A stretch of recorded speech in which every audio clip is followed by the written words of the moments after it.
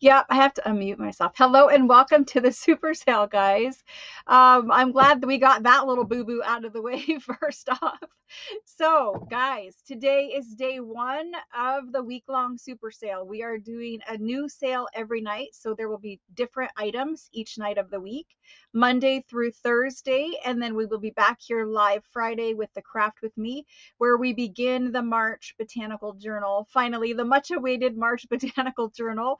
We will start that Friday at 7 p.m. Eastern Standard Time, and we're going to work on the cover of that, collaging it, getting our cover all situated. If we have time, we can begin working on signature pages to make the journal, or we can make a topper. I will try to give you more of a heads up as to which way I'm leaning as we move through the week. For this week, it is a special thing. It is different than the regular sales. If you have purchased here from me before, I already have your information. If you are new, the instructions to how to purchase and all the relevant information is in the description box below the video. I'm going to try to put some instructions into the live chat. However, there is a character limit. So as we work through the sale, I might put the graphics on screen or in the description box, but I'm going to try to limit repeating myself over and over again about instructions. So let's go ahead and talk about the week. So Monday, today, it started at 7. Tuesday will start at 7. Wednesday will start at 7. Thursday will start at 7. And Friday will start at 7. A lot of people are confused because normally Tuesday starts at 6 p.m. Eastern Time. Because it is a super sale and I'm doing all week long a sale every day of the week, we're going to keep the time consistent. That way it's not 6 p.m. and 7 p.m. and that kind of thing. It's just 7 p.m. across the entire week. If you are here to shop, those instructions are in the description box. If you're here just to hang out, you're more than welcome to hang out and chat with people in chat. I will give some instructions with chat as well because our group is always growing and more people are joining. Some people I know and some people I don't know. Some people are here for the first time, things like that. So let me just give some basic instructions for the chat. During the sale, so first off, this is a junk journaling channel. That's what I do. That's what I focus on. So the live sale, it contains things that you can use to make a junk journal, but not all buyers here are here for junk journals. Some buyers are collectors of ephemera. Some people are here because they purchase from me and then they resell items. Some people, they're collectors of either French things or antique documents or whatever. So not everybody here is from the junk journaling world, and not everybody here understands how live sales work, and not everybody here comes, with the same mindset. So I just ask that everybody be polite to each other out there, be kind. Let me scroll through so I can see chat. Be kind and just make sure that you guys understand we have a lot of new people. New people typically ask a lot of questions. Asking questions is encouraged. If you have a question and this is the very first time you're here, I encourage you to ask that question. When asking a question or a comment that is directed to me specifically, please use the all caps, and please refrain from using all caps for you guys chatting to each other. Make sure that you're using all caps to get my attention, because you got different monitors and you're looking down at the desk presenting an item. It kind of is hard to see. That's why I asked you guys to use caps for me. Jody, you can speed up the bottom and make sure that you're on live. So first of all, with the chat, I would like to keep it junk journal related. I would like you guys to refrain from just sometimes when you come to a chat, you tend to, just chat about whatever comes up, and we need to stay away from anything political. We need to stay away from things that might upset other people.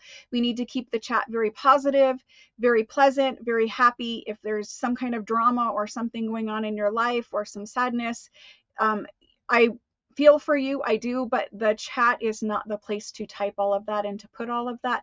The chat is more for just general chat about junk journals, hanging out with friends, and that kind of thing. But do try to keep it positive and try to keep things lighthearted, because a lot of people, they come here to relax after a hard day's work. And, it's just one other place where we're kind of bombarded with the political things and whatever. That's why we don't have that here. So keep it positive. Other things to keep in mind is,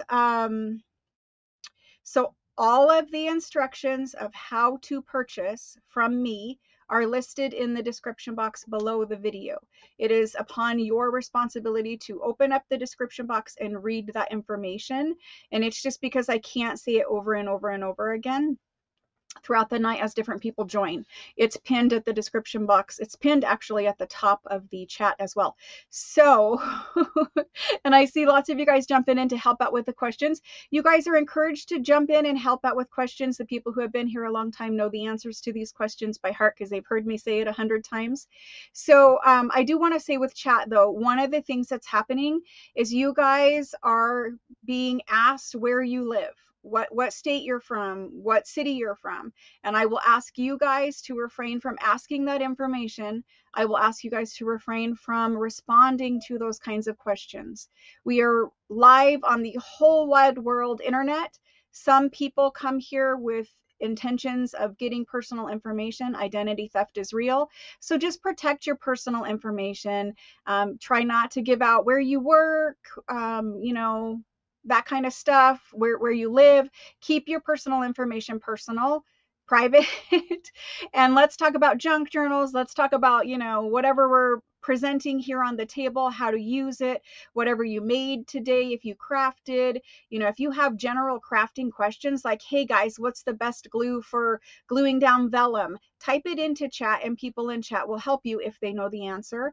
I'm just trying to steer the chat into a positive, safe direction. As our group grows, we do have other concerns because I don't necessarily know. I'll just be honest, I don't know everyone who is in chat. The chat is open to everyone. It's not restricted in any way. So just all of that in mind, all of the unpleasantness in mind, let's talk about something more pleasant. Let's talk about what we're going to do tonight. We are going to do tons of antique things for junk journaling, antique and vintage. Not everything tonight is antique or vintage, but probably 99.9% of it is. We have antiques from France. We have antiques from Germany. We have antiques from Spain. We have antiques from Japan. We have antiques from India. We have antiques from all over Europe as a whole, and plus a lot of other places. So with that in mind, if it's out of sync, I hear you guys seeing that. Try to speed up your, hang on just one second. Try to speed up and make sure that you guys are on live. And I will try to fix it from my end just to make sure we're good. Okay. So we need two of me for just a minute. Is this better or worse?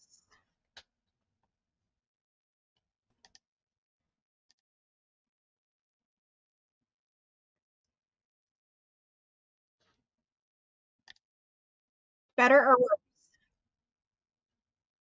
Not better? Okay. I tried. So from my side, there's very limited things I can do. Hang on a minute while I do a couple of other things.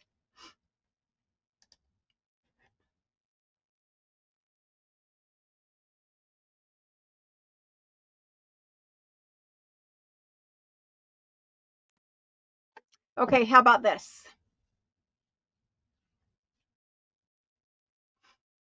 It's coming.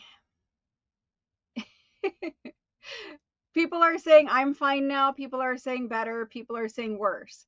So make sure that you, at the bottom of your screen, at the bottom of where you're seeing me, there's a red bar. If you hover your mouse or your finger over that, slide it all the way to the right and make sure that you see live with the red dot next to it. If there's no red dot next to your live, you just need to speed me up so that the video matches my voice. Okay, much better. Good. I thought, we could refresh and do a couple things, and it just takes a couple times sometimes. Thank you guys for letting me know so we could try to get that fixed. As always, we are using I don't know, maybe there is a mouse in my pocket. I don't know. But anyway, I am using YouTube to do something that it is not meant to do. So there are little, hiccups and glitches and whatever. Just keep that in mind that it has been a long time, Lucy. Hello. Keep in mind that throughout the night there might be little things. If you guys need to get my attention, just make sure that you're using the all caps, and I will do what I can to fix it.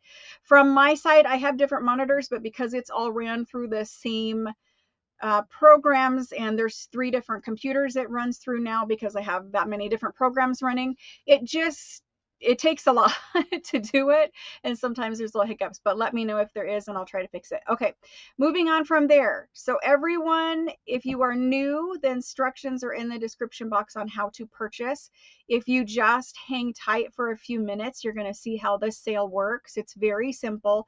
I am going to go over it one time, complete start to finish here in about 10 minutes. I will give out the full instructions in case you can't find the you're amazing. Everybody here is amazing.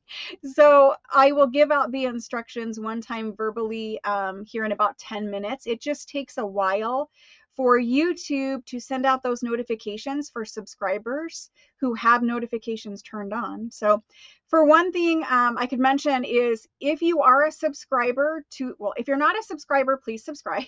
If you are a subscriber, make sure that you have notifications not only turned on YouTube, you have to also turn on notifications on your device. So if you are watching from a cell phone most of the time and you are subscribed to notifications on YouTube, you also have to turn on the little button on your iPhone or whatever you have that says allow notifications from YouTube. So to get notifications, you have to have both turned on. And it generally takes 15 or 20, 30 minutes for YouTube, once I start a live video, to send out those notifications. It has to send them to however many thousands of people who are subscribed. Thank you, Sandy.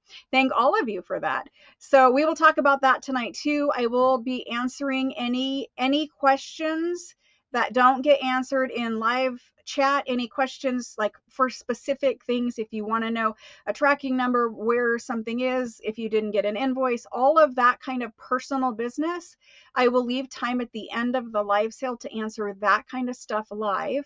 If it's a general question about something I'm presenting, you can ask it in all caps. If it's a general question about anything, you can ask it in chat. People will help you out there too. That's kind of questions. Let's see. Tonight we're going to do antique books from France. They're rag paper books. There is some other less expensive books that are not rag paper. I have ledger page packs. Every night of this super sale, there will be ledger page packs, rag paper page packs, and they are special rag paper books. The very, very expensive rag paper books that are generally like $300 to $600 a book. Sometimes when I get those, I take them apart because it's just better to share them with more people, and it allows people who don't want to spend $600 on a book to get, a folio of it, so they have 2 pages that they can then scan and, print out and use forever. On the scanning and printing, you guys can scan anything that you buy from me. I don't put any kind of restrictions because it's not my stuff. Once you buy it, it's your stuff. So if you want to scan it, you can scan it. If you want to scan it and sell it in Etsy, you can scan it and sell it in Etsy. I will tell you, Gail Augustinelli has bought from me and scanned it and put it in her Etsy. Heather from Ruby and Pearl has scanned my French ledger pages that she bought from me, put it in Etsy. There are many, many people who have purchased from me who scanned things and have them for sale in their Etsys. Large shops, small shops, everything in between. You guys are welcome to do that. It's your Etsy. You do whatever you want to do. Once you buy it from me, it's your stuff and you can do whatever you want to do with it. So as I sell things, just keep that in mind.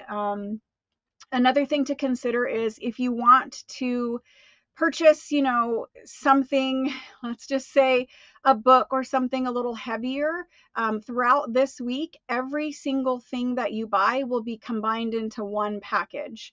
So we have flat rate shipping options from USPS. If your package gets pretty heavy, we can ship it in a flat rate medium box.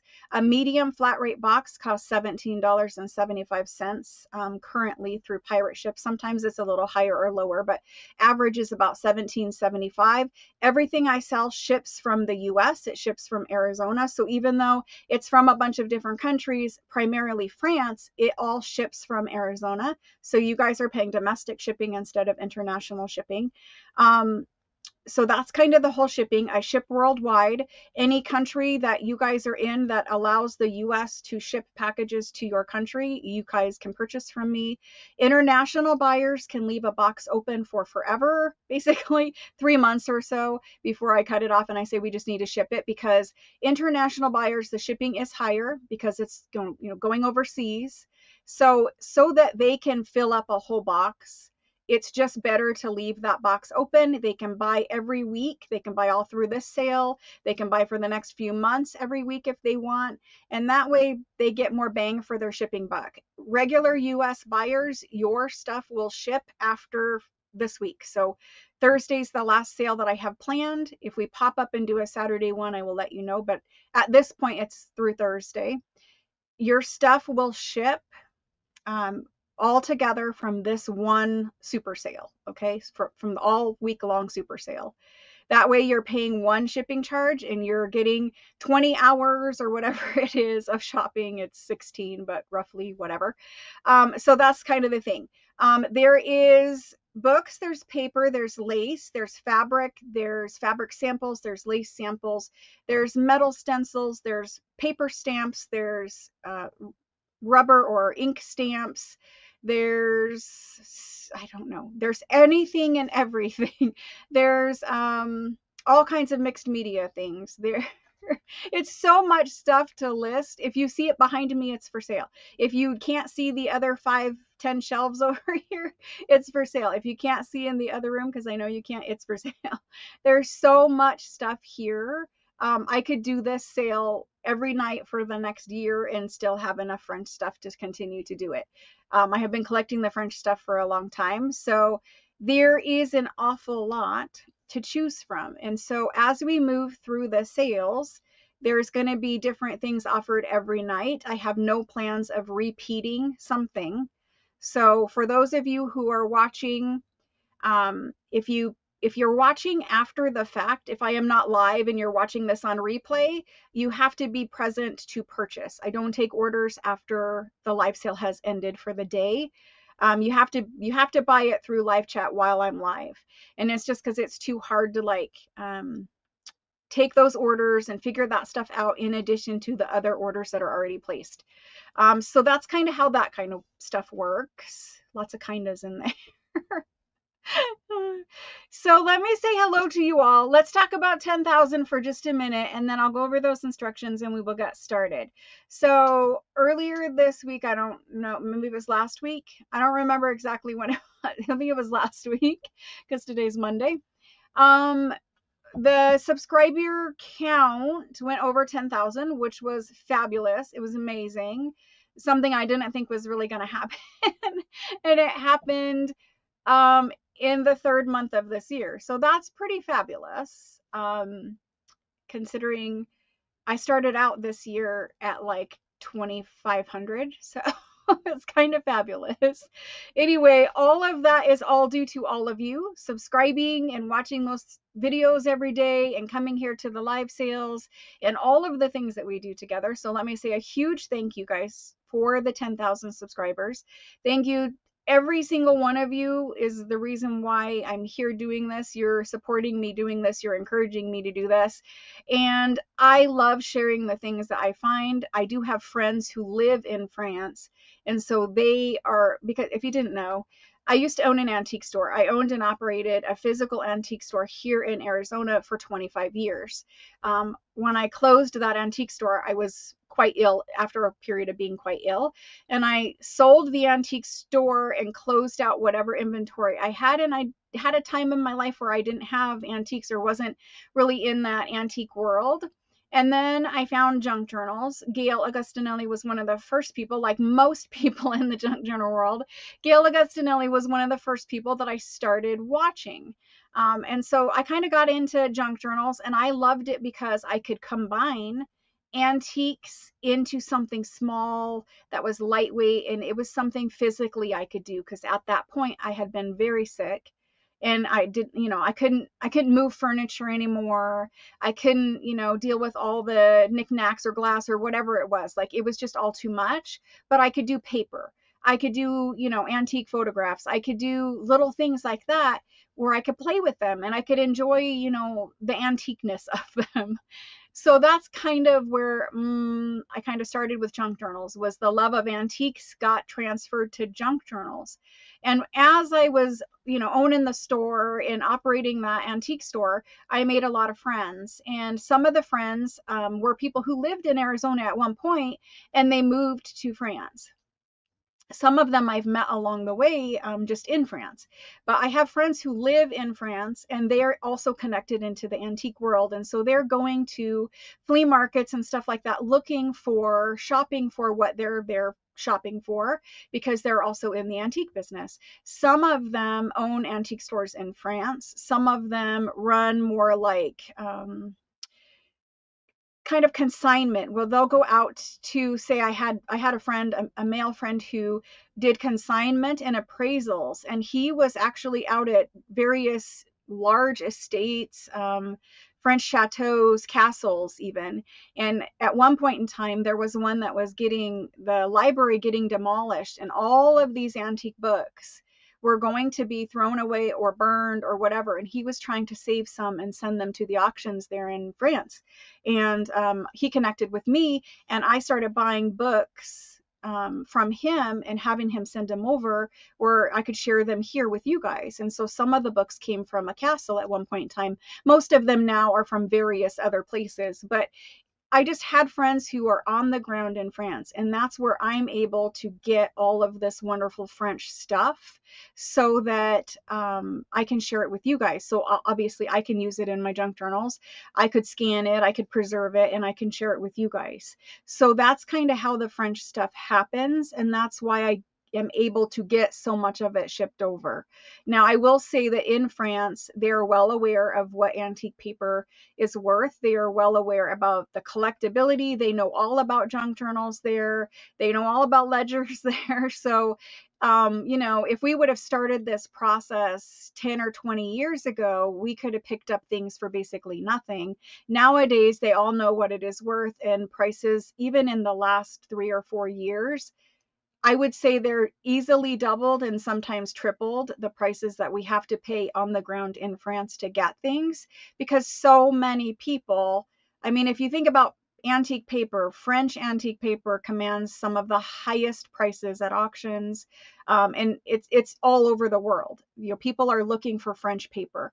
They love that fancy French calligraphy, and the kids in France were taught how to do that calligraphy at a very young age. And that's why we have so much of it, because they all wrote that beautiful French calligraphy. And so people all over the world collect that stuff, are searching for that stuff, and that has driven up the price quite a bit. Now, sometimes we can find deals, and sometimes, we find someone who, they're clearing something out. In France, still right now, to this day, they are still burning things that we would love to have, because not everybody knows what it's worth. And a lot of times, like when they clear out some of those chateaus, or those chateaus of prominent families, even connected to royalty, some of those documents, they burn them because they don't want people reading the family's business. And so my friends in France are kind of fighting to preserve that stuff. And sometimes we get good deals just because, they want it to go, but they don't want it to be read and connected to the family. So sometimes we can get some stuff that way. But anyway, I digress in all of that. That's how the French stuff gets here. I have it shipped over in bulk. I have to pay a lot of money to get it, to have my friends keep it and then save it up and ship it, because shipping prices for things coming from France are very expensive, as you can imagine. Plus, everything in France is euros. I'm in America, I pay with dollars, which means on conversion, I'm paying 25% more in euros than it is in dollars, right? So if you're in Canada, you understand what I'm saying about conversion and how it hurts you, right? So all of that being said, French stuff, French paper, French things for junk journals, it's like top of the line. It's if you were trying to, build up an amazing ephemera stash, the French stuff is something that costs the most money. I will admit that, but it costs the most money for me as well. And so it is kind of the top of the line stuff. And that's why I encourage you throughout the night. I have taken apart expensive things so that you can get a couple of pages, so that you can have them, you can scan them, you can print them back out. Eventually, I am going to do a video in the 365 series that teaches you how to scan things, print them out, and print them in a way where the printed copies of it looks pretty much like the original. I have different paper options I can show you. We can get all into that. It's probably not a 15-minute video, but we can get all into that. Anyway, I encourage you guys to scan the things so that you have them to print out and use over and over again. If you are intending on scanning things, it is a good option to get two. That way, not every paper is the same. Some paper, it's antique, it's hundreds of years old, it might have a mark on it, a stain on it, whatever. Just my suggestion to you, if you're planning on scanning to turn into digitals, especially to sell, is to get two. That way you have a backup. If, part of this letter is missing on this one, but it's here in the other one in Photoshop, you can correct that. Anyway, we would all rescue all of the things we could. Americans, especially us in the junk journal world, we would go crazy over there in France, just buying up everything to save it and bring it over here, which you guys, can see that I kind of do what I can over here. Anyway, we're going to try to do all of that in the 365 series. It will be a long video, and I don't know when it will happen, but soon, and definitely in the series this year. Let's talk about junk journals. Let me give you the kind of rundown of how that works, how the live sale works. Like I said, you guys can scan anything you want. There isn't any restrictions on anything. Throughout the night, there might be a limit of one per person or something like that. But other than that, if I don't say there's a limit, you guys can buy 4, you can buy 5, whatever it is that you need to buy. Some of you make journals only in series of 3 or 6 or whatever. So one might not do it for you, but you might need 3 or whatever. So I try not to place limits. Throughout the night, there might be a couple of things where there is a limit of 1. Just understand I do have enough stuff throughout the week that everyone will get what they need. It might just be a limit of 1 paper pack tonight, but there's 5 other paper packs, so we're good. Okay, so how the sale actually works is I have 2 cameras. I have another camera that faces down on a table. I will show you guys the item on the table and describe it, kind of give you what it is, and I will verbally tell you a price, and then I will come over here and I will type it into chat. From when I verbally tell you the price and when the item actually gets put into chat, it's a couple of seconds, maybe 5 to 10 seconds. So if you know that you want one, as I'm showing the item, if you know that you want one, type the me on your keyboard or in your phone or whatever, and have it ready so that when you see it go into chat, the item go into chat, you're ready to just push that go. And I don't mean to be like this, but a lot of my stuff does sell fairly quickly because there is a lot of people here. So I try to bring enough for everyone, but they're antique things and I don't have like 1,000 of them, right? So sometimes things do sell out. If you are ready and you have that me typed in your phone and ready to press send, it gets you that much faster to put it in, right? So anyway, I describe the item, I give you a price, I type the item into chat. Once you see me, it'll be highlighted in yellow. It will say, whatever the item is and a price, and the last word, it'll say go. I refrain from typing into chat because it's highlighted in yellow as much as I can, because once you see that yellow, it means put in your me, right? So when you see the go, if you want to purchase 1, you literally just type the word M-E, me, into chat, and then I will know that you want one. If you want 4, you type in ME times 4. If you want the choice of A or B or C, because sometimes it's multiple choice, you type in A or B or C. If you are typing in A or B, make sure you use the word or. If you're typing in A and B, make sure you use the word and, so that I know and we don't have to stop so that I have to ask questions. I see a question about Etsy. Anything that you buy in Etsy is handled completely separate. It's shipped separate. It has its own shipping timeline. All of that kind of stuff in Etsy is completely separate. At this time, I don't have a way of combining. In the future, I will. But right now, it is just me here, and it is too much to have to try to combine things. So if you purchase something in Etsy, it's going to ship on its own time frame, and whatever shipping charge Etsy charges, whether it's free shipping or not, that's all handled through Etsy. Any questions about live sales only come to me directly here. Etsy is completely separate from anything else that I do, and I say that because, you know, Etsy doesn't really like the fact that I'm selling all of this stuff off of Etsy. It's never been in Etsy. I'm not violating any rules, but to keep everything separate is a good idea. So that's about Etsy.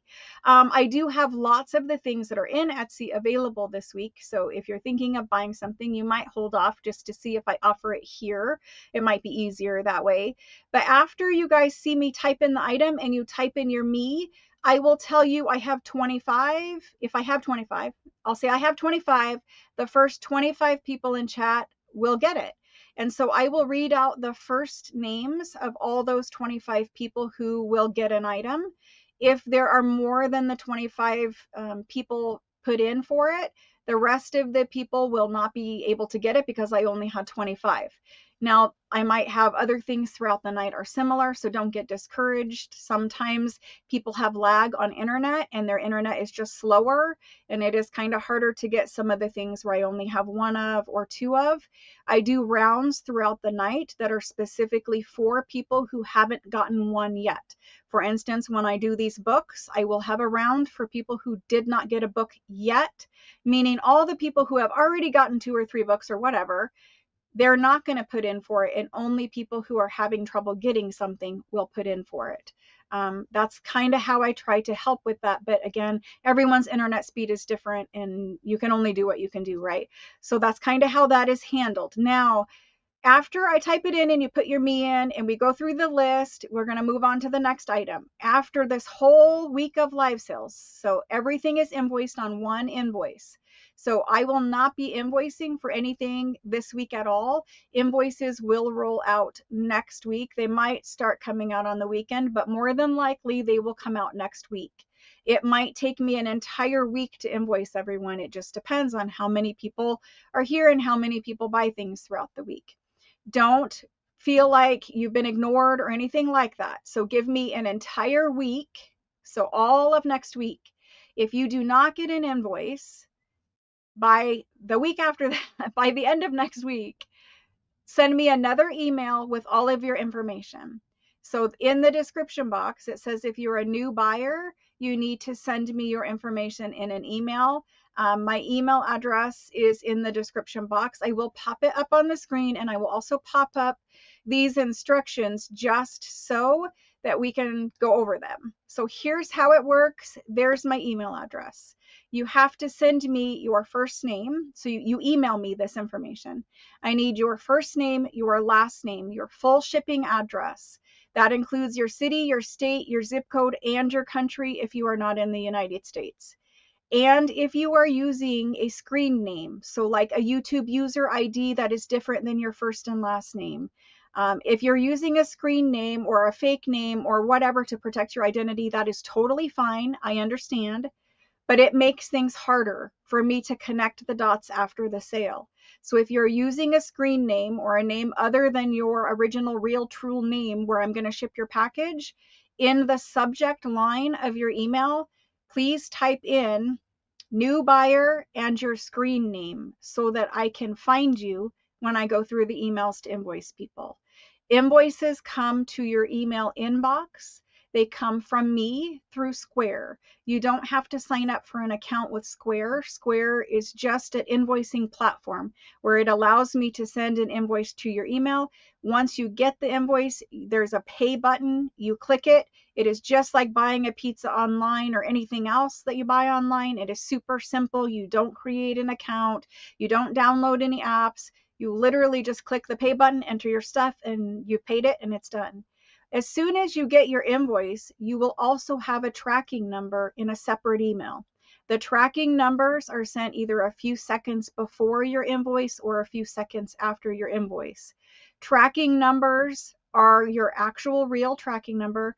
By the time I invoice you, I have already packed your whole package and I have already printed your shipping label and put it on there, and that at that point your package stays here until it is paid for, and then I give it to the mail carrier or take it to FedEx or UPS or whatever we're doing with it. So just understand, tracking numbers come in a separate email and they're right around the same time as your invoice. That way you guys can find them. And some people don't think that's their real tracking number, because how could I have already packed and shipped it if you didn't pay for it?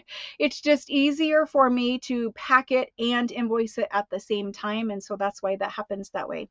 So here's kind of another little thing about it. My email address is inkedpaperart and the number 1. Make sure that you put the number 1 in there at gmail.com. And a lot of times people will send me their information, but they didn't put the 1 in and I don't get it. Another thing that happens is the screen names. You email me and you give me your first and last name, but it doesn't match anyone who purchased anything because you were using either a fake name or a screen name. And again, I don't care what you use. It's just a matter of connecting the dots after the sale. So if you don't receive an invoice after the whole next week goes by, send me your information again and I will try to match it up one more time.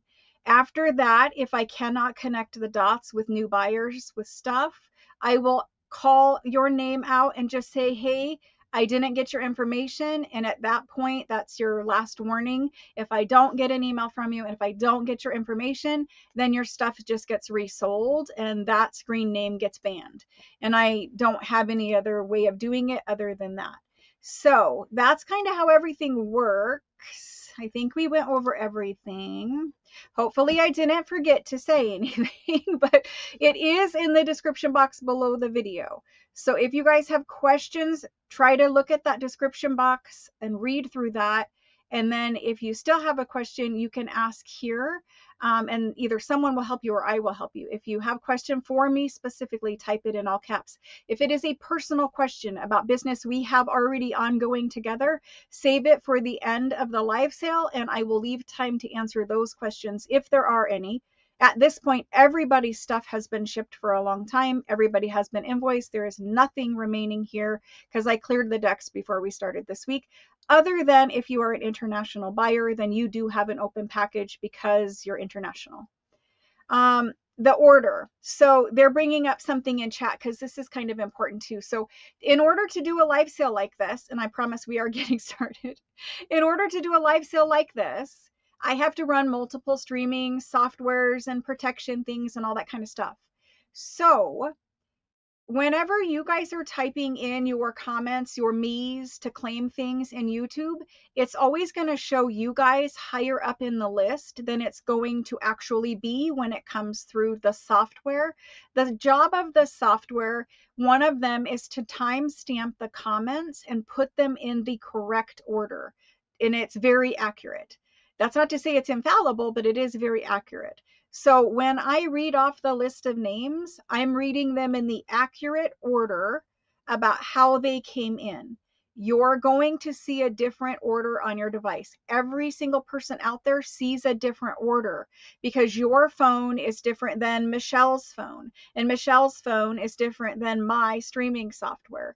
Just understand that one of the reasons why I use the streaming software is to make sure that the comments are time-stamped and put in the right order. Otherwise, it would be a free-for-all and there would be no way of telling who was first, right? So that's kind of the job.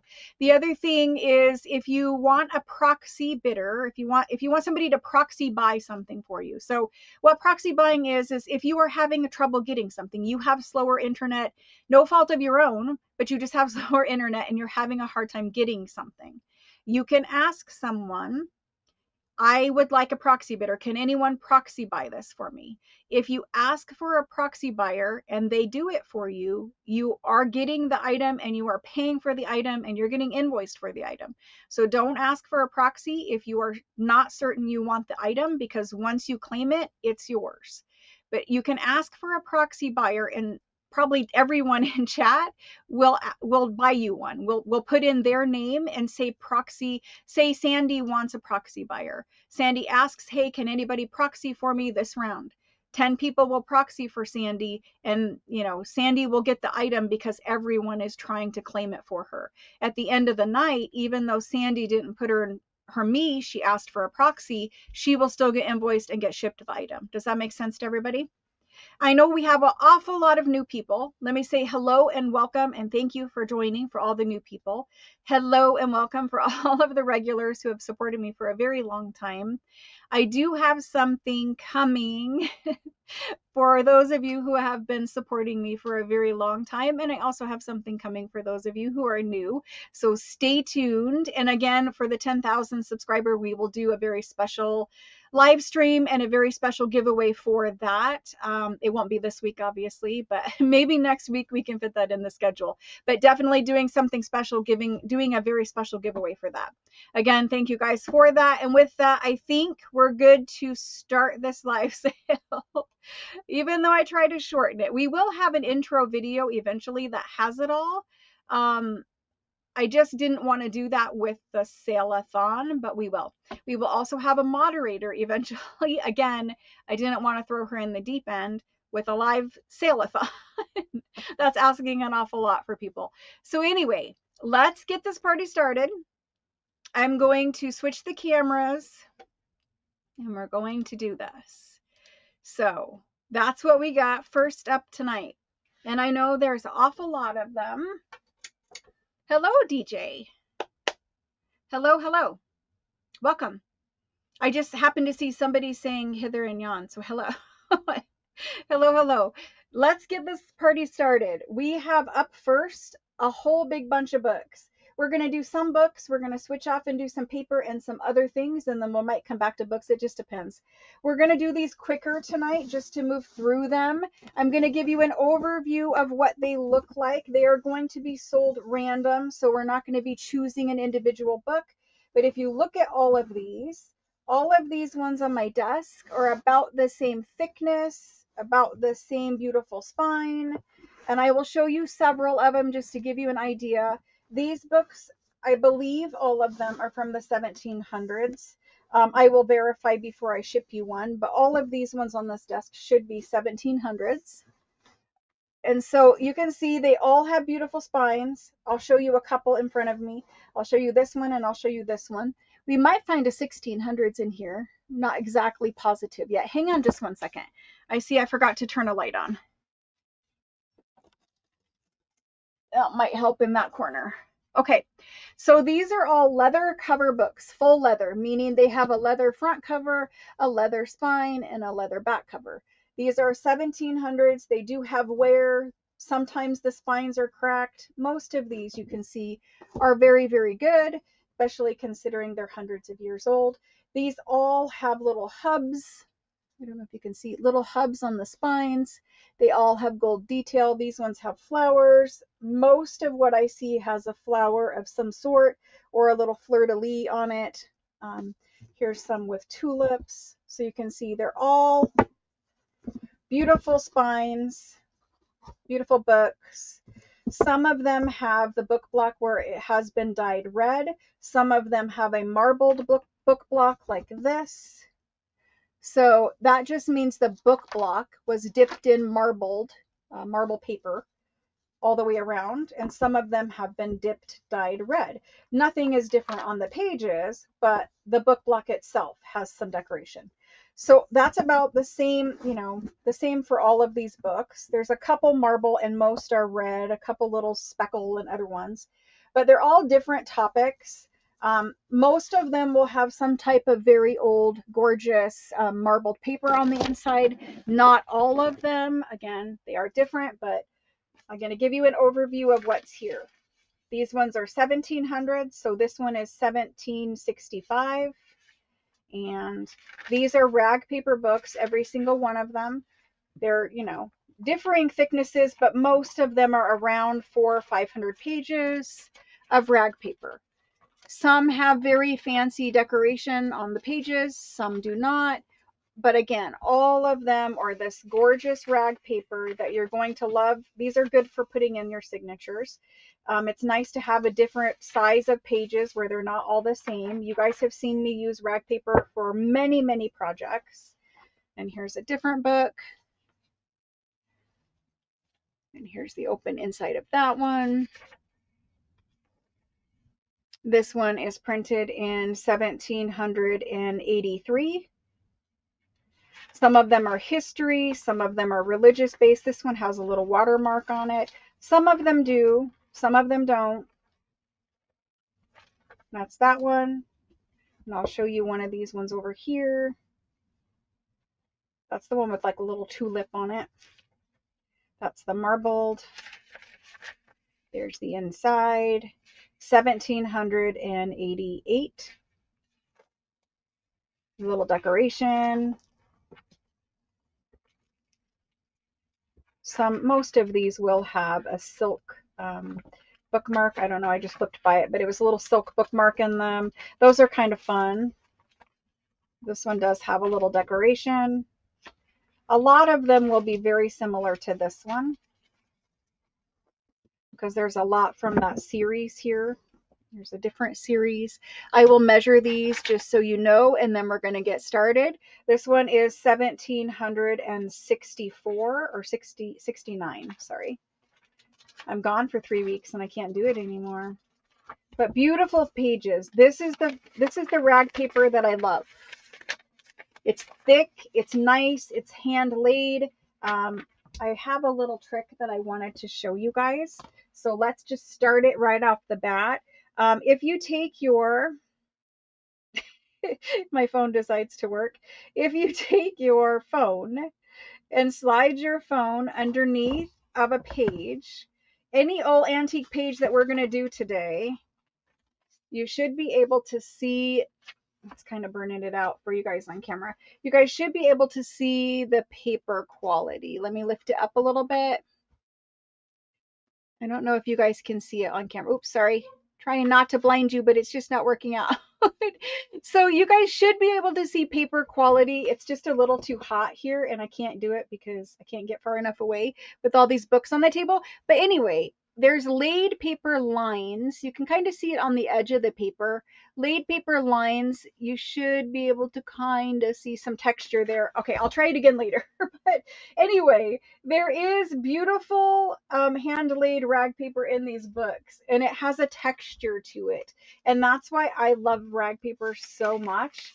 You can hear the crispness. This one actually has a watermark down the side of the edge here, which would have been really nice to get you guys to see. I think you guys can even see it. You can.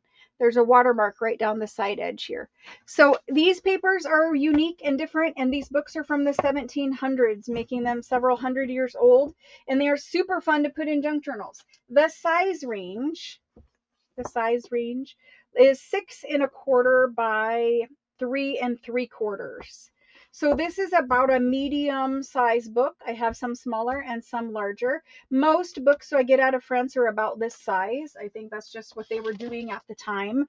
I'm going to put these in. These books, they're 1700s books.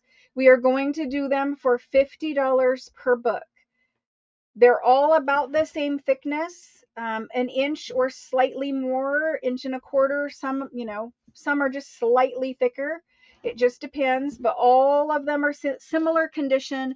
I already pulled out any that were too roughed up or whatever, but these ones here are all similar, all same size basically. It might be 1/2 inch here, 1/4 inch there. But anyway, we're going to do these. So if you put in a me, I'm just going to randomly pull you a book. So if you're not okay with buying random, then don't put in a me, because that's how we're going to do things tonight. So these are random 1700s books. We're going to type that in right now. So if everyone who wants one just hangs tight till you see it in the chat. I'm giving you a warning. It's coming. It's, tell you verbally. And here we go. So if you want one of these, you type in me. And you need to have already sent me your information, or you need to send it right after you type in that me. Okay, so hold on. You got to wait for the go. It's coming.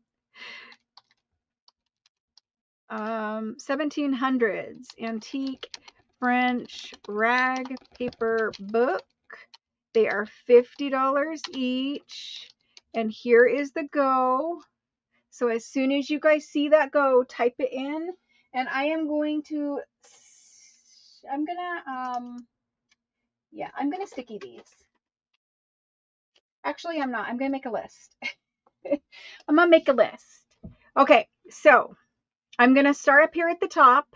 There's an awful lot of me's there, guys. Awful lot. Okay, so the very first person is Marlene. Marlene. Thank you. And I'll go as quick as I can with this. Marlene. Danny. Dana. Amy. Jennifer.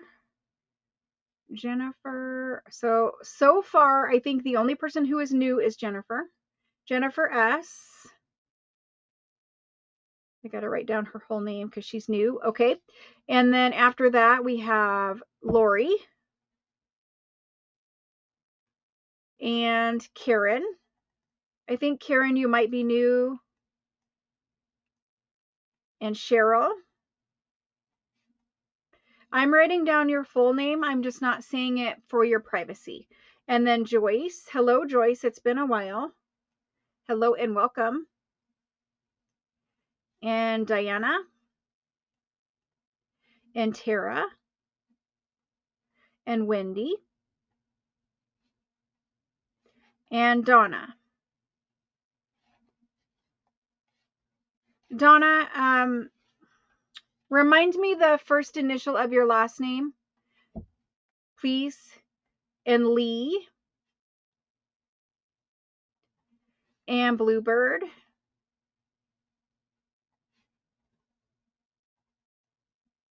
And Pam. Pam M. And Ruth. And Susan.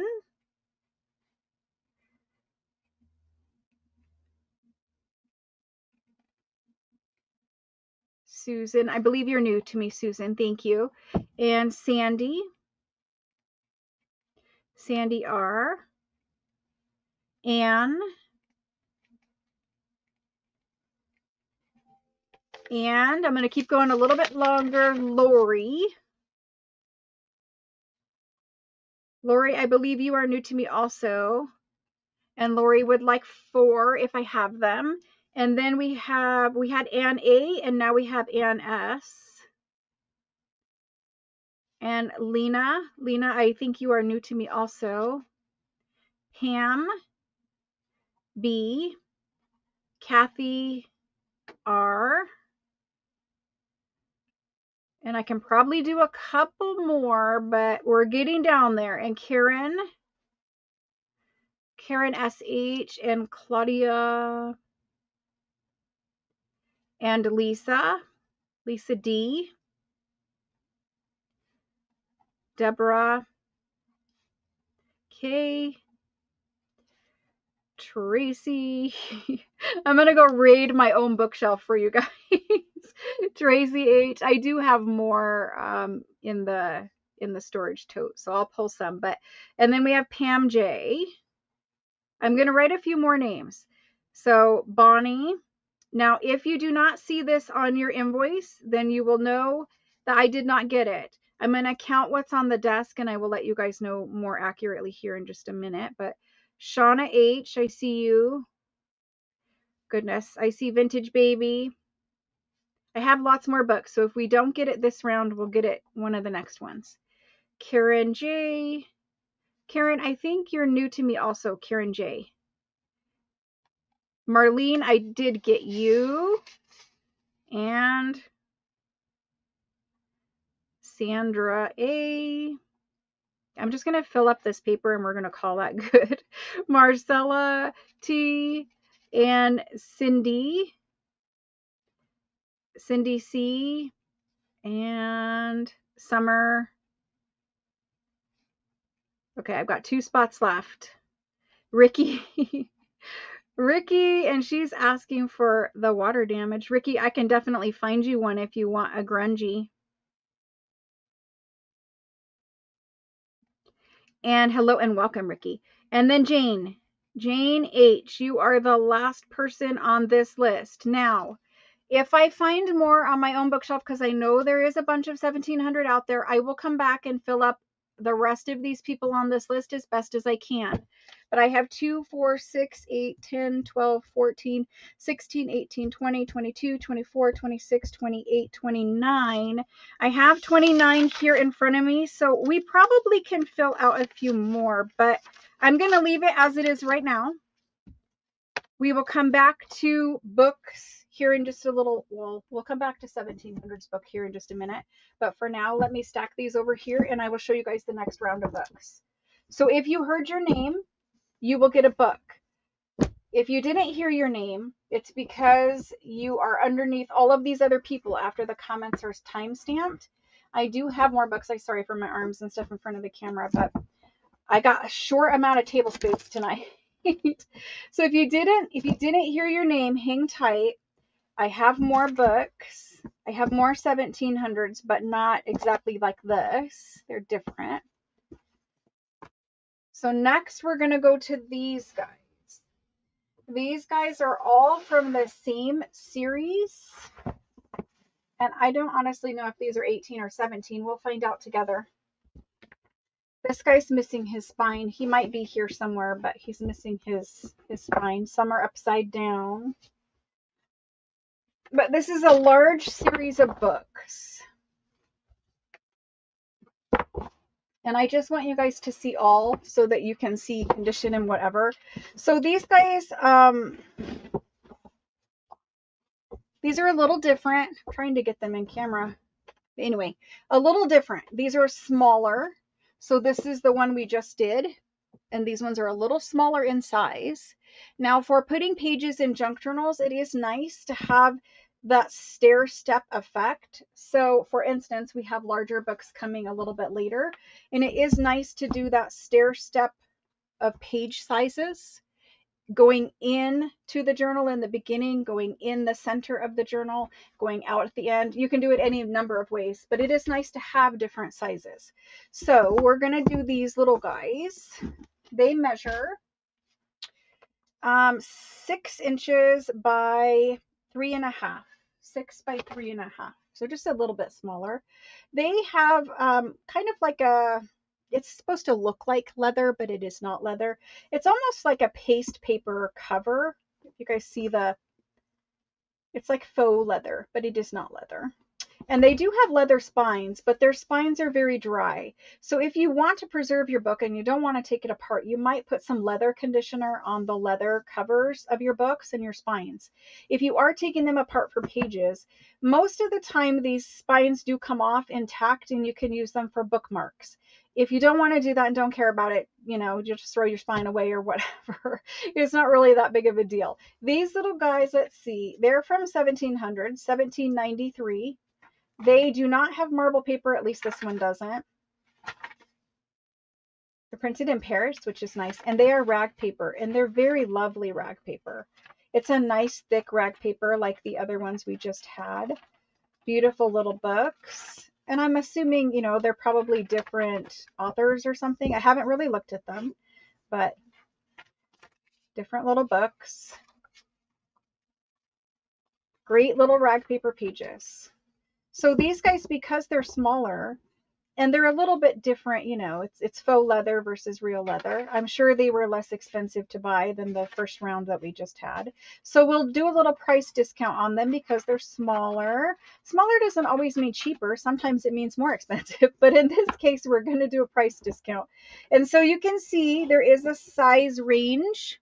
Some are thicker and some are thinner. All are about an inch. These two right here might be 3/4, and maybe this one 3/4, but those are the smallest three. This guy's upside down. These are nice little covers though. So if you wanted to make some little mini journals, so when I take mine apart, I do save my covers and make, you know, journals out of the covers.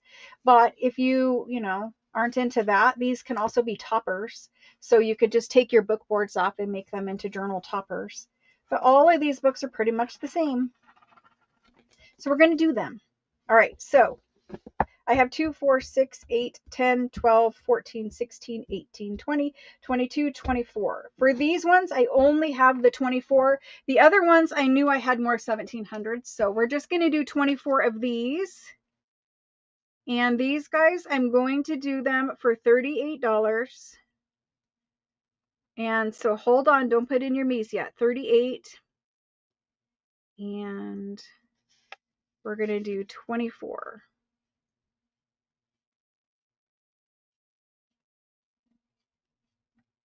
I'm just making sure I don't oversell them. Okay.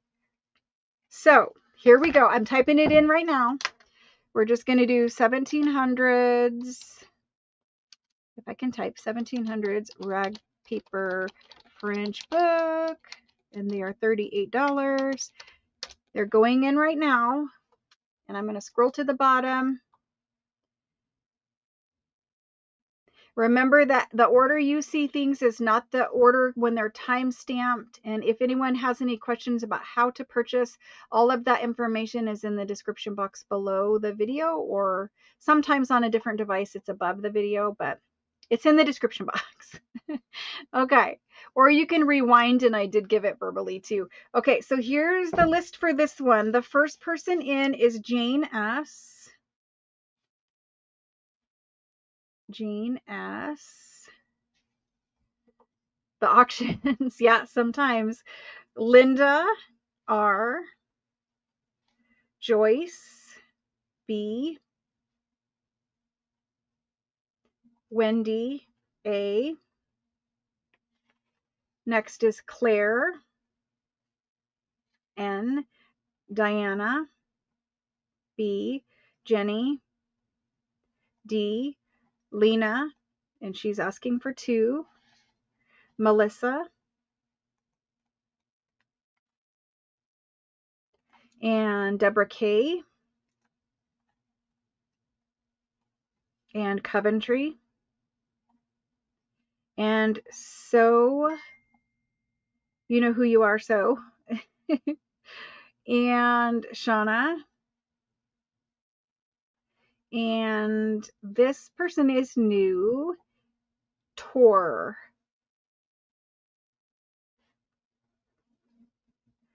Hello and welcome, Tor. Thank you. And Christina. And Christina, can I get your first initial of your last name, please? Kim Chi, I don't have your contact information, I believe. I believe I was looking for you at one point. Could you please send me your contact information right now in email? That is the only way you're going to be able to claim, is if I get an email right now with your information in it, Kim Chi. And then Pamela. Sometimes the emails don't play nice. You may have sent it, but I don't have it. I believe I don't have it, unless I'm confused. And Donna, did you type in your first initial of your last name, Donna? I still need that from Donna. If you guys are only using first names, please give me the first initial or beginning of your last name, something like that, so that I can identify you, because I have several Donnas, so it's hard to do it that way.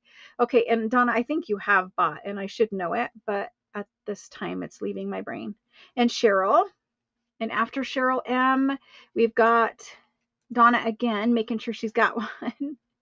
And hello, Susie. And then I have Carrie C. And after Carrie, I've got, hello, Mrs. E. Angie D. Wait, am I saying that right? Yes, Angie D. And I've got, let's see, lots of things. Barb B. We will go faster here in just a minute. It's a whole lot right now. It's a long list of names. Okay, so I need 2 more people. Yes, 2 more people. After Barb B, I'm looking through all the chatter. Okay, Kimchi, thank you. I'm sorry. Sometimes I get confused about it. Donna, thank you for letting me know it's Donna C. And Christina, I just need yours. And I don't see anyone for the last two. So they were $38 and I have two left. I don't have Tara on this list. Is Tara on this list? Tara, let me know if you're supposed. Oh, you are on this list. Okay, perfect. So Tara, and then after that, thank you, Melissa. Cheryl L. Let me make sure I don't already have Cheryl L, and then we're good. Okay, Cheryl L, and they're gone. Thank you, guys. It takes a village with this. It will be much easier when we have moderator. But for the time being, we're just stuck where we're at. Okay, so I'm going to slide these ones off the table. We're going to do a couple more rounds of books, and then I'm going to switch it up and do something else. Here's the spine for that one that didn't have a spine. I'm just going to stick it inside the cover. And then we're going to move these guys over. You can see some of the spines are already loose. Don't fall. I don't want a book of lunch. And we're going to have a book lunch. It's just the way it's going to go. So let's do these giant ones. The ones I just showed you were kind of the smaller, and we already did a medium. I'm going to fall over again. Okay, cool. Well, as I'm doing these ones, we'll move those off the table. These guys are much bigger. They're bigger in overall size, but they also have a lot more pages in them. So I'm just going to show you them this way now that you've kind of gotten an overview of the spines or the covers of them. These guys have a lot of rag paper pages in them. They're quite old. And this is like the whole series of them. That's what they look like. I'm going to show you a closer up here in just a second.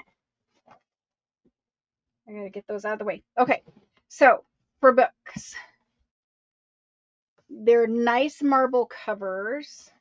This is kind of the spine situation. They're up high, so it's harder to see. But anyway, you get an overall view of them. On the inside, we've got some, the library sticker. That's, the person's library who owned this, or the place's library that owned this. This is the book, actually. It's a history series, I guess. It looks like maybe religious. And it is 1778. So it's, again, 1700s. It's got a beautiful title page. Rag paper, very, very nice rag paper. Very thick. It's beautiful, beautiful book. I'm sure there's other decoration in here. But these are the good size pages for junk journals. They're about perfect for a standard, 6x9 junk journal. Love these books. Love the paper in them. I don't see a whole lot, but it is gorgeous. There might be other things back here. I'm just going to flip through the whole thing and we're going to look together. There's a little table, alphabetical table. Little decoration there.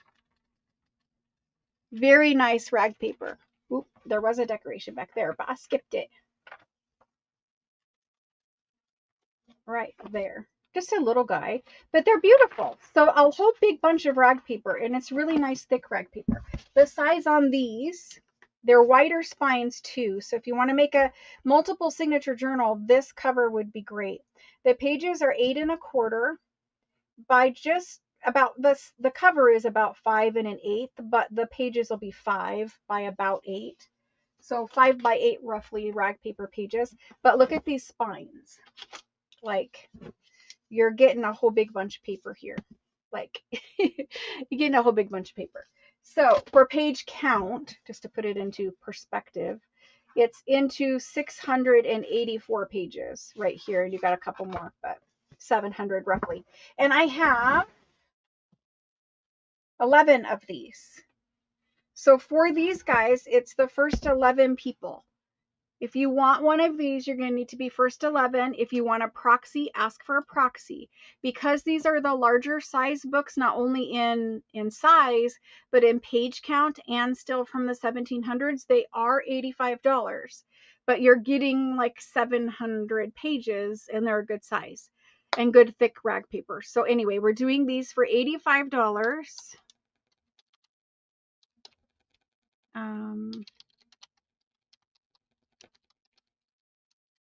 And these are the large size. So I'm putting it in now. Proxy is for people who would like someone to help them get one if they have slower internet or something like that. So here it goes. It's going in now.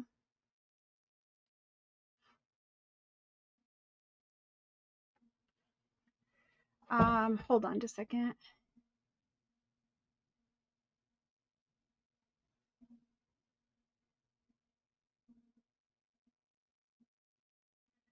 I don't know what proxy pay is, but maybe it's a joke, but proxy is just somebody claiming it for you and then you're getting invoiced and you're paying for it. So when somebody asks for a proxy, did I say it wrong? Somebody is proxying to claim one for you, but you're getting invoiced and you're getting to pay for your book and it ships to you. Hopefully I said that correctly. Okay, so for these, I've got Christina first. And for people who are missing out, hang tight. There is more books to come. I'm going to move away from them for just a little bit, and then we will come back to them. So I've got Christina first, and I've got Grace. Are you proxying for Marcella? Is that what you're doing, Grace? I see Amy. If you're proxying, you have to say proxy so that I know. And then Kimchi. Kim, can you type, if you're on Messenger, Kim, send me your first name, please. Kimchi, if you're on Messenger, send me your thing or send me an email so that I know who you are. Again, I just want to put 2 and 2 together before we get too far into this. Danny is next after Kimchi, and then Tracy. And after Tracy, I've got Deborah K. And then after Deborah, I've got Diana. Okay, I see proxying. Thank you. So Marcella and Diana. 1, 2, 3, 4, 5, 6, 7, 8. After Diana, I've got Carrie G. I've got Lori H. And I think that does it. 1, 2, 3, 4, 5, 6, 7, 8, 9, 10. One more. One more after Lori H would be Zelda. Yeah, Kimchi, for whatever reason, it's just sticking in my head that I was looking for you. So just send me your information now so that I can double check that. I'm going to move these off the table and then we're going to do something else. Thank you guys. Thank you guys so much for the books. That was awesome. I need to clear out some because there's more. There's always more that needs to come in this room and I only have so much space. Okay, so there's that. There's little bits of book crumbs falling off. You know, when you get 1700s books, a little bit of book crumbs. Okay. That's those. And I'm going to take a minute and move these little guys because they're seriously about ready to fall over again. We have book avalanches all the time in this room.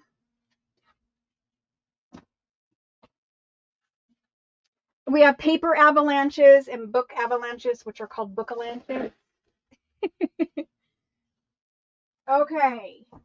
So let's do some other things, and I will preview what paper bits we have tonight too, so you guys can get an idea of what's coming.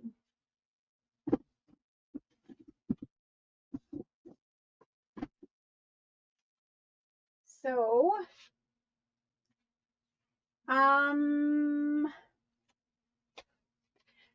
are we doing out there? We have questions? Everybody good?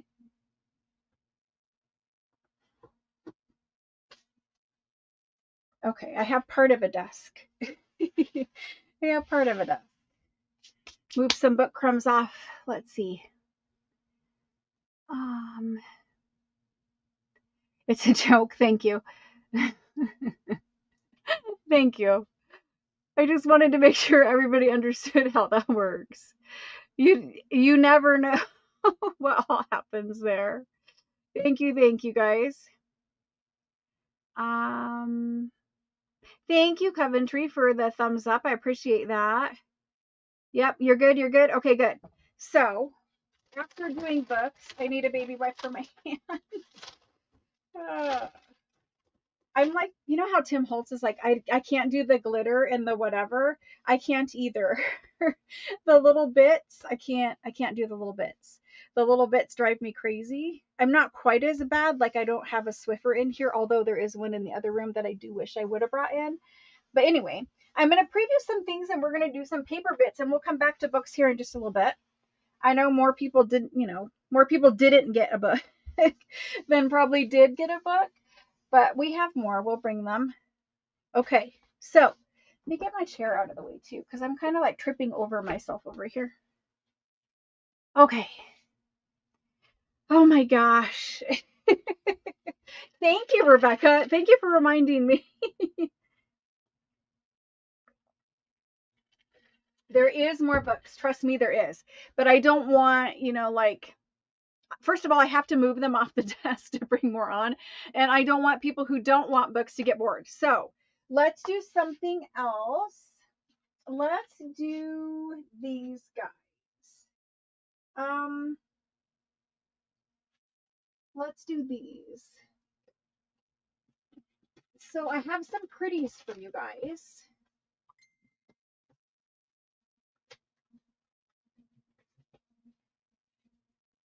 And I think I have enough between all the different series that I'm not going to say everyone will get one, but I do have a lot of these. I have been collecting these up for a while.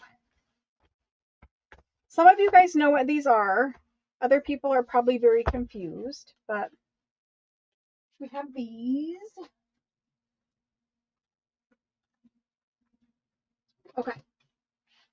So we're going to do these. These guys are either tea or cigarette cards. Some are one and some are another, I think. These all might be cigarette. They all might be tea. These are tea. These are tea. These are cigarettes. These are cigarettes. Those are cigarettes. This is tea. And this is tea. So we have tea and we have cigarettes. I know you guys cannot see everything. Okay. Glitter and glue. Oh my gosh. You don't want to, like, I am like bad about that. I do not like it at all. It gets everywhere. I have to be super, super like protective of everything. If glitter gets anywhere, I get like weirded out about it. I don't know how to say it. It's just gross. It's like big dust to me. Anyway, we're gonna do these albums. These are card albums. So all of the ones I just had on the desk, they are full of their tea cards or cigarette cards or whatever they are. These are vintage. Most of these are from Europe, Britain, I believe. These are Brook Bond Pure and French Coffee. And you got 2 cards in each half-pound tin of the tea and the coffee. And so these are the albums, and you would get the cards when you purchase the product, and you would have to keep purchasing the product to collect all of the different cards. These ones are flowers. They're all very beautiful. You can take the cards off of the pages, or you can use the pages and the cards as they are. You could cut around them. The cards, they're kind of covering each other, so you're going to have to soak them up. I have cards that are not in an album. If you want cards not in an album, I will do those. I don't know about tonight, but sometime this week we'll do cards not in an album. But for right now, we're doing the ones in the album. The good thing about doing it this way is you get the full set. So you get all 50 or 25 or whatever, well, minus this one because it's missing, but all of them and that one. Apparently some books will be missing some. They were all supposed to be full, but in all honesty, I haven't looked at these in a very long time. You can see that even though the cover is the same, pages inside are slightly different. They should all have a complete set, but that one I just saw was missing a couple cards. So I'm going to flip through a couple. That one is full. This one has little photo corners on it. This person was very, they didn't want to glue their cards down. So these ones, they have photo corners and the cards will just pop out. So they're not glued in this book. That one is full. So anyway, we're going to do these ones. This one is more like that first one. They are different series. This one is series 2. This one is series 2. Series 2. So there's series 2 and series, they all say series 2. Even though the pages are different, they say series 2. So these two are the same. We had these ones, maybe they're all the same and I'm just crazy. No, they're different. They are different. No, they're the same. I am crazy. Anyway, we have 7 of these books of cards. So these are the ones I'm doing first. I do have other flower ones in and out of books, but these are the ones I'm doing first. If you get one and it doesn't have all the cards in it, then accept my apologies, because there are some probably that have missing cards. We found at least one. So we have 7. I'm going to do them all the same. So here we go. These, how many cards are in there? Does it tell me? I don't know how many cards are in here. Either 25 or 50. It looks like there's about 3 per page. So I'm going to guess there's 50 because there's, you know, double-sided. There's probably 50. Anyway, 25 or 50. Let's do it. So these are T cards in album. And I'm just going to copy this so we can keep doing it. T cards in the album, and I'm going to do them for $30 each. And here's the go. So you get whatever cards are in there and the album itself. I believe these are from probably the 60s or the 70s. I don't know if they're still around. I think Brook Bond is, but I'm not sure. That one's the one with the photo corners. I was just checking to see if there were other with photo corners. Just the one with photo corners. But there's those. So for those guys, I have first in was Nicole.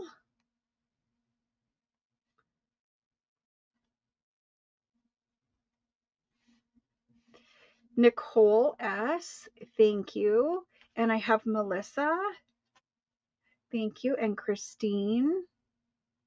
Christine J. And Karen. And I have Jenny and Jenny R. And she would like 2 of these. So 2, 3, 4, 5, 6. One more. And that would go to Shelly. And the reason why I'm not limiting is because I do have a pile of these next to me. Not these same ones, but similar. So that's those guys. Let's do the other flower ones. Most of these next to me are flowers in different series. Thank you guys very much for those. And next we have these guys. These are the Taifu Tea. And so they're all the same album. And I have 8 of these. I saved these for a very long time. These ones are like little clip-ins. So they're not glued. The cards, they're like little photo corners or photo albums where they pop in there and pop out. I need to get that back in there. Anyway, so this one looks like a smaller set. It doesn't really tell me, but there's 4 per page. It looks like about 16 cards in this album. They're very nice botanical flower cards, though. I love them. They have very nice colors. Some of them are kind of ugly, like not in this book, but some flower tea cards are kind of ugly. These ones are kind of nice looking. So anyway, there's that. And I think if you're using for personal use, you can scan and use them. But if you're trying to sell them, then you'll need to see if they're out of copyright. We're going to do these ones for $22. I've been collecting them for a long time. So we're going to do these ones for $22 because there's less cards, even though they are really pretty cards. So we're going to do Tai Fu Tea card album. And we're going to do them 22. And I have 8.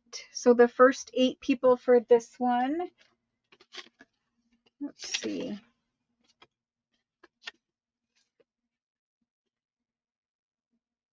$22. Taifu.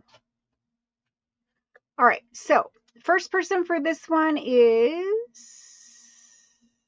apparently a whole lot of people would like these. So, and then after so would be Melissa, Amy, and Marcella. Thank you for proxying. That's very nice of you. Thank you all for proxying. I know several of you have done it. And Pamela, H. And then we have Wendy, A. Diana, B. 1, 2, 3, 4, 5, 6, 7. One more after Diana B would be, I think it is Michaela. Michaela C.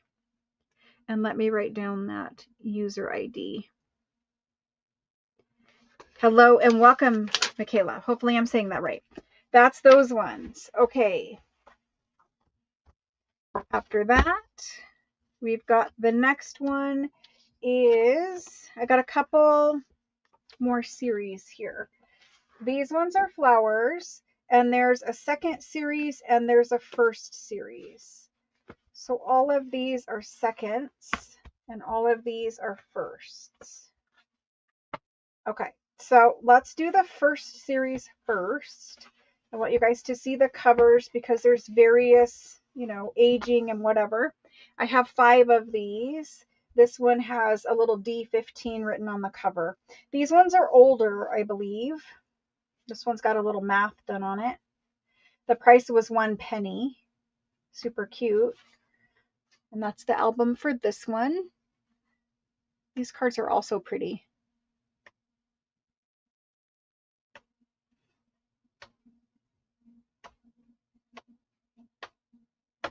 Lots of cards in that one. So I have 5. We're going to do these for 30. Sorry for all those other people. I know.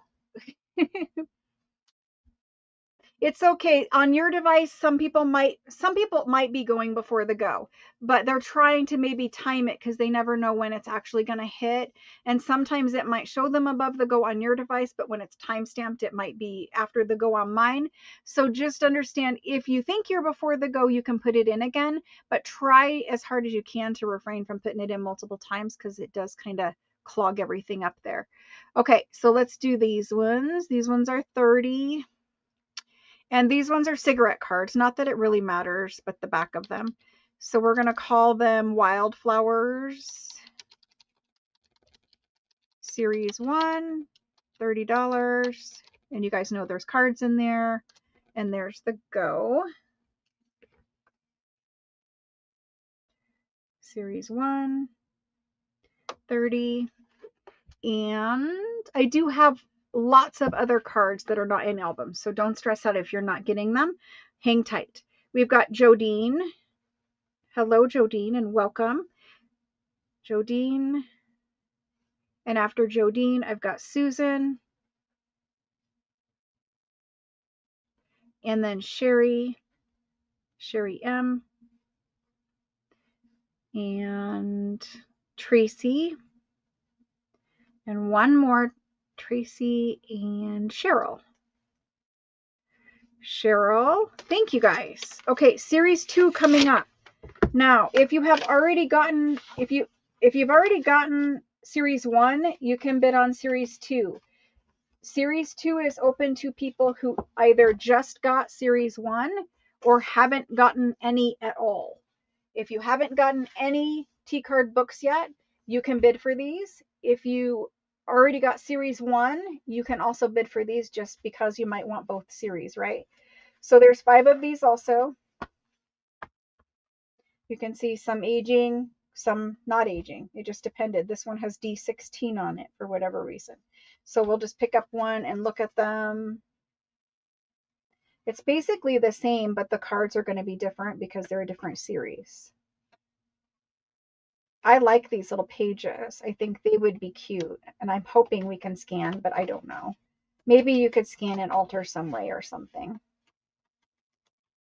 But beautiful cards. Same thing, 30, and I'm going to put it in again. Thank you for helping out with questions, guys. No, these items, nothing I'm selling right now is in Etsy or going into Etsy. Live sales are completely different than Etsy. It's different stuff in different places. Okay, so let's go ahead and do these. These are series 2. And it's 30. And here it goes. And so then series 2. And we have first in for series 2, and I'm just going to have to, like, you know, trust that people are putting in when they should. There's my go. Okay. So I see Leilani, and she did not get one yet, so she's good.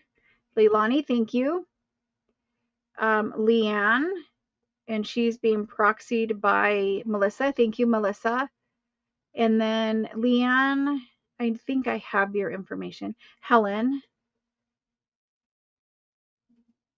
and Jodine,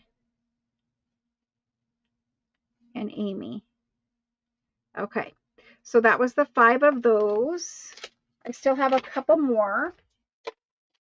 Different, but same. Okay, so there's those. And next up, I want to stay with the flowers, and then we have a couple that are, oops, I lied. There's one hiding under here. So for these guys, this was series 1. Let me go up and get another name for series 1. It's just easier to fix it now. So we did series 1 right here. Sorry, I found another one, and let's just give it to the next person in line. Series 1 ended with Cheryl E. After Cheryl E, I have Bluebird. Bluebird Farms. You are next in line. Bluebird Farms. And I usually don't say the whole thing, but I just did.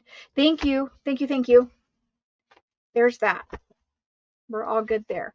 So after that, we've got these. And I'm going to do A, B, C, D on these. So I'm going to show them all to you. I'm going to do A, B, C, D.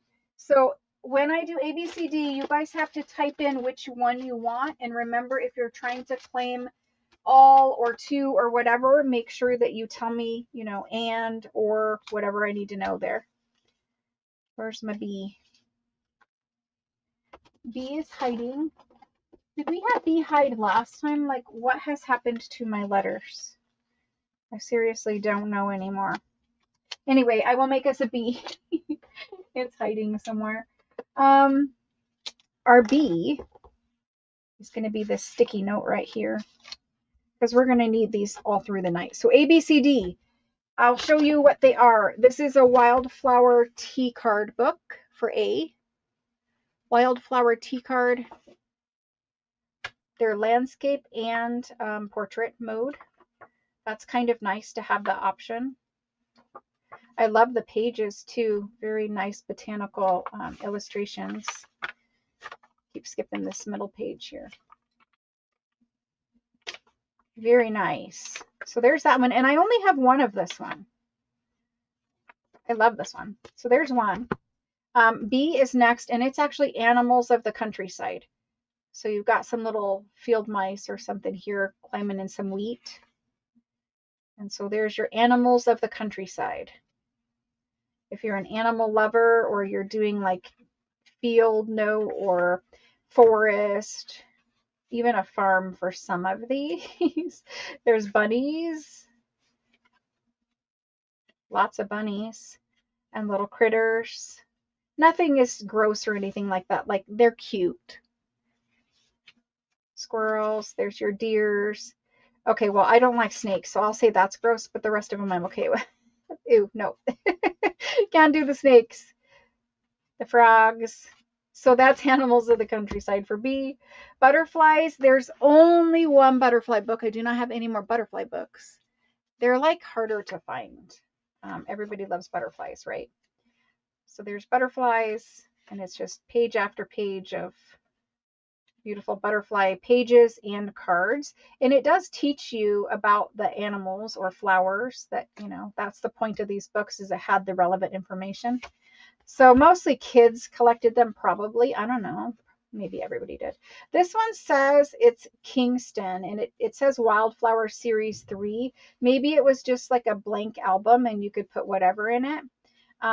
It says that these are Brook Bond tea, so tea cards. And these ones poke out. They're not glued in. And there's a lot of them in here, like page after page of them. This one probably at least has 50. I would say 50 in there. So I'm going to do C and D at one price and A and B at another price. The butterflies are harder to find, and this one, they're not glued in, and there's 50, and I don't know this series. So we're just going to do them like that. Let's do A and B. Say A or B is going to be, let's do those ones for 30. And then C or D, so you're going to have to type in which one you want, or multiples or whatever. C or D, and let's do those ones at, I'm just going to do them at 35. It's just, I should have done them the same even, really, but okay. So 30 and 35. Let's put those in. And then for these, I'm just going to sticky note them with your name on them, because there's only one of them each. So only one each. Okay. So first person in for these is Cheryl. Cheryl, and she would like A. Thank you, Cheryl.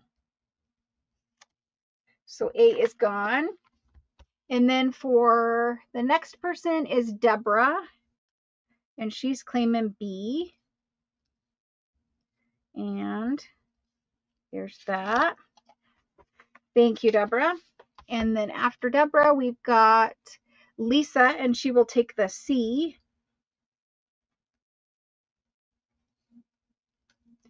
Thank you, Lisa. And then I have D left, and it's going to go to Wendy. Wendy A.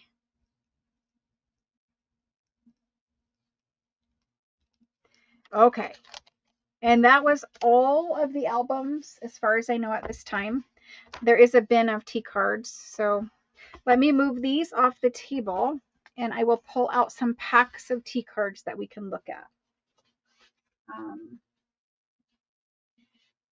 I do run out of space in here quite quickly. All right, so packs of tea cards. For those of you that want a set of tea cards,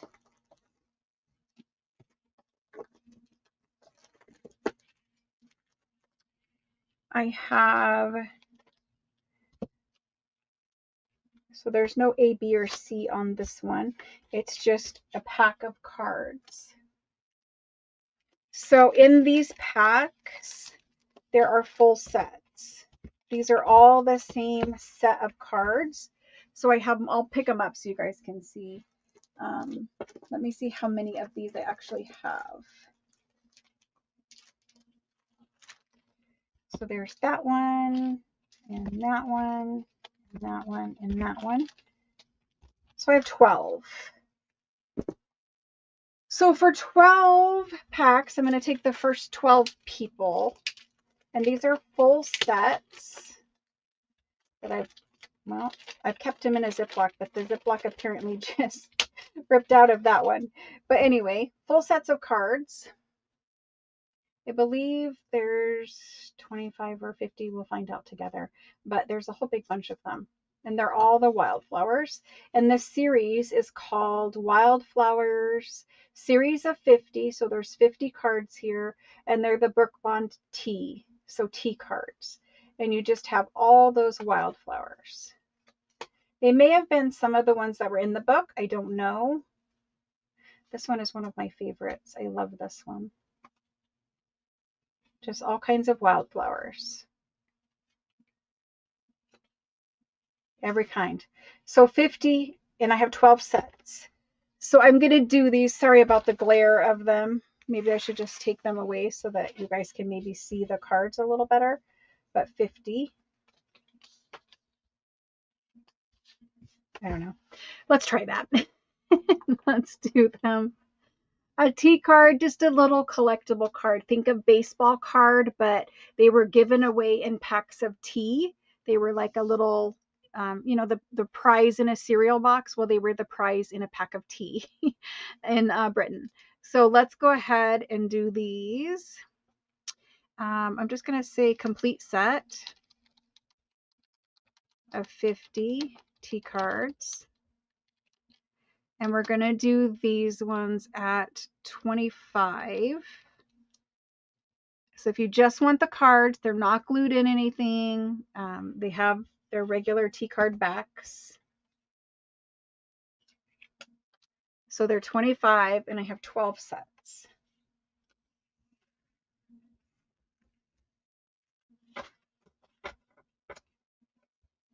If you guys get into the T card collecting world, it's all about getting the full set, right? And now we have some that are upside down, but they're quite cute. You can just tuck them in as is in a journal for ephemera, but these also make awesome little pieces to glue down on like a tag to decorate on a little pocket in clusters. Imagine a bunch of antique book page and, you know, little tiny scraps that are on your table in a little cluster with them. So they're useful in many different ways. I'm going to try my hardest to get this bag to kind of seal back up. Hopefully that tape reaches. It does not. It will now. Okay. So let's do those. I'm sure I could have, but you know, I only have what I have. So we're gonna do these T cards, and they're going to go first person in is Cindy C. And she's got one, and then Danny's got one. And then after Danny, Crafting. And then I've got So and Teresa P and Jody, and Lacey. Hello, Lacey, and welcome. Lacey, and after Lacey, I have Pam. And then after Pam, Wendy and Helen. And let me count. 1, 2, 3, 4, 5, 6, 7, 8, 9, 10. I have 2 more. After Helen, I've got Shelly and Linda. Linda R. Okay, that's for those ones. I will have more T card sets later on in the week. They're not packaged up and sorted yet, but I will have more T card sets later on in the week. The next thing that I'm going to offer you for T cards is just a random set. So this is for people who do not need or want or whatever a full set. Maybe they want more of a variety, that kind of a thing. These packs come like this, if I can find one.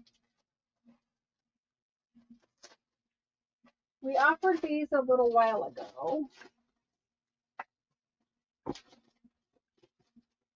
Well, they're here somewhere. They're right here.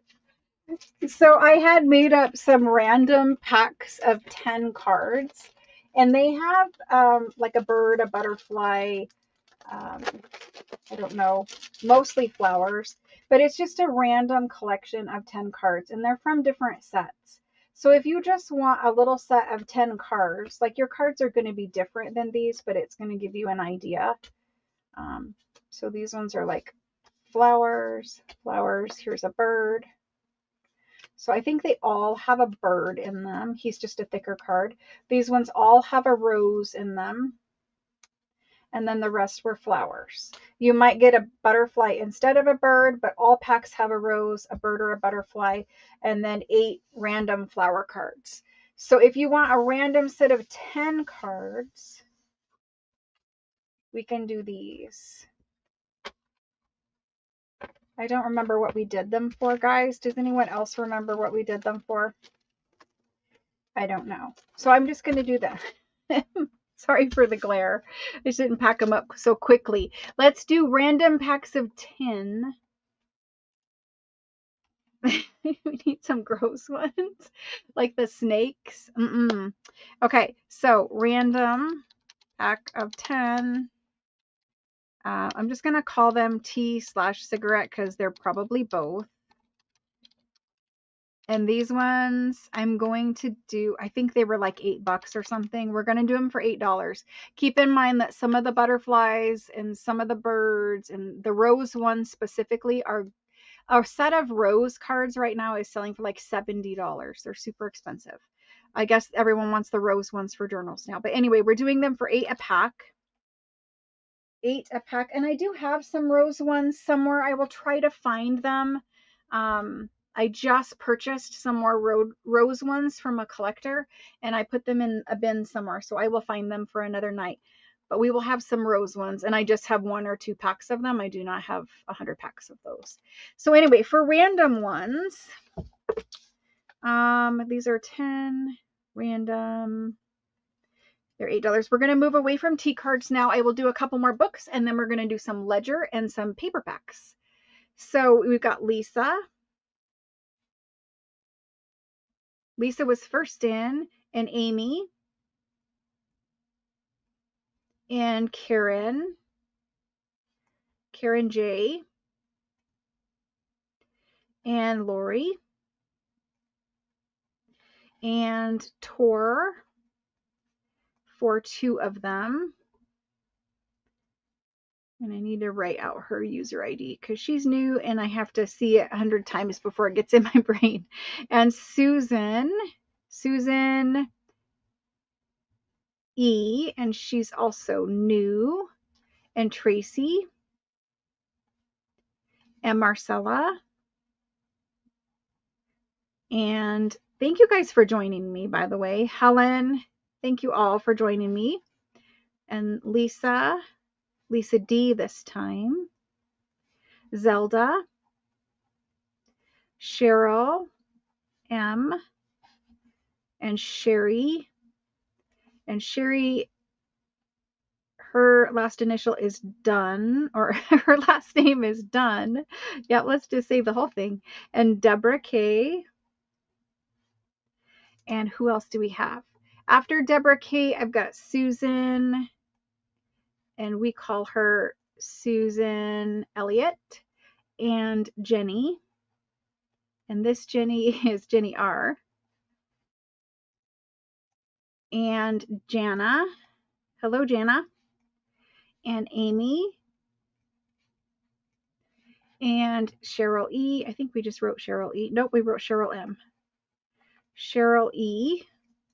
And after Cheryl E, we have page 2. We have Marlene. And she would like 3 of them. And Cheryl W. Lots of Cheryls. Cheryl W. And Lee. And Jane. Jane, I believe you are new to me. Hello and welcome. And after Jane, we've got Pam. The list goes on. Pam. And at some point, I might just skip writing the names while live. Pam would like 2 of them. Conetta. Hello and welcome. got Conetta for one, Ruth, Christine C. Nope, Christine J. M. We have you, and Tara. Thank you.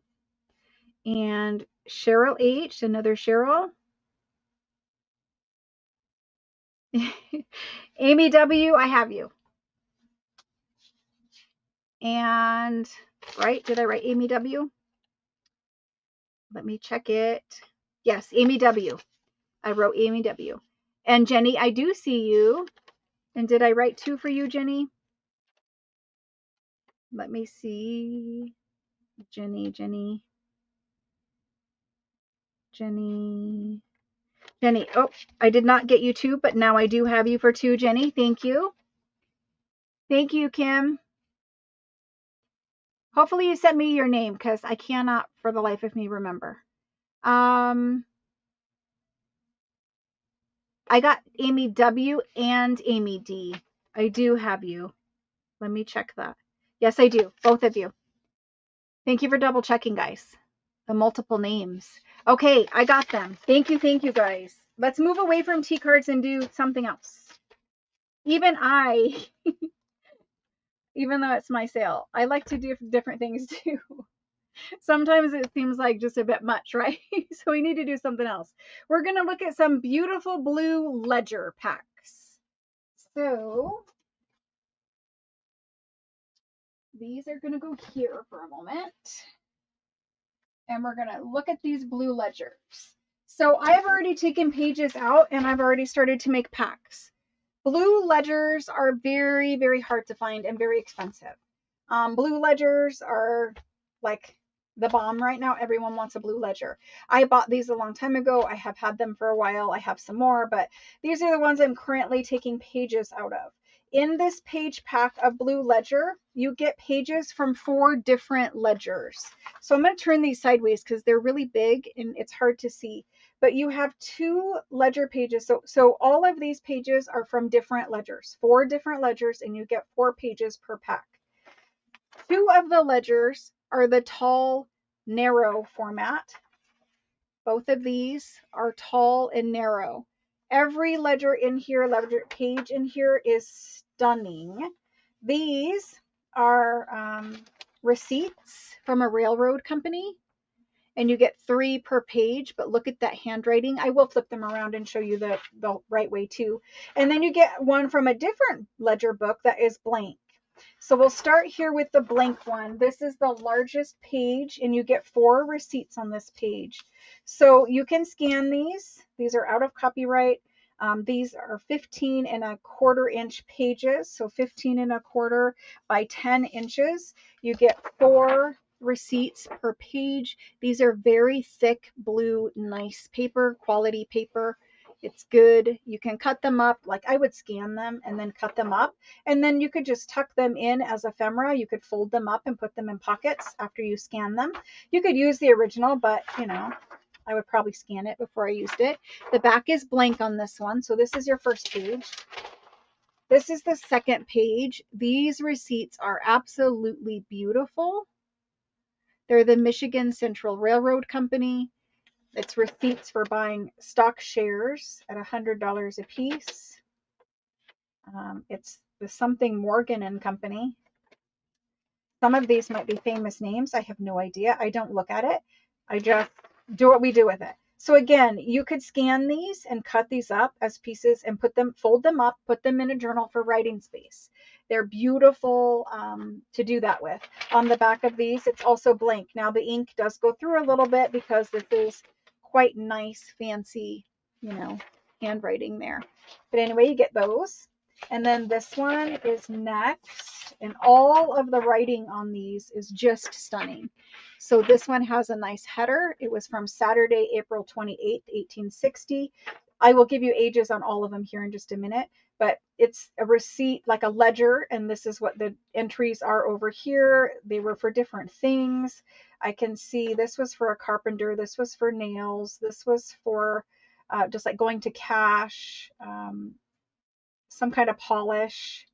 knives and forks appear, all different kinds of things.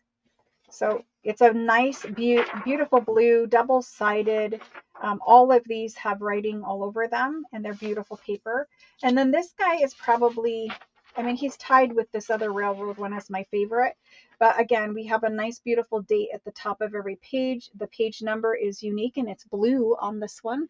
And this one is from November 22nd, 1861, I believe. Anyway, you've got all of their names, the family's names, and what they bought. This was for a broom. This was for coffee.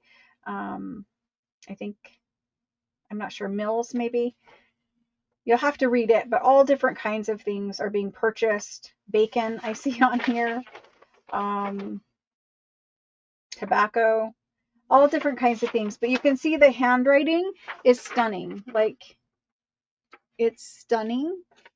The paper is good, and you get one page that's double-sided on these tall, skinny ones, and these ones are single-sided, but they're receipts, and so that's why they were single-sided. So anyway, we have a pack of 4. Blue Ledger is very hard to find, like I said, so it is a little, I'm not going to lie, it is more pricey than regular Ledger. These are American. It's important to point that out. I do sell some American things, not many at this point, but it has to be the American stuff I sell. It has to be special. It's not run-of-the-mill stuff that you can find other places. I try to leave that stuff to them, and I focus on other things. So Blue Ledger is always more expensive. The paper often comes from France. Like these blue pages here are very identical to the paper that we get these letters from. So the paper, I know they did import the French blue paper to America, and more than likely that is what this is. It is the same exact, I mean, these are French blue letters from 1860. These are American blue paper ledgers from 1860. So more than likely it is French paper, and that is why it is harder to find in this country. So anyway, that's that. We have 4 pages, 1861, 1860. These ones are 1861, and these ones start with 1805, so they're 1850 something. Okay, so that's those. We're going to put those in. These normally sell for about $8 to $12 per page. So we're going to do 4 pages, and I'm just going to do them for $35. I can tell you right now, these little receipts, I have singles of these. These little receipts, they will sell for $8 to $12 per receipt, and you have a page of 3 of them, plus you have everything else. So we're going to do them at $35. Let's just do it at that. It's going to be Blue Ledger pack. I'm just going to say around 1860, because we knew the one was 1850 and everything else was 1861. And it's going to be 35. And I do not have unlimited of these. I do have a limited quantity. Let's just do them at 35 and see what we do here. So I can see lots of people like them. I like them too. I'll have to look for some more of them, but honestly, you don't find them. They're harder. They're much harder than regular ledgers. Like I can find 100 regular American ledgers, but finding the blue, it gets hard. Plus the receipts themselves, Okay, so anyway, Paula. Paula was in first. Paula D. Hello and welcome. And thank you for proxying for Marcella, Melissa, Marcella and Danny, and Cheryl W, and Lori H, and Nicole S, Linda R, and then after Linda, I've got Jennifer ST, and I got to write out the rest of your name, and then Michaela or Megala. I'm not really sure how to pronounce it. I'm probably pronouncing it wrong. You can let me know. Michaela. Is it Michaela or Michaela? Okay, so I've got her, and then Karen and Jodine. Thank you guys. And then Susan E this time, and it's, I'm going to write out your whole last name, but it's ER. And then Deborah, K, Pam, M, and then I see Ricky, somebody proxying for Ricky. Thank you guys for proxying for people. Ricky, and then I see another proxy for Marcella. Thank you. And I see Ricky herself, and I see Tara. And after Tara, we've got Summer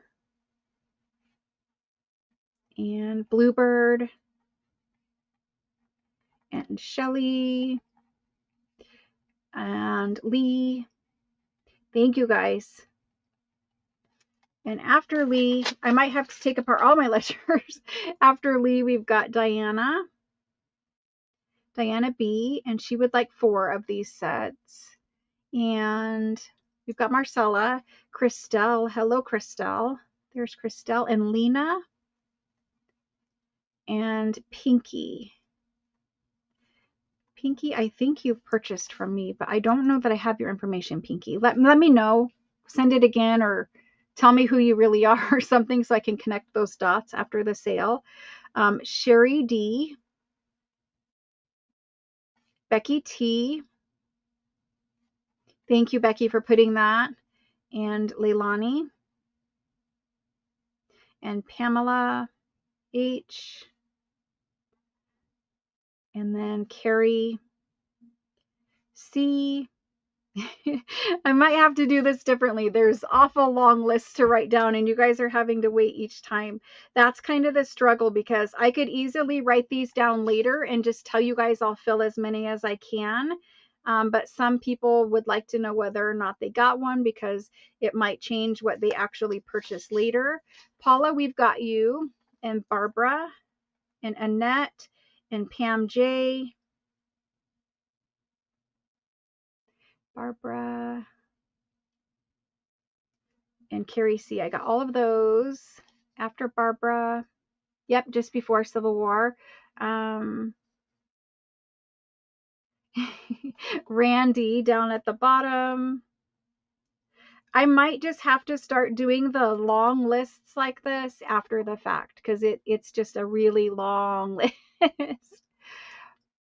Miguela. Okay, thank you so much. Sorry about that. Miguela. Miguela?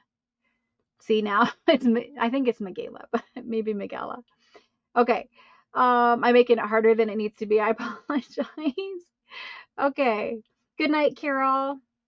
Diana B, I think I have you. Yes, I do. And you have 4 of them. Okay, I think, oh, Diane, and her last name starts with a B. Diane B. Bell. And you know the rest of your last name. And who else did I miss? Veronica. Thank you, thank you. It's so hard. Veronica and Coventry.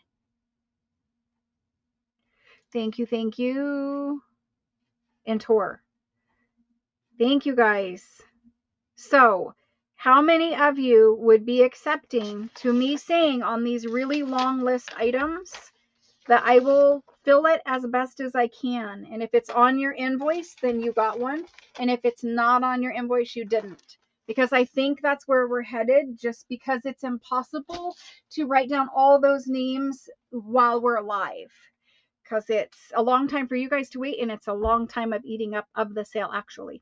So let me know if you absolutely are opposed to that. Otherwise, I mean, I can't guarantee we're probably headed there anyway. So if you have a strong feeling about it, I guess let me know so I can judge how many people. Because I think most of you are for that, because you don't have to wait. Okay, next up, let's do something else. Let's do some of these. So these guys here, what do I want to do? Let's start with these. And I want to show you the different varieties. We're going to get back to books, but different kind of books. I want to show you the different varieties of these we have. So these guys come in different formats. Where is the rest of them? Right here. So for those of you that are looking for like a ledger, these are kind of like ledgers. So they start out with these versions, and I only have 3 of these. These are the latest ones. They're from 1957, 53, and 51. These are almanacs. They do almanacs in France a little different, and they're very popular there. So in the 50s, you have a bunch of ads. And then back in the back, you've got all your like farmer information or whatever, right? Current events. You've got stuff about weather, stuff about science and crops and all that kind of stuff. And then just lifestyle stuff. Some nasty cartoons apparently of naked people. It's France after all. They have a little bit freer of a mind about that kind of stuff. I guess that's the way I should say it. Anyway, got a little bit of everything in here. And then back here in the back, eventually, you've got like every month of the year in a little kind of planner format. These are the latest ones. So I don't know if you could scan it or not scan it. You'd have to figure that out yourself. Like I know it's not out of copyright technically by age, but you'd have to figure out what you can do with it and what you can't. But anyway, that's kind of what these guys look like. All of them are different. This one's got a lovely castle on it. And then ads and pictures, all different kinds of information in here. And then back here in the back on this one, you have a little bit different of a calendar page. So, you know, they're kind of a whole big bunch of pages of a whole bunch of different things. These guys we do for $45. So I have 3 and I'm going to start with these. However, just so that you know what else there is, I have a pile of ones that look like this. They have a hard black cover. These are soft cover. And they have some different kind of formatted pages. They're more like little ledgers. Some have not been used and some have been used. So these guys are more like a little ledger. There's probably other different formats in here as well, but these ones are pretty much the same. There's this guy that's super, I love his look. He's like perfectly imperfect. And he's got writing in him. So there's some like that. And then there's some that are more like the tall, skinny kind. So some that are like this. And these again are more like the little ledger ones, but they have pages that look like that. So Ruby and Pearl has purchased these before, and she has made a planner digital. You guys are certainly welcome to do that as well. These guys you can scan no problem. These guys you probably could scan bits and pieces, but you know, I'm not the copyright police. And then we have a little bit skinnier format even after that. But these ones are all kind of one price point, one format. These guys are the least expensive and they're $45. So I have 3. Just tell me the year that you want, like 51, 53, and 57. They're $45 a piece, and I'm going to type these in now. These are French agendas. Well, they call them almanac. I'll just call them almanac. French almanac. You have to spell it right. And they're 45. And there they go. And you guys let me know the year.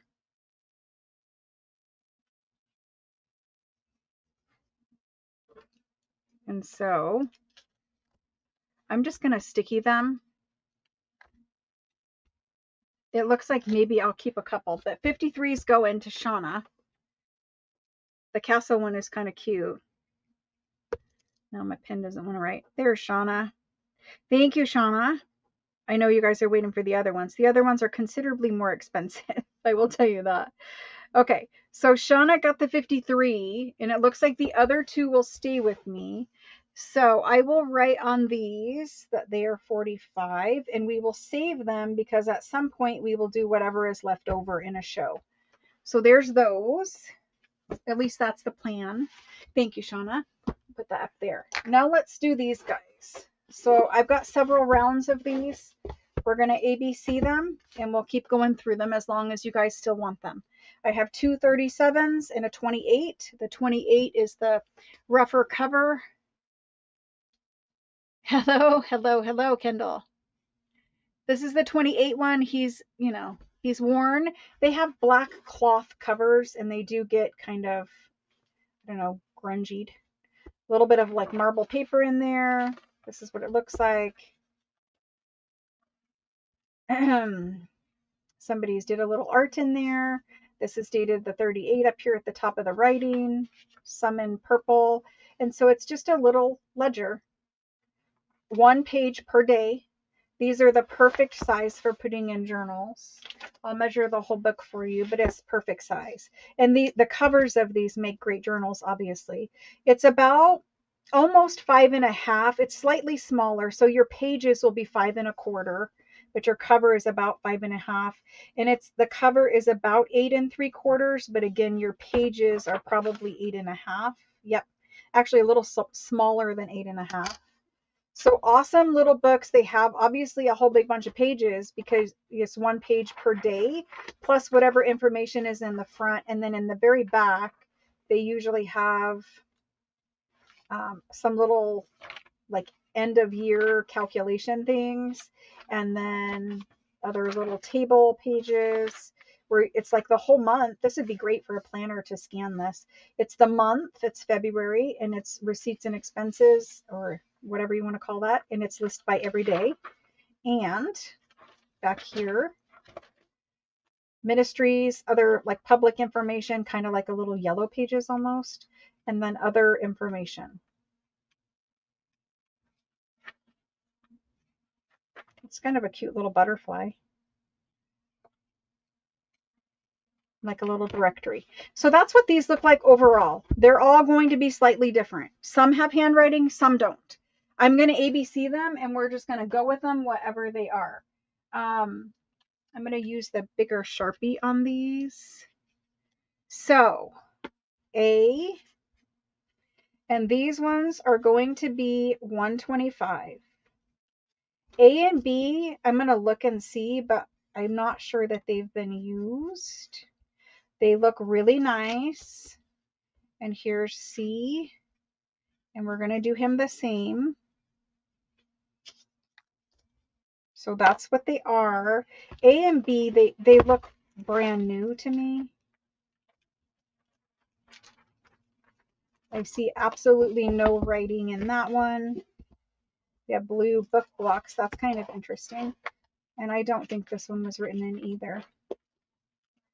A and B are like new, and C's obviously been written in a little bit and used. So there's those. I'm going to type them in. If you want them, you'll just need to call out A, B, or C. If these don't go, I won't bother to show the rest of them in this pile, but we do have the tall, skinny ones also, and they're around about the same price. Some are slightly less because they're smaller in page count. So let's go ahead and do these. These are French antique agendas or vintage agendas, and they are 125. Those are great for scanning and for using. Barb wants 51. Thank you, Barb. Thank you, thank you. And thank you guys for calling that out. Now, Barb, okay, thank you. Barb. And I wrote down your last name, Barb B. Thank you, thank you. I've got your agenda for you. Sorry for my arm. Yeah, sometimes you guys got to yell at me. It's okay. It's totally good to get my attention. And I see Shelly, so, I think they're both the same. We're just going to give you A. I'm not sure we need to continue on these. We can probably save them because only one person came in. So unless somebody wants one, we'll save those for the end. Just so you know, I had a 36, I had a 15. The 28 would have been less money because it's smaller. I had a 34. I had a 1910. I had a 1930, which is a little grungier. And I had two smaller ones. The smaller ones would be less money. We can do those if you guys want, but there's a 28 and a 14.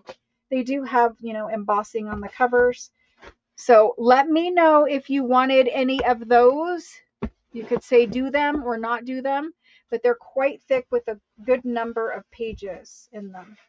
So that's those. I'll do these two skinnier ones.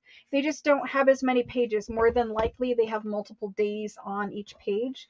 So this is the A book. It'll be the 1928. Sorry, the camera, it doesn't like when I get too close. 1928. Some notes.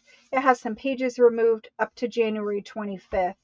Probably someone had recorded their information, and then when they got rid of the book, they cut out those pages because it had their personal information on it.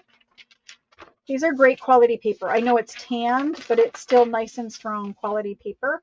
So that one has a little bit of pages missing. And then this is 1914. You can rub some more gold in there if you want. It's got nice marbled paper. And then we start in the back. This one's been written in a little bit, and it does start on January 1st. January 1st is here. So if you want one that has a little bit of writing here and there, this is your guy, and it's a full one. So I will type these in A or B. A, he has,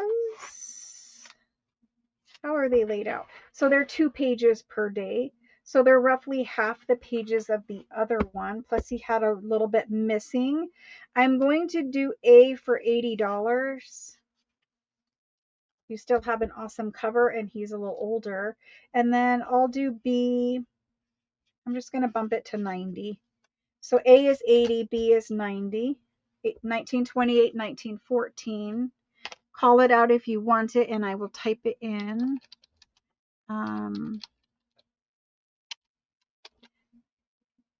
80 is A, and 90 is B. There's the go. Sorry about the B being small, but it is. The first, wait, I will take a French agenda from the first set. Lisa Daniel. Do you want this one right here? This is the first one that I did, but that was an almanac. Or do you want one of the other ones, Lisa? Let me know if you want this one that's left. It's in 1957, or if you wanted one of the first round I put in. I see Lori is in first. I see Tor, but Lori is above you, Tor. Thank you, Lori, and thank you, Tor. No, the other one? Okay, so we had these, Lisa. B for 125, which wasn't used, and C for 125. And C has some writing throughout it.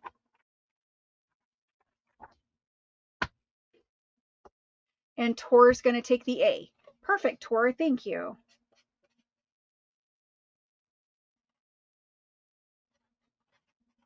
Thank you, thank you. Okay, so we have those, and Lisa wants B. Thank you, Lisa.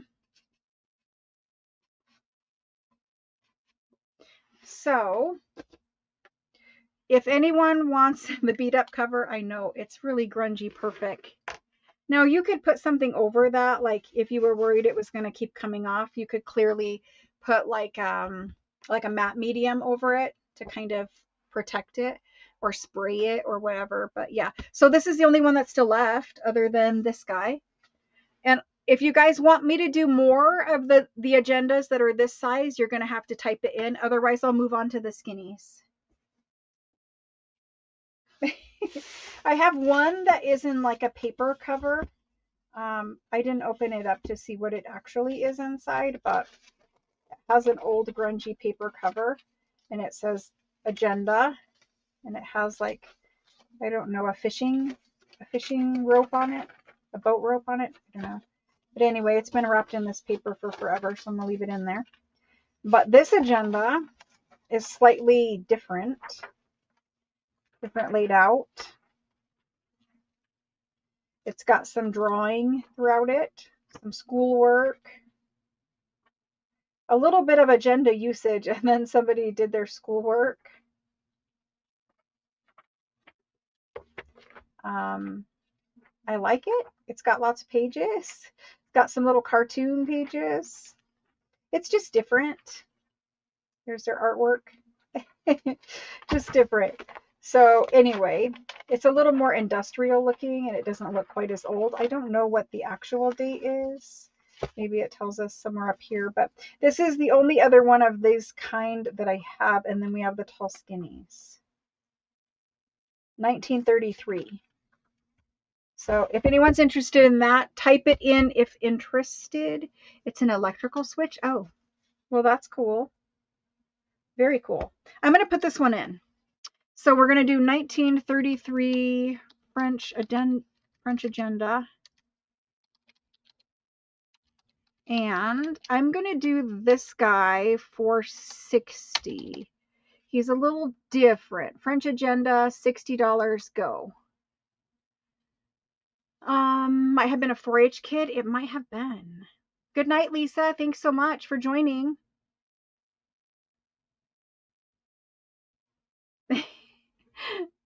Marcella, sorry. Lisa, I understand. I do. You can always watch, the sale after the live is over. Now, I will say YouTube puts ads in them after the live is over.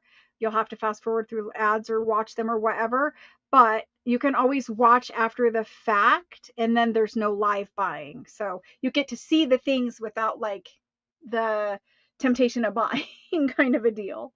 Anyway, so this guy goes to Melissa. Melissa was in first for him. And let's do, that's funny, I didn't realize it's an old light sign. Oh my gosh. Thank you, Melissa. Okay, so there's that one. So are we all good on the fat agendas? Are we all good? I have 5 other ones left. I'm just going to show them quick. So the 34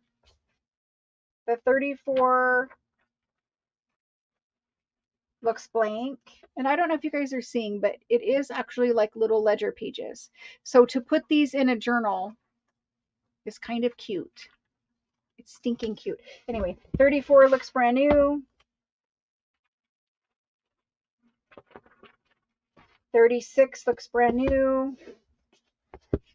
1910 has some writing in 1910. It's kind of faint and small, but there is some writing in 1910. 1915 starts on January 1st, and it has a little tiny bit of writing. I think I saw 2 pages. In 1930, you guys can call out the years if you saw anything that you want. This one has writing. So 1930 with writing, 1915 with some writing, 1910 with, I don't know, maybe writing, and 1936 and 34 had no writing. Anybody want any other one at 125? These are the full ones, the thick ones. So they have a good number of pages in them. I mean, it's probably about 200 pages because it's 365 divided by 2, right? So yeah. Okay, so I see Tracy saying the 1910. Tracy, do you want the 1910 at 125? Let me know if you do. You're not under any obligation. I didn't type it in, but if you do, we're just going to do it this way because it's easier. So Tracy, it's yours if you want it. I didn't see anybody else say anything for these ones. Tracy says yes. Tracy, you've got it. Thank you so much. It's going to make an awesome journal cover. Awesome journal cover. Okay, I don't see anyone else, so we're going to move on from there. And let's do the skinnies. I know you guys are asking about those. How many books can I stack up there before it falls over? We'll find out together. So I'm going to show you smalls. These are smalls, and when I say small, they're like this. They're not very thick. I see Bluebird for 1934. Bluebird for 1934. Thank you so much, Bluebird. Sometimes it's just easier to do it that way. Bluebird for that one, 1934. Thank you, thank you. Okay, moving on. Skinnies.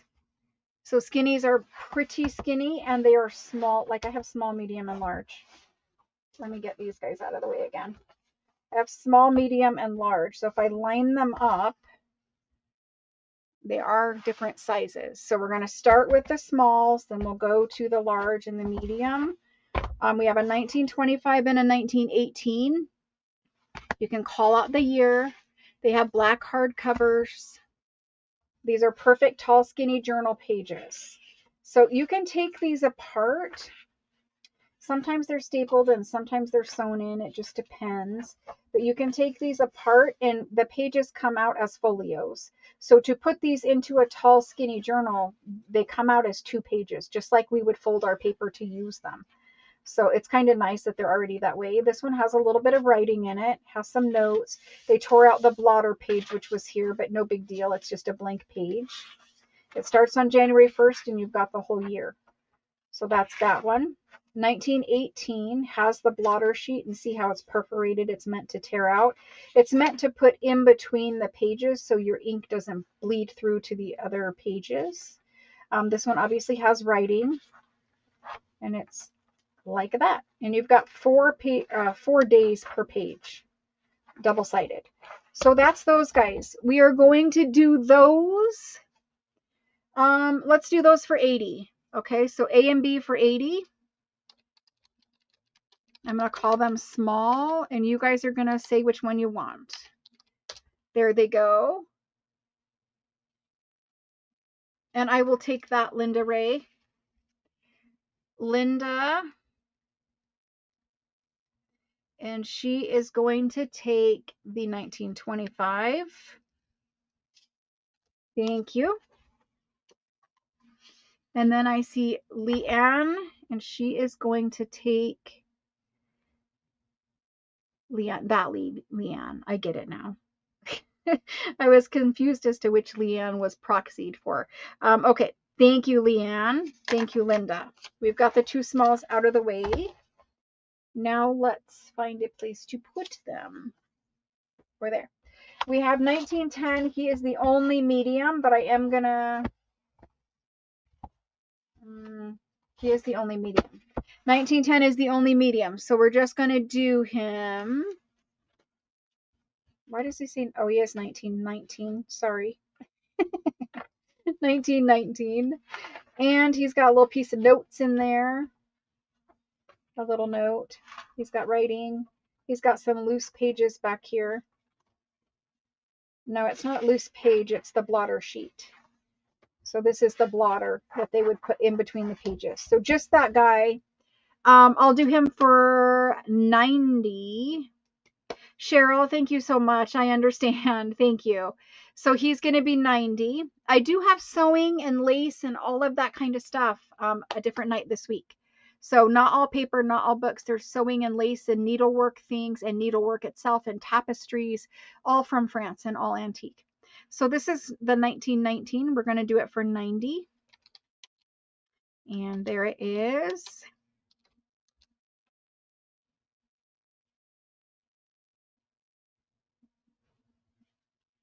Anybody for 1919?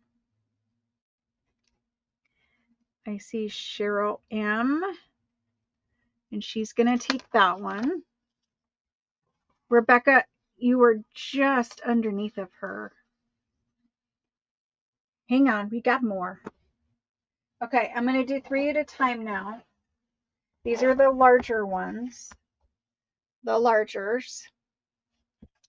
So I didn't measure anything for you because I don't know how to do my job. But these guys measure 13 3/4. The cover is 13 3/4 by 5 1/2. Okay, they're hardbound. You get whatever is in here. Some have cool things and some don't. This is an actual envelope. It's folded down, but the flap usually goes like this. Get that in there. And there's your blotter sheet, and it does have some writing here or there. You've got 3 days per page plus a notes section. So there's that one. And these ones are a little thicker than the medium and small. There's that one, 1921. Again, you've got some notes, and the blotter sheets were used. Notes and little pieces of ephemera, whatever's in there. This is their coins for all of Europe, I think. And then this one is written in. Got some little notes inside. 1927. Got a blotter, a nice blotter with some advertising, and it's written on. There might be something else back there, I don't know. Just like that. So there's those, and we're going to do these ones. These ones, so there is a thick version. These are the medium thickness versions. I'm going to do them at an hour. See, I'm looking at chat. I'm going to do them at 100. They're normally 125. These are the medium thickness, so I'm going to do them at 100. Normal sales are 5 hours. We are 4 hours long all week long. So let's go ahead and do these guys. These are the large agendas. Just call out the year. And they are 100. And there's the go for those. After these agendas, I'm going to get back to doing some books, and then we have a paper pack. I have a rag paper pack and an ephemera pack tonight. Okay, so first person in is Sandra.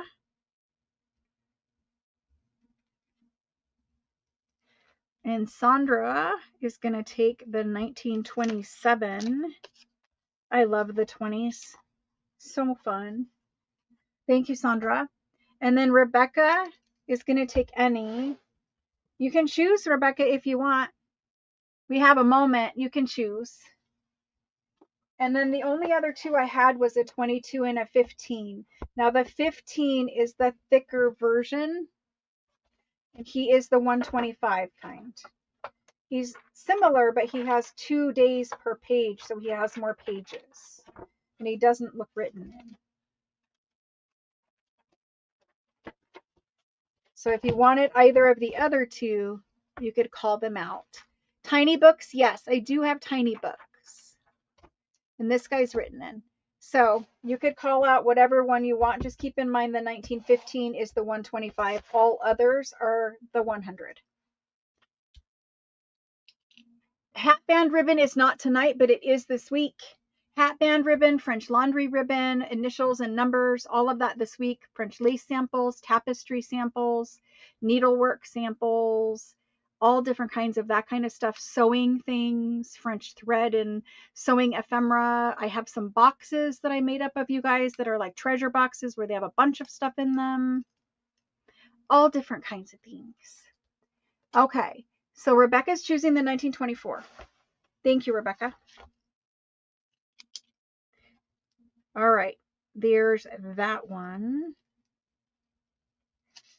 And we have, oh, good night, Barb. So we did Rebecca, and then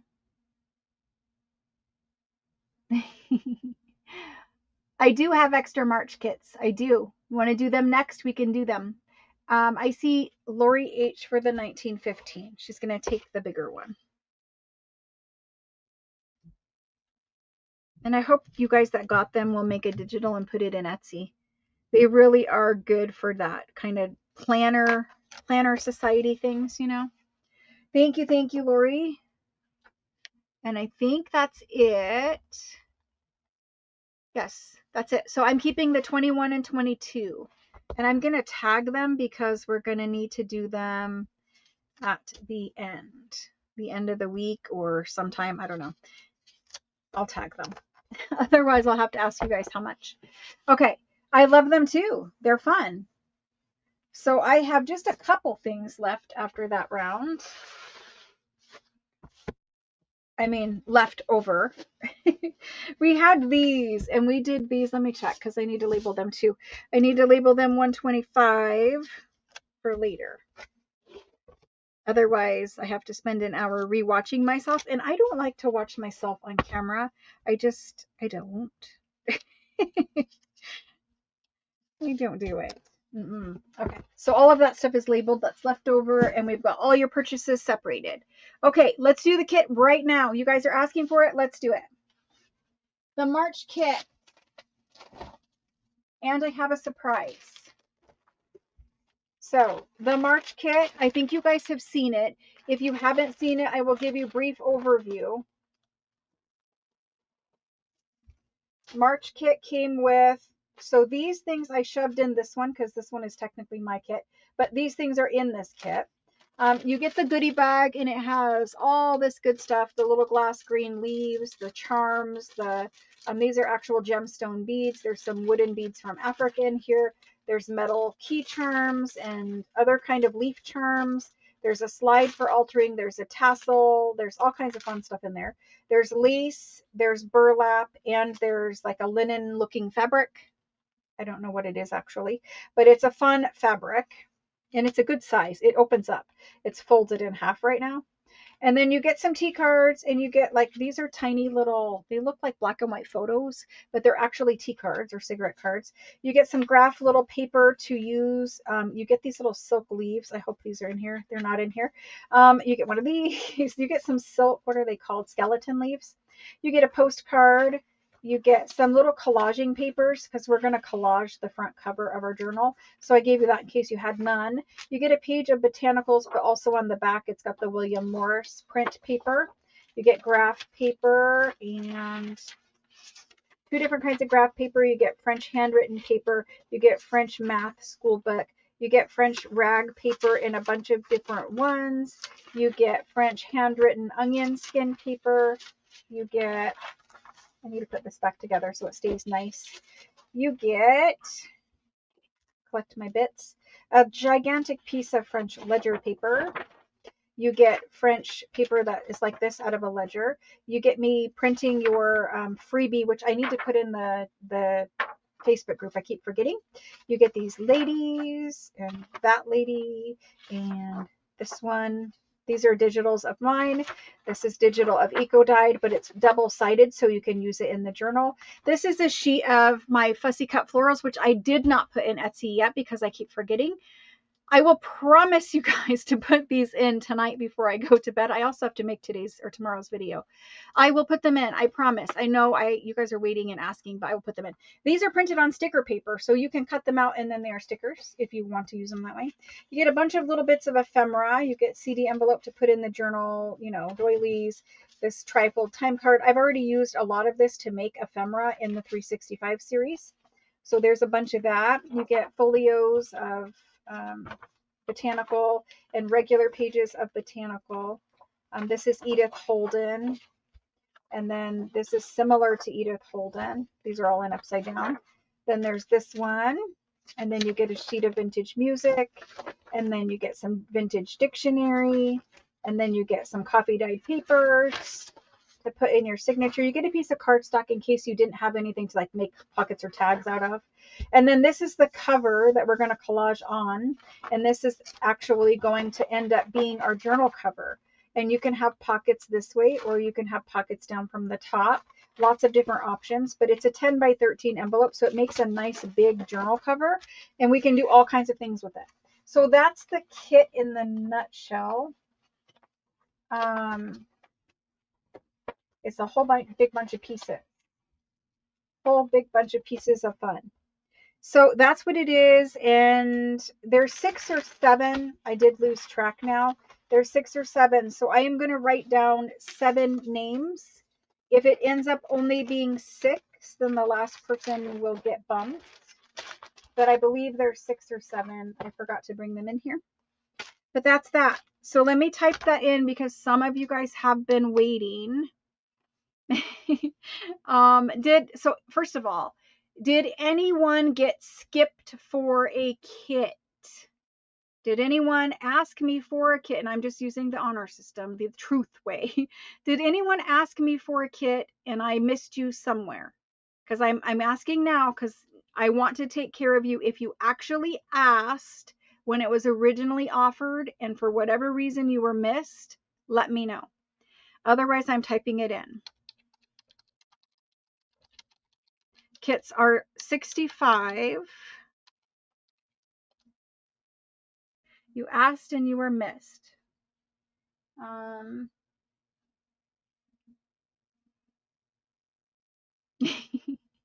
Okay, so I'm going to make a little list for the kits, and I'm going to go back and look and see what happened.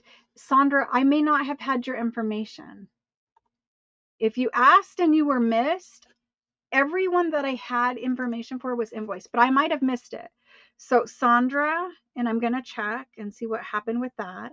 But Sandra, and I see Paula, and I see Wendy, and Wendy, and Pam. So Sandra, Paula, Wendy, and Pam, and I see Ricky.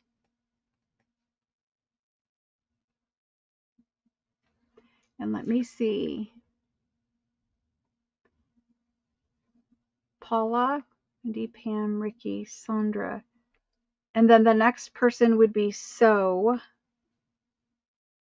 And then one after that would be Becky T. And so just so you understand, I went after the Go, and Sherry, you were right before the Go, and then you were right after Becky. So as it stands right now, that's 7. I'm going to write down Sherry in case there's one somewhere. There might be one already out there that may not have been paid for. But Sherry, I'll write you down, but I don't know that I'm going to have one for Becky or Sherry. I will fill the others because I think we have at least 6. If I give up this one, I might be able to fill one for Sherry or Becky. We'll see on it. But thank you guys for that. I appreciate it. I ended up having to make kits like 100 times. So after making them 100 times, that's where we're at with it. Now, I have one kit and one kit only from February. For everyone else who asked for a kit, I am sorry. Sandra, I have her. Rebecca, I have her. I wrote her down. It's okay. You're okay. It's okay. I've got it. Everybody's good.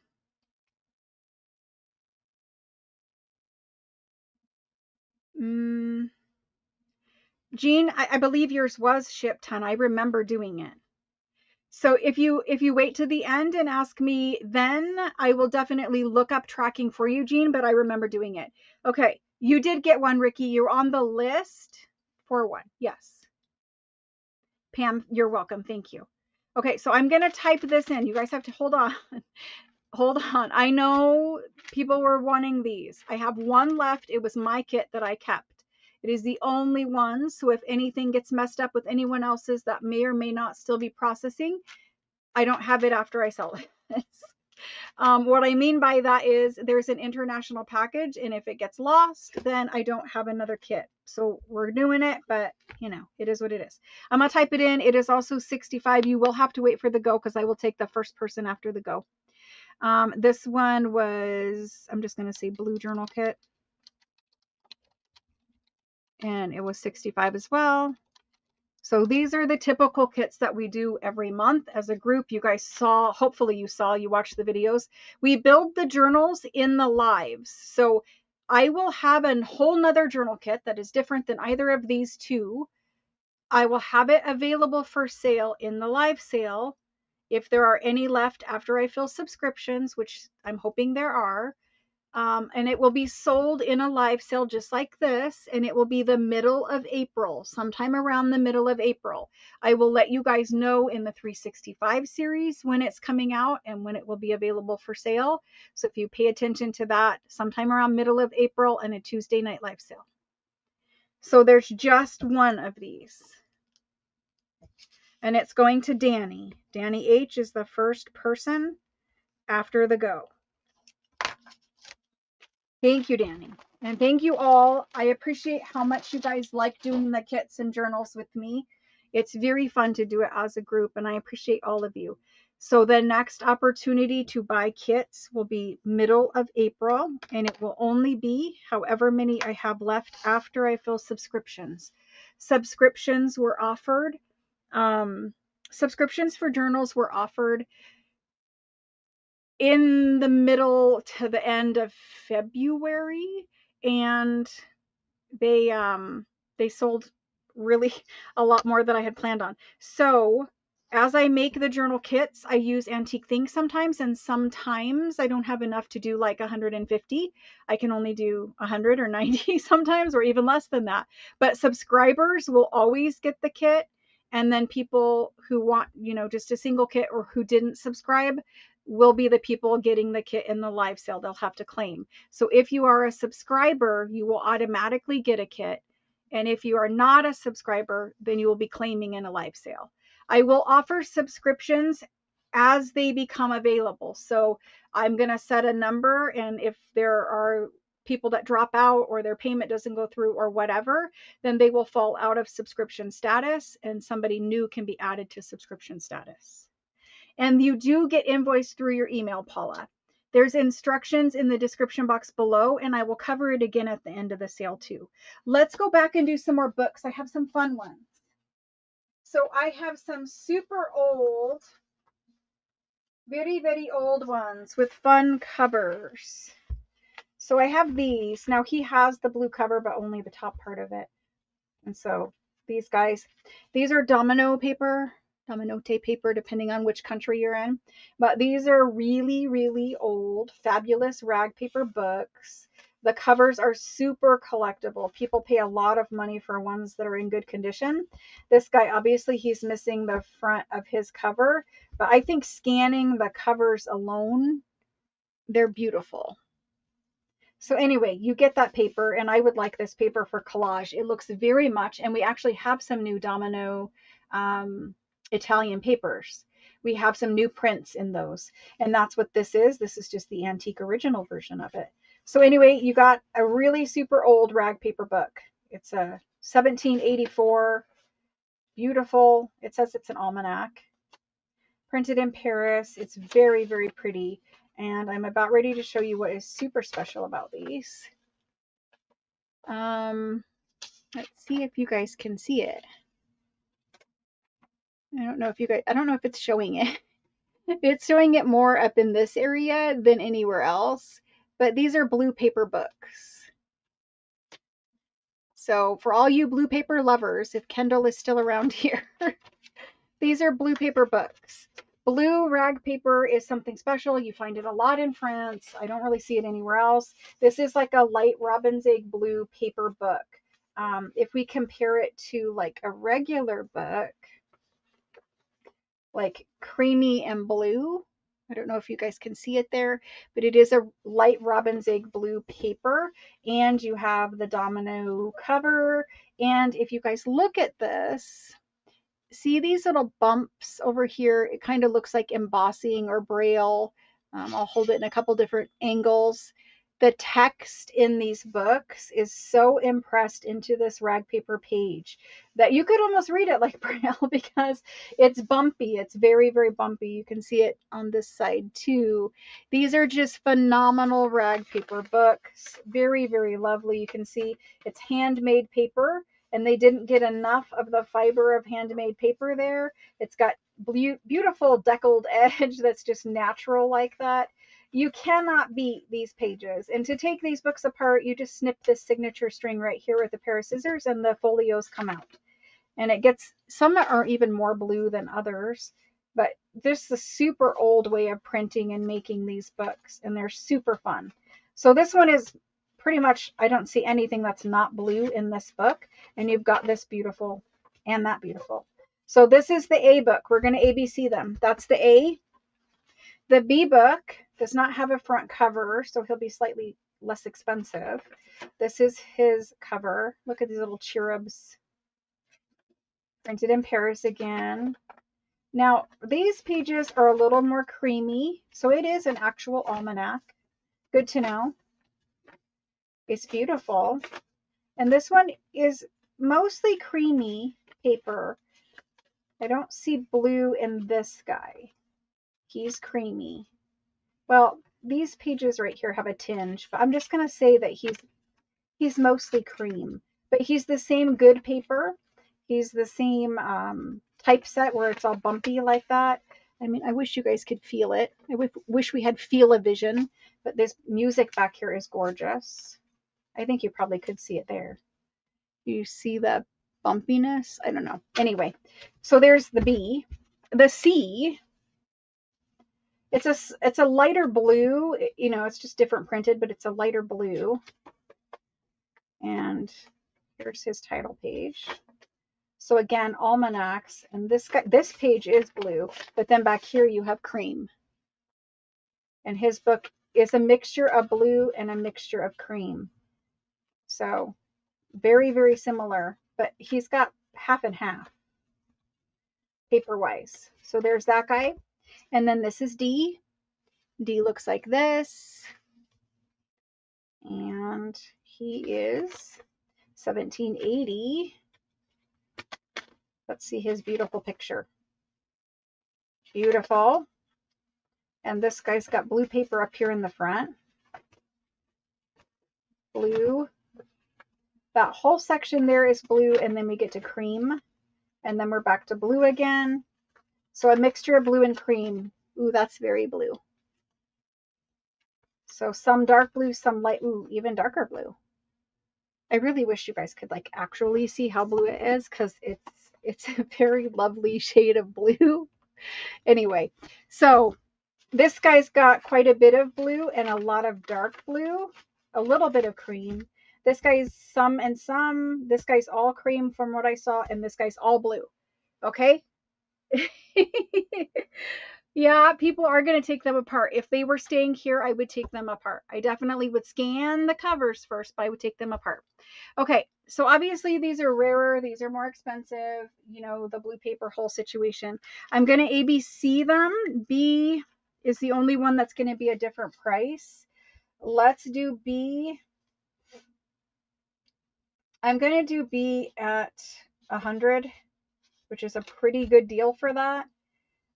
We're going to do A, and I want 150 for A. He's all blue paper. The B one or the C one, honestly, I'm just going to do him at 125 because he's part and part. And then this guy I will also do at 125, which is really a good deal for that. The domino paper cover books by themselves without blue paper would sell in this range. So adding blue paper is extra. And the quality of that rag paper is the best quality rag paper. So anyway, it's like basically, you know how you emboss paper for a junk journal? It's basically embossed paper for a junk journal, but you get a whole big bunch of it. I don't know how many pages. These are very thick pages, so I don't know how many pages. It might be 302, 303 pages. This is the finish, so 303 pages. Let's do these. I'm just going to type them in as Domino cover books and the word go, and you guys can see how much they're priced. So A's 150, B's 100, C's 125. Oop, I did 2 C's. This is D. Nobody told me. That's D, 125. Okay, so I'm going to use a pen to write on these, and these go to Danny wanted D. Thank you, Danny. And I better write your last name out, because while I know it now. Okay, so Danny's got D. Bluebird is next, and she's claiming C. This beautiful blue cover for Bluebird. Thank you guys. Danny, thank you. And let's see, Pam is for A. Pam, thank you. The only one I have left is B. And I see Diana B with an N-E. Diana B.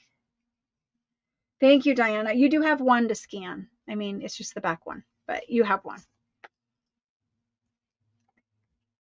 Thank you guys. Sorry, they did go. Wendy wants to retract for B. Oh, what did I give you, Wendy? Nothing? You didn't get one anyway. I think we're good. Yep. Yep.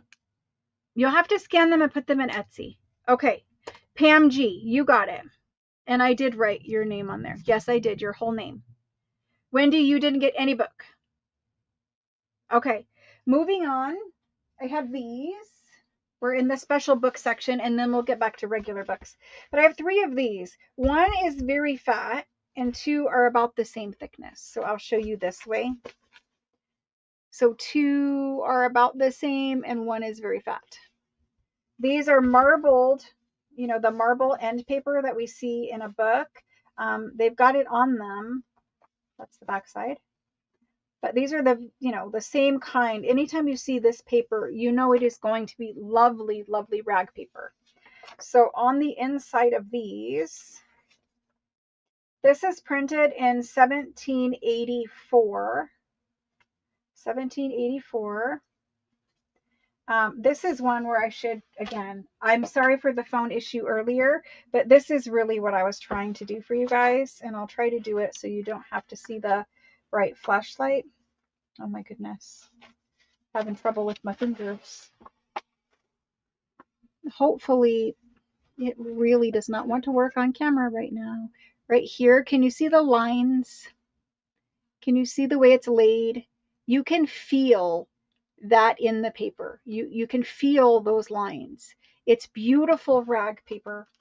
And so were the books earlier that I tried to show you guys that on. These are just a little bit special, a little more thicker, a little more handmade feeling paper. So anyway, that's the title page. This one is a fat guy. He's got a big bunch of pages in him. You're going, like, these are for special journals. These are not your everyday rag paper. These are special. Again, you can feel the texting. It's printed really nice like the first ones. And so he has about 393 pages. This guy, backwards again, he's got some bent over pages. I'm not going to fix them, but you guys can unfold them. This one is printed, I don't know, 1755. December of 1755. And again, that beautiful paper. And so he has 238 pages. And so you can see this is for special journals. This is not everyday paper. Then there's this guy, every single one of them upside down. And he has a beautiful picture.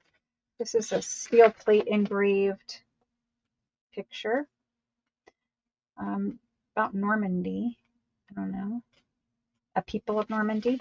And this is 1781. 1781.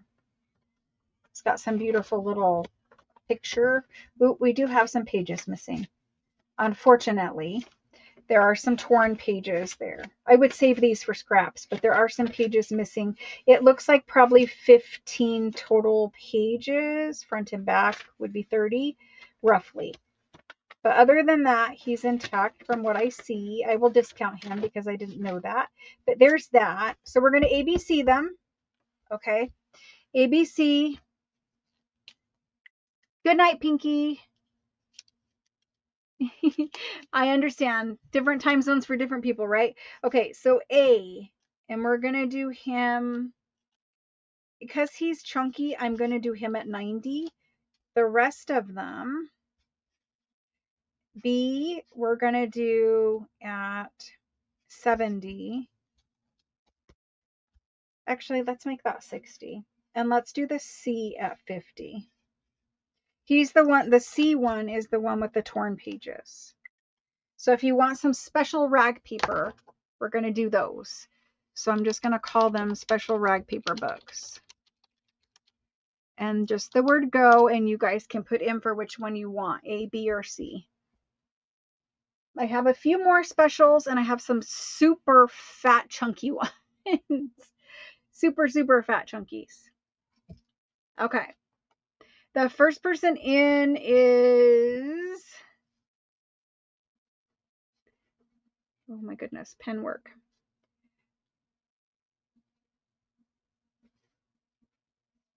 Is Migala. Oh my gosh, I cannot say your name right. I'm so sorry. But I know who you are. Thank you. Okay, and she took the A. The next person is Tracy, and she's taking the C. Thank you, guys. It's almost like I need to hear you say your name for my brain to be able to do it. I have B left, and it's going to Wendy because she says any. Okay, moving on from there.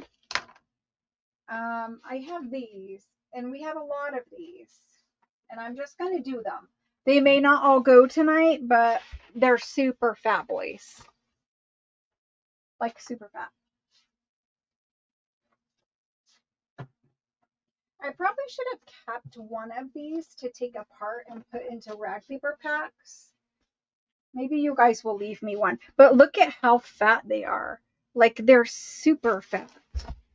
I have a bunch of fatty fats and two that are kind of not as fat. They won't even stack up and their covers are like coming apart. But anyway, I'm going to try to show you how fat this way. They're like phone book fat, like old school phone book. So I have 3 that are massively fat. And then I have these 3, which are still super fat, but not as fat as fatty fat. So anyway, I can't even show you. They're law books. So like it's a newspaper bulletin of the law, I guess. So here's how they open. This is what they're made on for a cover. They're that super good rag paper. Super good rag paper. It's cotton rag paper. They have the little seals per issue. It's bulletin and it's gotten the number. So I think they're like law books, but anyway, they're not even cut. The pages are not cut at the top. They have lots and lots of these tables put in them. They're just super, super nice rag paper. And you just get a big bunch to do whatever your little heart desires to do with it. You can certainly put these in journals. You can certainly cut them. But the uncut pages are actually nice because when it's an uncut page, meaning it's still together up here, you can open this up and have a giant sheet of old rag paper to like make big envelopes and big pockets and whatever out of. So it's kind of nice to have them uncut. But anyway, these books do not have numbered pages because it's a bunch of individual bulletins bound into a paper cover. So that's one of the smaller ones. I'm going to show you the fattest guy. The fattest guy. It's like a phone book. Seriously, it's super, super fat. You can see they're dusty on the edges. I did not clean them. They're kind of loose and coming apart. Guilt-free taking apart of these guys because they're individual issues anyway. But lots of tables. I saw lots of tables in them. So we're going to do them, and I'm going to do them random. One of them is falling apart. So this is really guilt-free taking apart because this is the back of the book. The front of the book is here. And it's really guilt-free taking apart. So anyway, I'm going to do them random. We're going to go across 1, 2, 3, 4, 5, 6 of them if they stay up there. Let me make sure I don't have another one. Nope, just 6. So super big bunch of rag paper, guys. Like the most rag paper you're ever going to find like this. Okay. I'm going to do these. Now don't fall out of your chair, but there's too much paper here to do them for less than that. I'm going to do them for $175 per book. They're good size books. I didn't measure them either, but they're good size. Like if I just do quick measurement, he's 8.5 by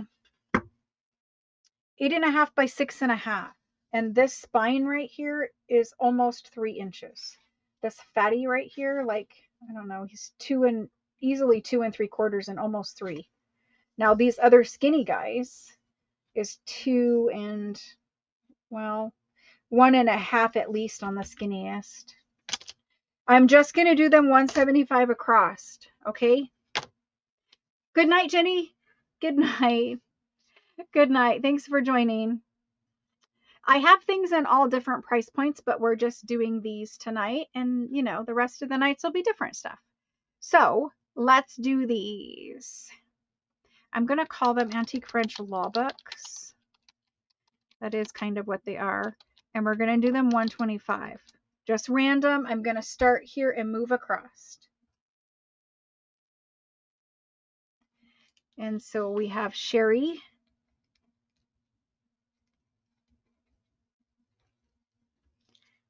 And Sherry's going to get that first guy. Thank you, Sherry. Diana B is next.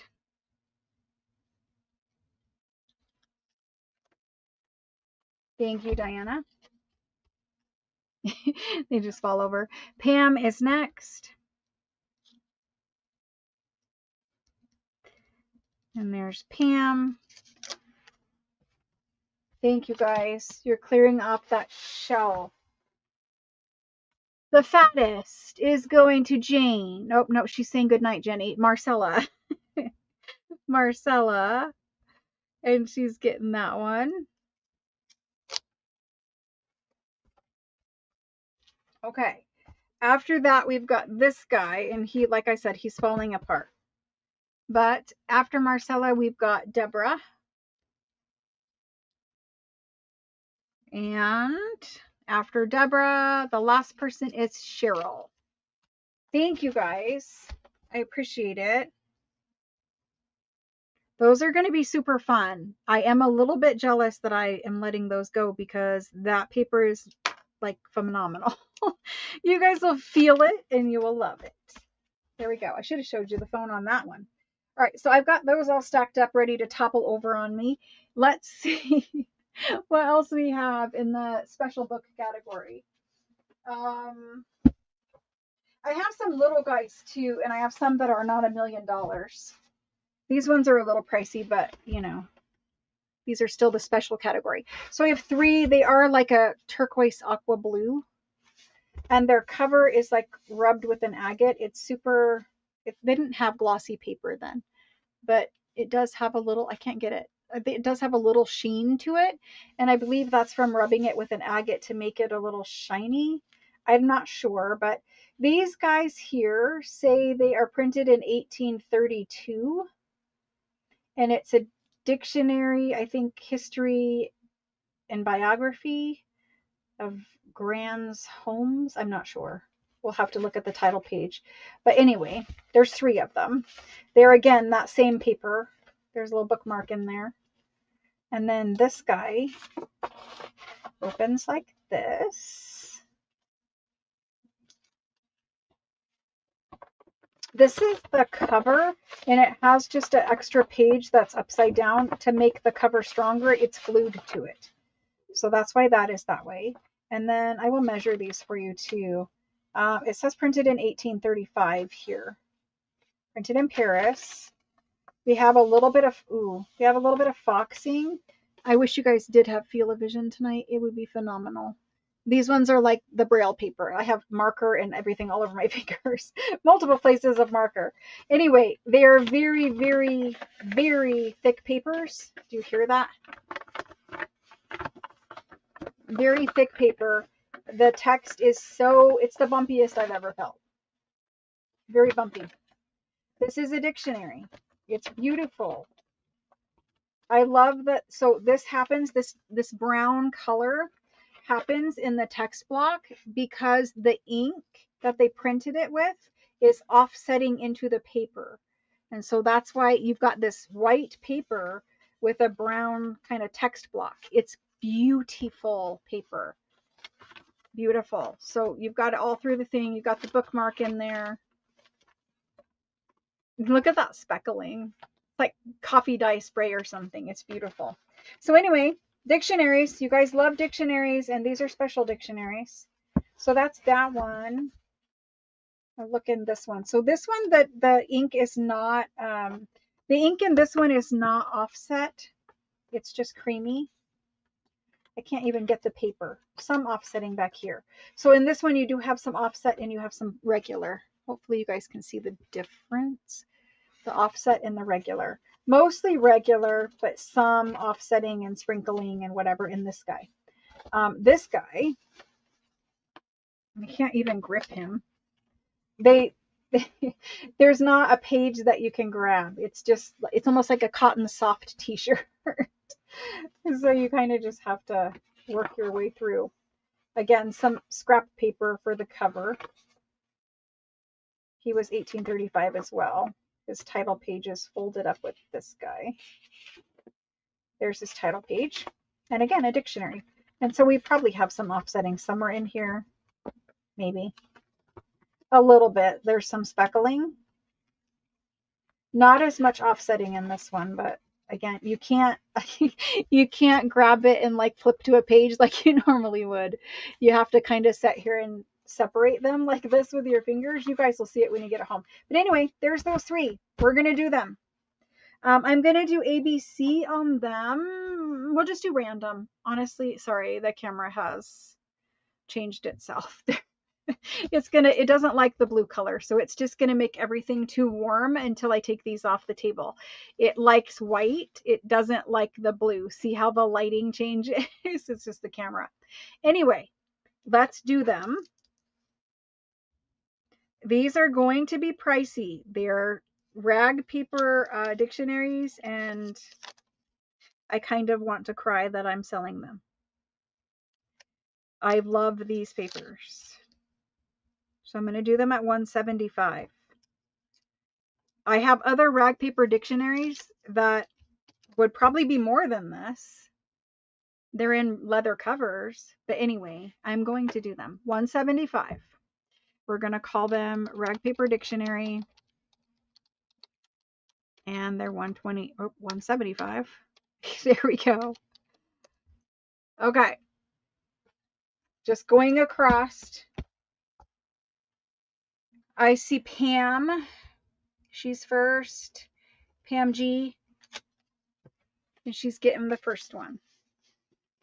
And then after Pam, I'm really setting myself up for it. Book a Lunch. Seriously, you guys are going to see it and hear it. After Pam, I have Sherry. Sherry M. And I have Shelly. I appreciate the please. Thank you guys. I appreciate it. The please is cute. Okay. So there's those. I am going to have to move these because they're going to fall. Let's move them over there. They're still going to fall on that side. Okay. Thank you guys. I am sorry, Diana and Cheryl, Emery, and sorry, Norma. I am so sorry. I do have other rag paper dictionaries later in the week. I do. They're big and they're kind of pricey. Well, I have some small ones too, but they're big and kind of pricey because they're 1700s rag paper books. But let's do some that are not $1 million. I have these two. I don't actually know what these are, but I have these two. This one is printed in 1871. It is a beautiful blue cover. It's bent over right here. You can unfold it, or I'll kind of help it right here. It's not really actually kind of creased, but there it is. Printed in 1871. It looks kind of like a bulletin. Yeah, kind of like those other law books. It's beautiful rag paper. It is deeply impressed into the page. The type is deeply impressed. You've got some dirt in there, some sand, some whatnot. It's a beautiful book, and it's beautiful rag paper, and it's 1870s. It's just a little bit different, a little bit later, but gorgeous. I love this one. So that one's good. This guy here, he's printed in 1896. So in the 1890s, you're getting away from rag paper. This is not rag paper. You can tell by how it is tanned. It is not rag paper. Again, though, it is some kind of journal, some kind of bulletin journal, whatever, that's bound in here. So you get a bunch of issues of it. I'm going to try folding this.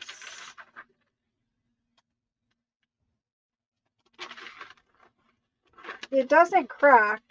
It doesn't crack and it doesn't fall off. So I think it's okay. It's just not rag paper. So there's that guy, and his cover is definitely on the grungy side. A, I'm going to do for 75, and the B one, I'm going to do for 30.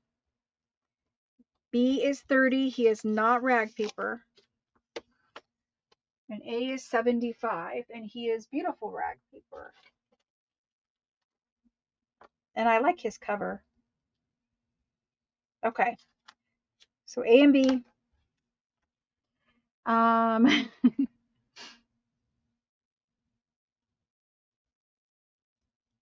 Well, let us know if you need help, Lori, like with proxying or something. And thank you for coming. Welcome. Okay, so these books. I'm just going to say books because one is rag and one isn't. And there's go. Hello, Pamela. Becky. It's funny. I mean, you know, it's just cute. Okay, Christelle is going to take that A. Thank you, Christelle. Let's figure out a place to put that. And then I have nobody for B. I mean, he's grungy for sure, but I think for $30, he's worth it. He didn't crack. He looks like he would, but he didn't. Okay. So Crafty is going to pick him up. Thank you, So. And I said your whole thing there. There we go. All right. After that, there were bulletins in B. So after that, let's go ahead and go away from, I have a few more special books, but let's go ahead and go away from those and do something different for a few minutes. I've got a couple series of books in here. Then we're going to do paper pack, and I need to check time. Yeah, we got about 45 minutes. So I have 4 of these. These are smaller books. They measure 4 inches by 6.5. They all have the marble covers, and their spines are some off and some on.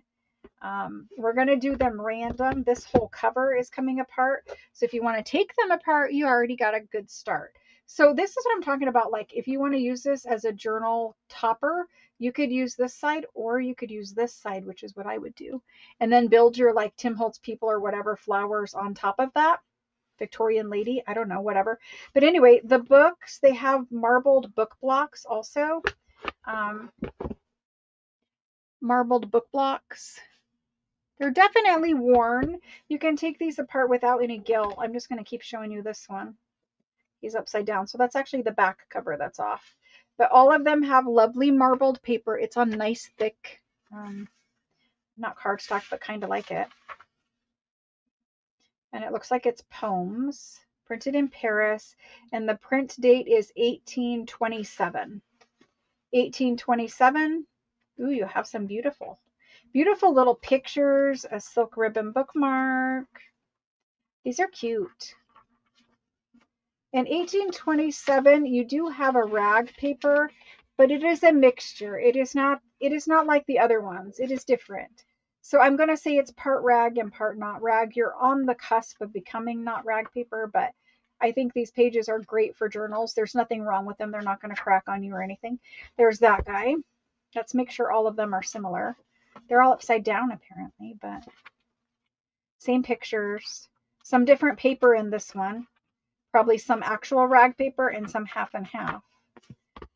And then this guy, I just want to make sure they all have pictures before we move on. They do all have pictures, and it's just various little things.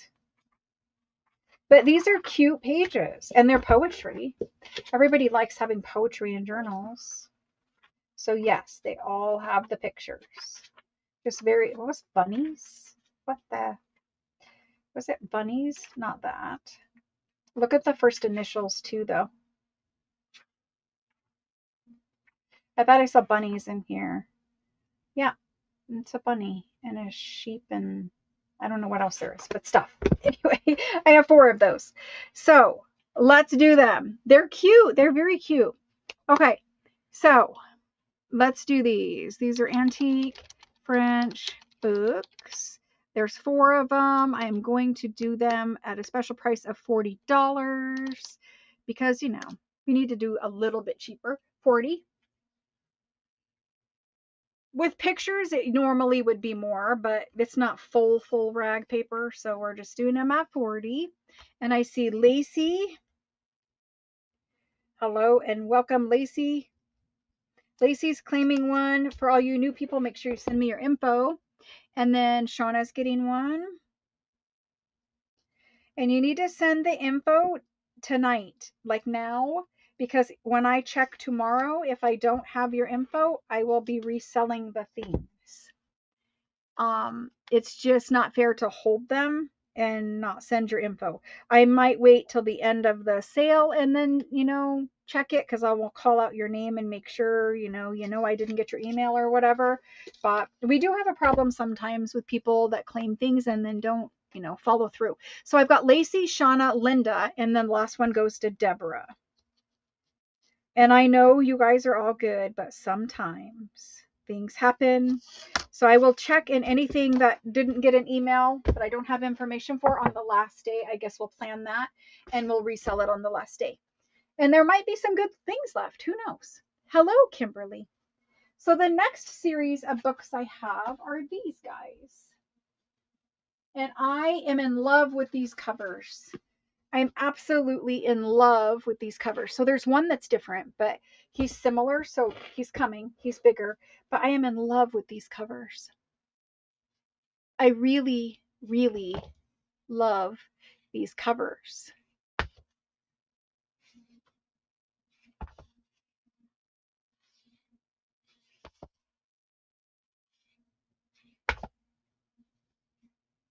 So beautiful. These are their spines. I love these. So hard for me. I mean, I could make a million journals, right? But you don't have time. You don't have unlimited time.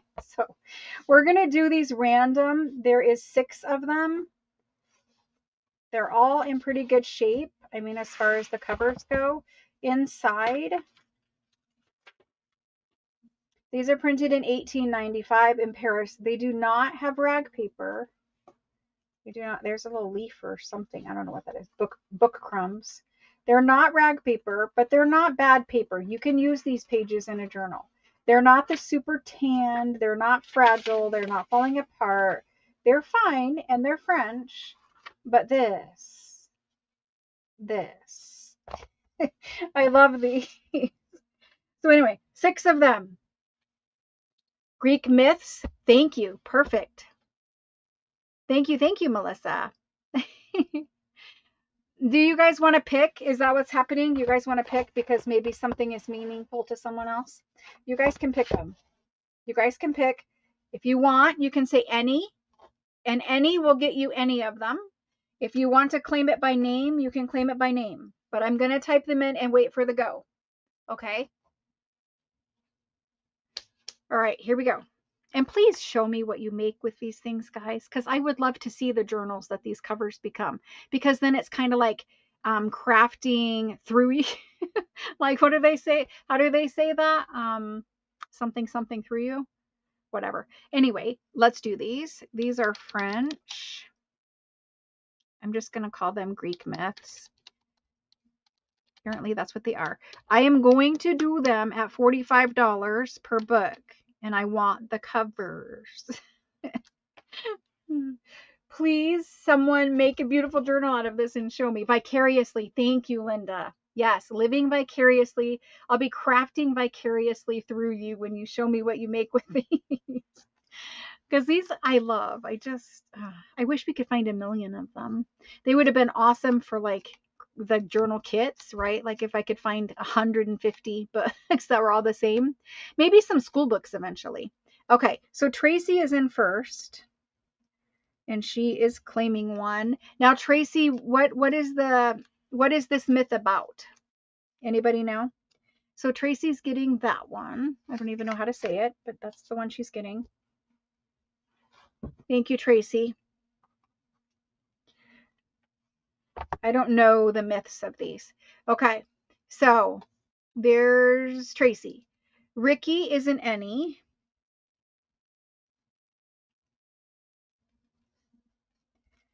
So we'll hold Ricky for a minute. Shelly isn't any.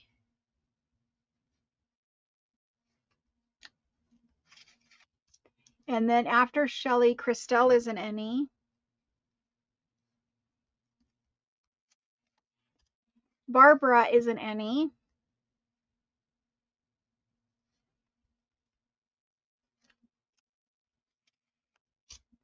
And I have one left. That one's going to Carrie. Melissa, so sorry. It's going to Carrie C. So you all are Ennies, and let's see who was first. Ricky was first. So we're just going to go across. Ricky was first. After Ricky was Shelly. You guys can negotiate in chat. Shelly was next. Crystal is after her. And after Crystal was Barbara. And Carrie was last. There might be some begging going on in there. In chat. The next is this one. It's the only other one that had a similar cover, and I believe this is a school book. And it looks, do I want to guess at that? It looks Greek. So anyway, we have this one. It's got some binding strings in here. Printed in Paris, but I don't see a date on it. I mean, it's old. I would say 1890s. It's got a notice. This is rag paper. Nice rag paper. I don't see a date, but I would say 1890s. And it does have the French, and I believe this is Greek. So you've got some Greek writing and some French writing. I'm hoping you guys are seeing that. See the Greek? I believe it's Greek. I'll have to scroll down and chat. You guys are probably telling me. But come on, focus. The Greek is just interesting. It's something we don't see a lot of, especially in rag paper. So there's that guy. He's the only one. Let me come down, Melissa. I'm so sorry. Okay. So I'm going to type this in. Melissa, are you ready for this? If you want this one, I don't know if you do. But anyway, let's do this guy. He's just all by himself. So I'm just going to say book. He's rag paper. I'm going to do him at 65. I like the Greek in him. So Melissa, are you ready? Oh my gosh.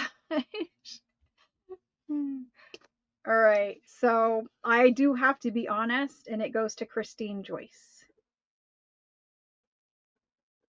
Melissa, I will keep you in mind if I happen, because there is more books in this bin. I didn't empty the whole entire bin. I will keep you in mind if I find something else along the Greek mythology or Greek thing for you, Melissa. I'm sorry. I know you really were trying for one there. Okay. And I'm sorry to everyone else who came in for that guy too. Let me do a couple more weird, special, whatever. We'll see where we're at. Maybe do that paper pack. This guy, he is definitely a special. Okay, Melissa, I will definitely look through the rest of the bin. There's actually 2 that came in the shipment, so I'll look. This guy is red marble. This is his spine. He is beautiful. He is in good condition. He's got these beautiful hubs on his spine. Hopefully you guys can see them. Beautiful hubs. You actually can feel them. They're raised. Gold on the spine, and it is marble. Like it's nicely bound. It's still tight. I would probably take it apart, but you guys may have a harder time with that. This one is French and Italian dictionary. So it is a dictionary in French and Italian. So you guys always ask me for Italian things. This guy does have some fabulous leaf pressings in him. This is the original leaf. This is the offset of where the leaf was, and there's several in here. But it's a French and Italian dictionary. It is rag paper. I need to tell you what year. It's 18 something, but let's find it together. Maybe. Maybe not. Am I missing a title page somewhere? It is right here. I just can't open it. It's 1857. 1857. And so there is several of nice, beautiful leaves in here. But the rest of it is French and Italian, and you do have some ink offsetting.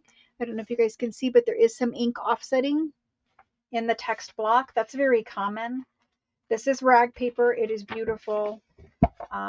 Lots of good things going on. A couple leaves, and there's something else in here.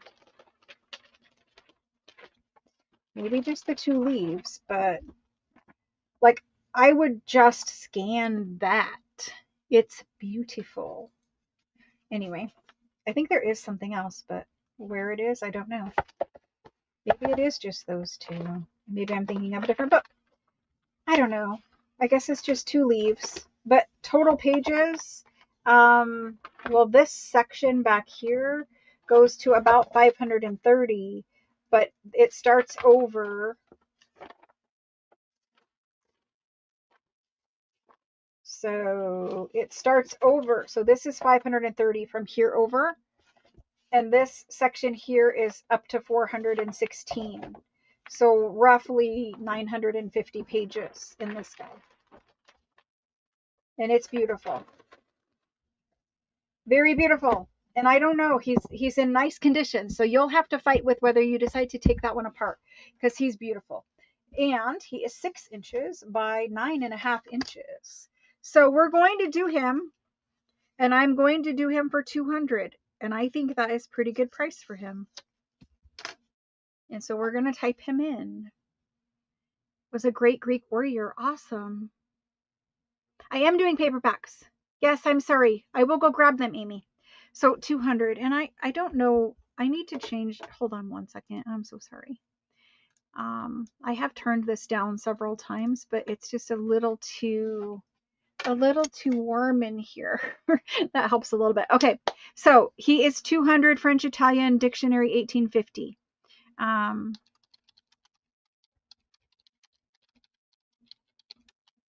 And there he is.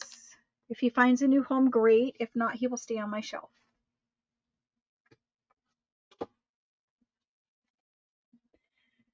And he found a new home with Bluebird. Thank you, Bluebird. And Diana B also wanted him. No, it's okay. I understand. In all different time zones, you know, it can be close to midnight by the time we're done. So let me go grab, I'll grab them in just 1 second. I have 2 more special books, and then well, I do have a few more, but we'll do it. These 2. So some of you guys who have been with me for a very long time will remember the encyclopedia. Remember these? I had these a very long time ago, and this is the one that I kept for myself because it was different than all the other ones. They're super, super chunky, like phone book, and they're big, like big. I will measure. Big doesn't really help you guys. 7.5 by 11.5. So it's nearly A4. Very, very nice, big encyclopedia of theology in the back. So this is rag paper. It's gorgeous, big pages of rag paper. That's why I kept it, and now I'm wondering why I'm offering it. But it is beautiful, big rag paper. It's printed in either 39 or 59. I think it's 1859. It's theology, rag paper, a whole big bunch of it. Large pages, like A4 size. Easy to take apart. You have a ginormous amount of pages, and we're getting to the special part. There are 1,625 pages. Just in case you were wondering how many pieces of rag paper, 1,625. And then this was the one I kept because all the other ones did not have this, and it made them unfair, right? And everybody wanted this one. So I kept it for a while. I don't know what I was going to do with it, but I need the space. And so in the back, you have all of the nuns' clothing, all the sisters' clothing, and the male priests. I don't know what they're called. But anyway, I'm not Catholic, so you have to excuse me. But anyway, all of their clothes throughout the ages and what they wore for, I guess, different things maybe. But there's a bunch of these pages. And I know whoever gets this, you're going to have to scan it and put it into Etsy. And I do say put it into Etsy because I don't want you putting it in the face, but put it into Etsy and sell it. So anyway, there's a whole big bunch of these pages. And these are very nice, like good quality still. There's a little offsetting happening back here in the very back.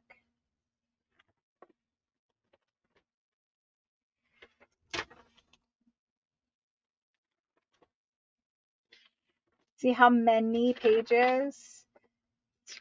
So good, guys. I mean, the other pages are great too, and you got 1,600 of them. But then there's these. So I'm not gonna, like, I'm gonna take it apart, but it's been sitting here for at least a year. It's fabulous, and it really does have 1,600 and something pages. Anyway, we're doing him. He's ginormous, ginormous. We are going to do him at 325. If somebody wants him, great. Otherwise, he can just stay here.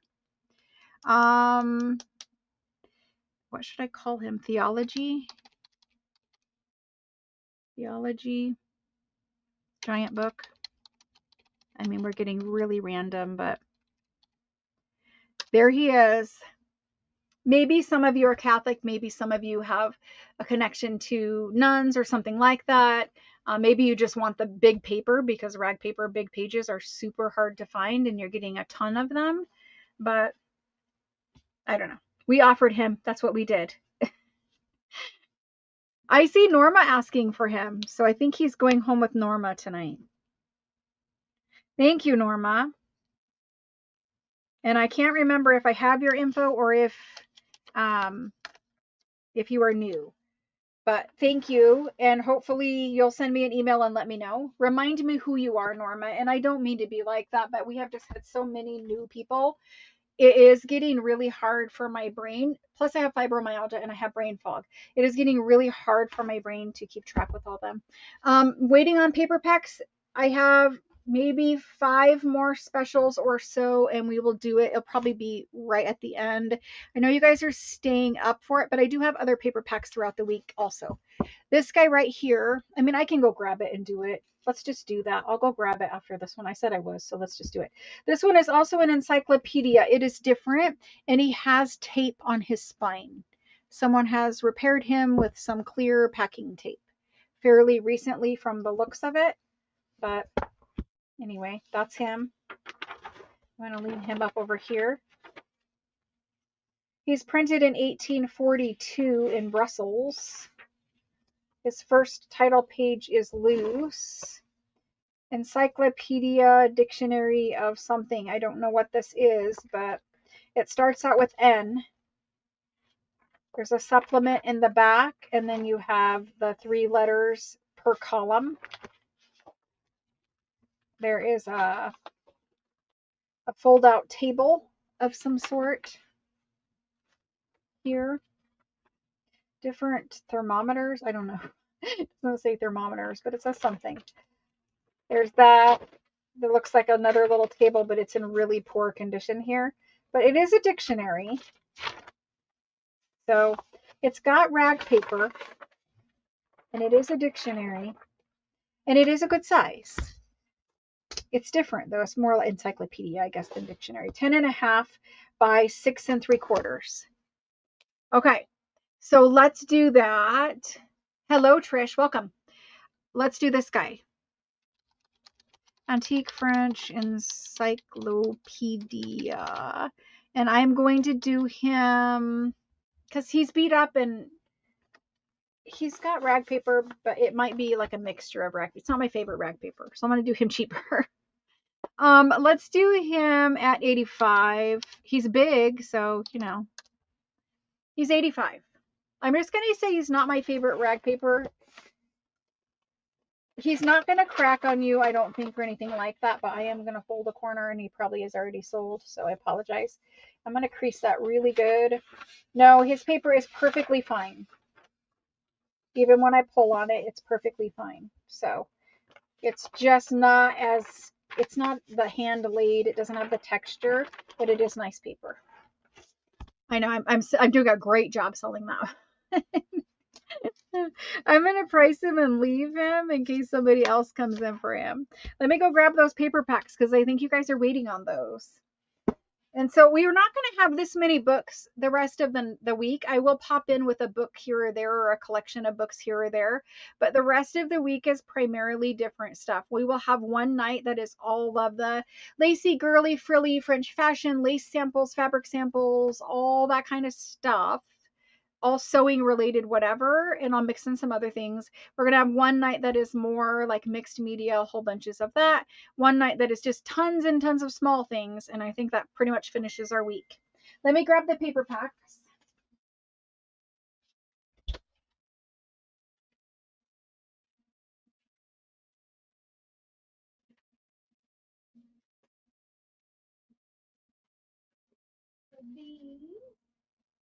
And let's grab these.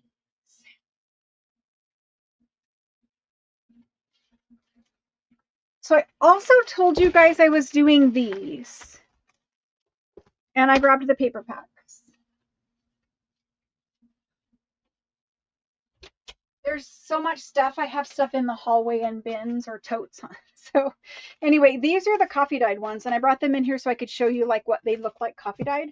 So we'll do these here in just a second, but let's do the paper pack because that's what you guys asked for. These are the paper packs for tonight. Let me just show you a couple instead of 100. I don't have any place to put them now that I brought them in here. So they're already bagged, but I'll pull one out. So you get a variety of different things in them. Each night will be different. This is just tonight's paper pack. You can't get it out of the bag. Okay. So in this little paper pack, you've got this cute little, it's like a little receipt, a little stub of a check or something. And it's got all these little stamps on it. It really looks, it looks kind of like ID card related with all the little stamps and signatures and whatever. It's not, it's really just a little stub, a check stub, but it's super cute. So there's that. Everybody gets one of those. Everybody gets an airmail envelope. They're all different kinds of airmail envelopes. Some of them are, addressed and some of them aren't, but all different kinds. So everybody gets airmail. Everybody gets one of these guys. Some have different stamps. Some have tax stamps. Most of them will have a tax stamp on them. This one has a court stamp on it, but it's just a little receipt as well with advertising down the side. You get a folio of a beautiful 1700s dictionary, or a folio that was a folio. This one is 2 pages because it didn't come out as a folio. But this is really nice rag paper, and this is a large page of it. It's 2 pages. So you get that. Then you get a French handwritten letter. These are business letters, so they all have some type of advertising on them. The letters are usually about end of 1800s, beginning of 1900s, but French handwriting. Scan that. And then you get a folio of the giant ledger. This is the same ledger I did for the botanical journals. So if you didn't get a kit, you might want this because it has at least this piece in it. But it's a giant one, so it's like a giant A4 page or what do they call it? It's a large page, like 11 by 17. And it folds in half, so you basically get 2 legal size pieces of paper. The handwritten letter, the dictionary, 2 pages or folio, the receipt with some sort of fancy stamp on it, the airmail envelope, and the check receipt or check stub. And that's tonight's paper pack. And so we're going to do that. Summer Rocks wants the encyclopedia. Thank you. I do see it now. Thank you. Thank you. I will write your name on it, Summer.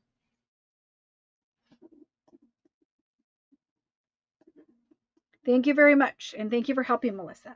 Okay, so that needs to go in some pile, in this pile.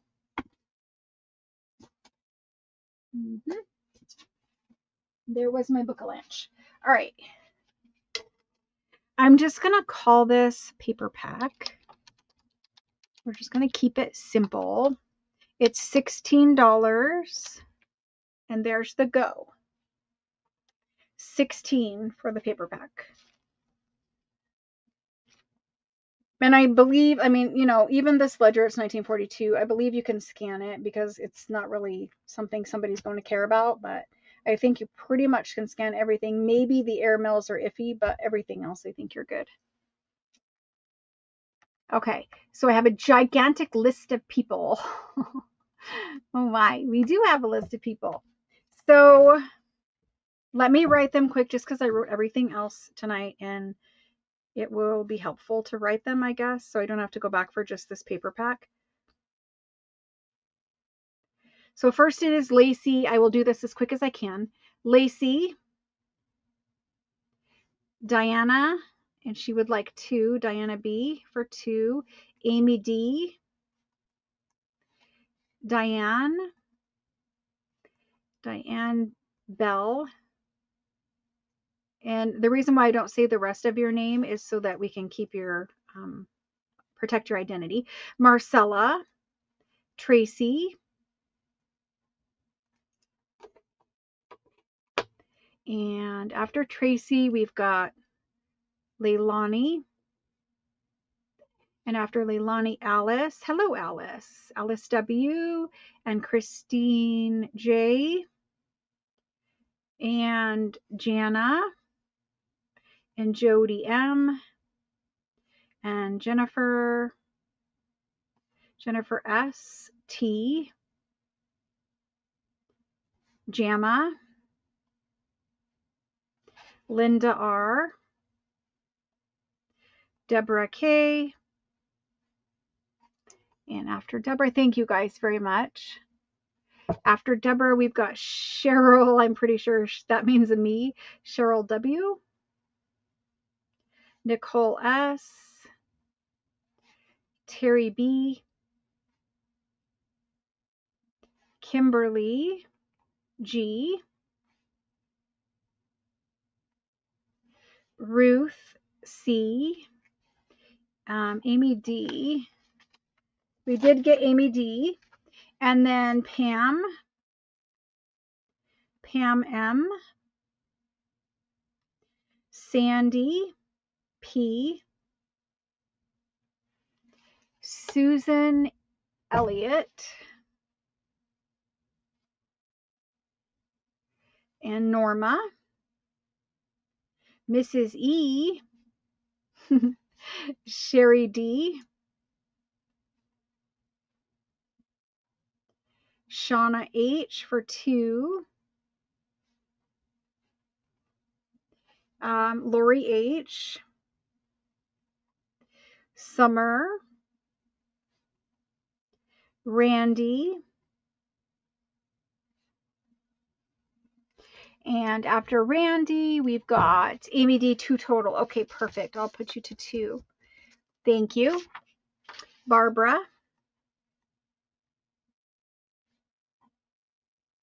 Tara. Anne. Becky T. Rebecca. Jane. After Jane, we have Lee. Woo, we made it. Lee B. And Jody M. would like another. Let me find Jody. For 2 for Jody. Kimberly, we've got you, unless you want another one, but we've got you for 1. And Leilani would like 2. Leilani. Where did I put you? Right there. Leilani for 2. Ruth for 2. Ruth for 2. Leilani for 2. And Kimberly, I think you're just asking for 1, Kimberly, I think. Thank you, guys. Oh, Kimberly's saying 2. Okay, Kimberly for 2. Where did I put Kimberly for 2? Okay, thank you, thank you. I appreciate it very much. And Donna. Donna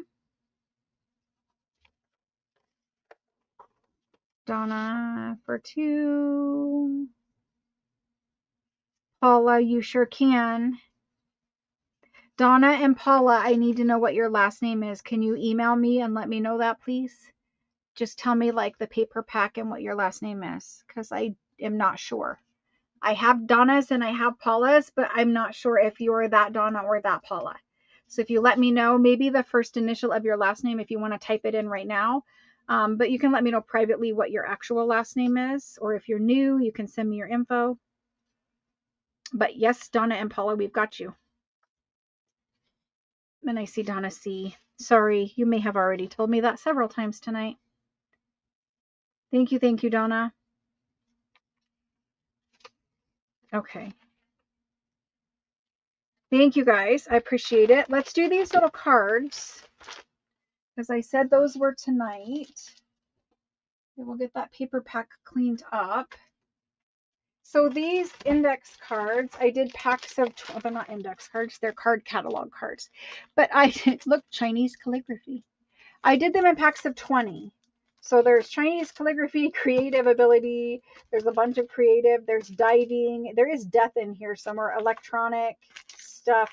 So I did not mix them up. I literally just took a chunk of 20 of them because it was just impossible for me to like shuffle and deal and all that kind of stuff. So I did a pack of 20. So you may end up with something that's all about whatever it is. It doesn't really matter what's typed up here. You can hole punch it, you know, like thumb hole punch it to make the pockets I made. You could cover over it if you didn't like it. The death ones, if you're doing a Halloween journal, that might be kind of fun. I don't know, but I think there are several death cards throughout this thing. But they're just packs of 20 of these, and we're going to do these for $8. You can have as many packs as you want, but I did want to show you what they look like coffee dyed because it does change them quite a bit. So like the new and the coffee dye. So they're just various, you know, it kind of is whatever the cardstock is because you can see there's different cardstocks. Like this is more white and this is more creamy. So they do coffee dye up really nice. And if you didn't like this side, you could always use that side. And so what's fun about these, and I didn't do it in the video for today, but what's really fun about these is this hole that's down here. It's the perfect place to put a clip and a dangle. So if you don't put lace over it like I did, you could put like a little, you know, clip in there and dangle off a little charm. I've tied a ribbon and a bow through it before and had a bow hanging out. You could do all kinds of things with that little hole being in there. And plus they're just cute. So anyway, that's those. I'll type it in because I think you guys want some, but okay. These are card catalog cards. They're a pack of 20 and they are $8. And there's the go. And you guys can have as many as you want because I have 70 packs of them. Good night, Amy. Thank you so much. One more long list for me to write. And then I think we're going to call it good for tonight. Okay. So the first person I have is Jody. Jody M. And she would like 2. And Pam J for 2. Helen for 1. Cheryl E for 1. Jana for 1. So for 2. Kim, hello Kim. I hope you're feeling better. I heard that you got home again. That's awesome. Kim for 1 and Diana B for 2 and Susan Elliott for 1 and Danny H for 2, Alice for 1. Thank you guys. Randy for 1, Lynette. Hello Lynette. Lynette for 1, Mrs. E for 2, Carrie G for 2. And then after Carrie G, we've got Marcella. And Marcella says 2, I think. Yes, 2. Marcella for 2. Christine J for 1. Catherine R for 2. Ruth for 2. Shelly for 1. I gotta tear a new paper. Tracy for 1. Shauna for 4.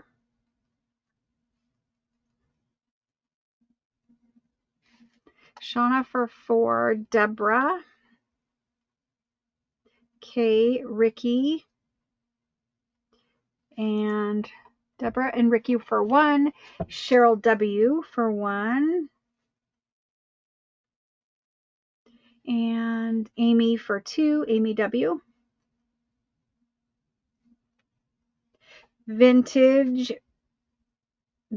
for 2, Jane H for 1, Leilani for 2, Lori, and the first initial of that last part is C, Lori C for 4, Pam M for 2, and then Ricky would like 3 of them. Let me change Ricky to 3. And Tara would like 1. And Paula D. And thank you for putting that last initial in there, Paula. And Randy says she would like 2 of them. Let me find her name. Randy for 2. And then after Randy, we have Marcella. And I did get Marcella. Marcella, I got you for 2. Do you want 2? Amy would like 2. Amy W. Where's Amy W? Amy has 2. Yep, we've got you for 2. Wendy for 1. Wendy A for 1. Okay, guys, I think we did it. I think we survived. Barely, but we did. It got super hot in this room. I'm going to tell you, it got super hot. It has been like in the 90s here, which is unseasonably warm for us. We're not supposed to be close to 100. I mean, usually it gets close in April, but not this early in March. So I'm going to flip the camera around. I need a drink of water first. Then I'm going to flip the camera around, and then we're going to say our good nights and whatever we need to do, answer some questions. I'll tell you guys how it all works for all you new people.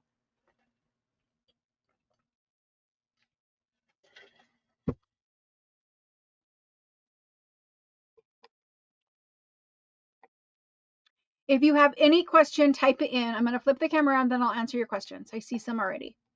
Okay. So I always look different in the end than I did in the beginning. Okay. So we have, oh my gosh, I'm usually dead after the live sales, but anyway, it just got really warm in here. Let's see. We have a question. Thank you for saying that, Sandy. It's super sale and it's exciting until the end of the night and you're like, I didn't literally eat all day long. I wasn't home until 3 o'clock. I literally was gone all day until 3. I had to have my son put up the stream for me. Appointments, whatever, right?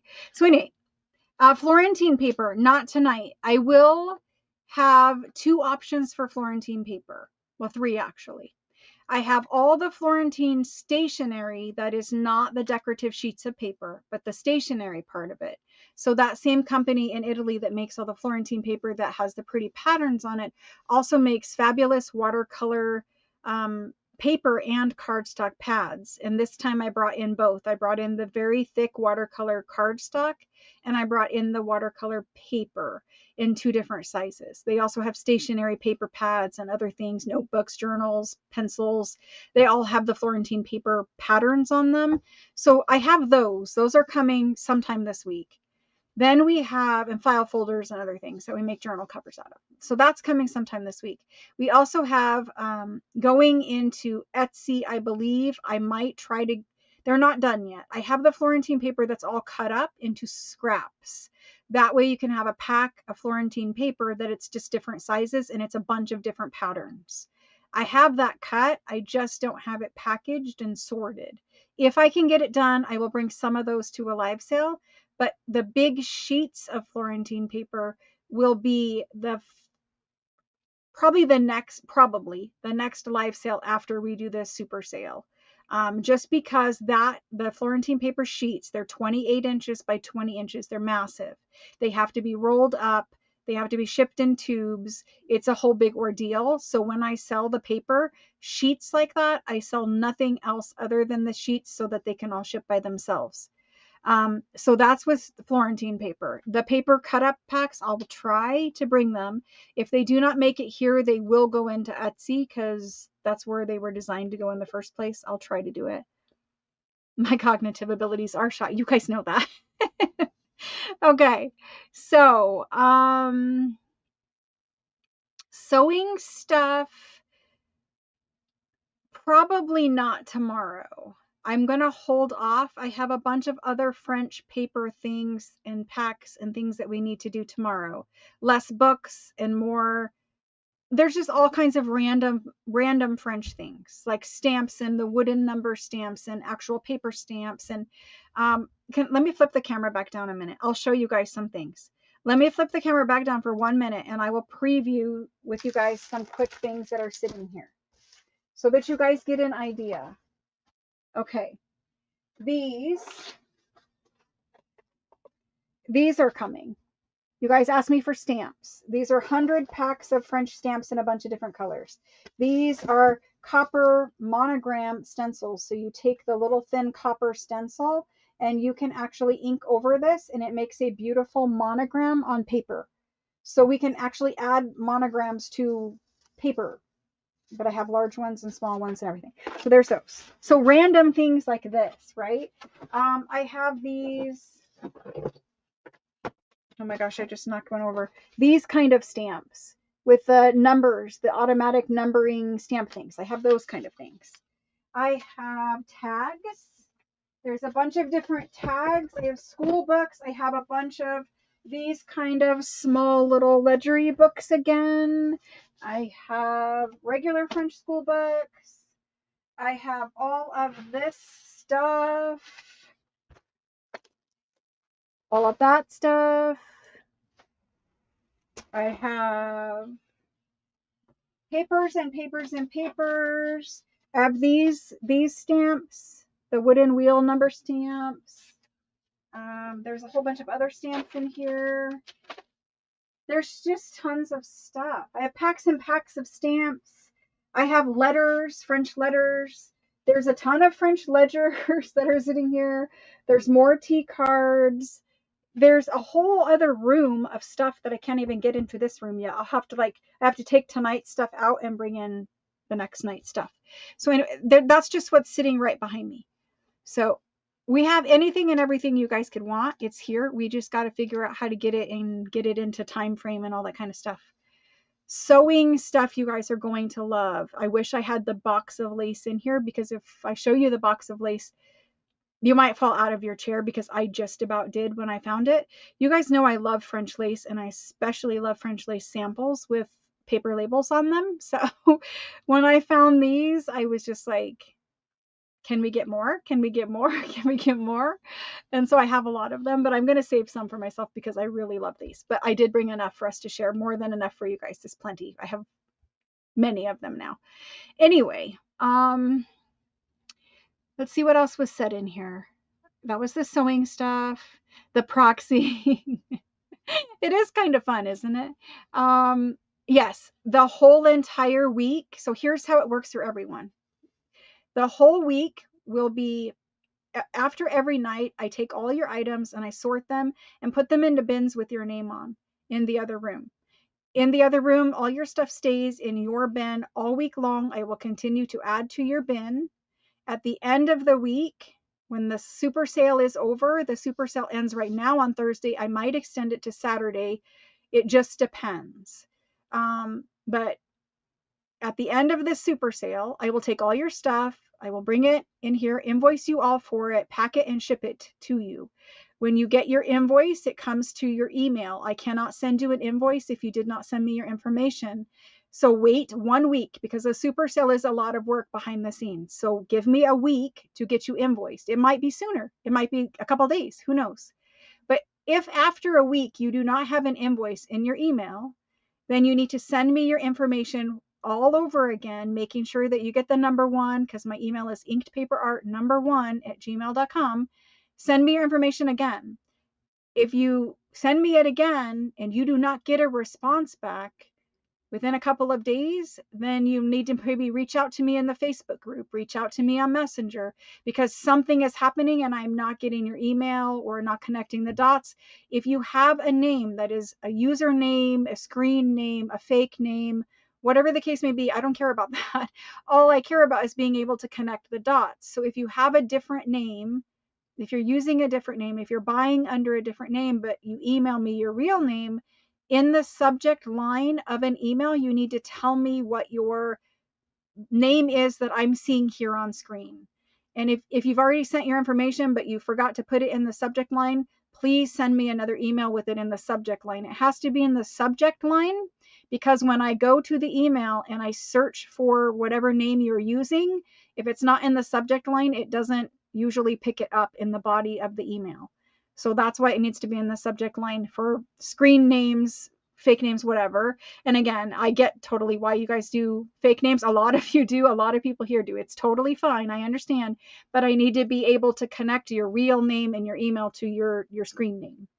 Other than that, after you get your invoice, it's due right then because it's already a week later or whatever. So your invoice is due. You open the invoice in your email, you click the pay button, you enter your payment stuff, and you pay it. I don't ever see your payment info. It goes through Square. Square offers all kinds of different payment options. They have Afterpay, so you can split up your week's worth of purchases into 4 interest-free payments. They have Visa, MasterCard, all of the regular things. They have Cash App. They have all kinds of crazy payment options there. So whatever you need to use, it's available there with the exception of PayPal. No PayPal. It's because I invoice through Square. I don't use PayPal. PayPal I use for personal things, and I don't want to mix the two together. So that's that for payment.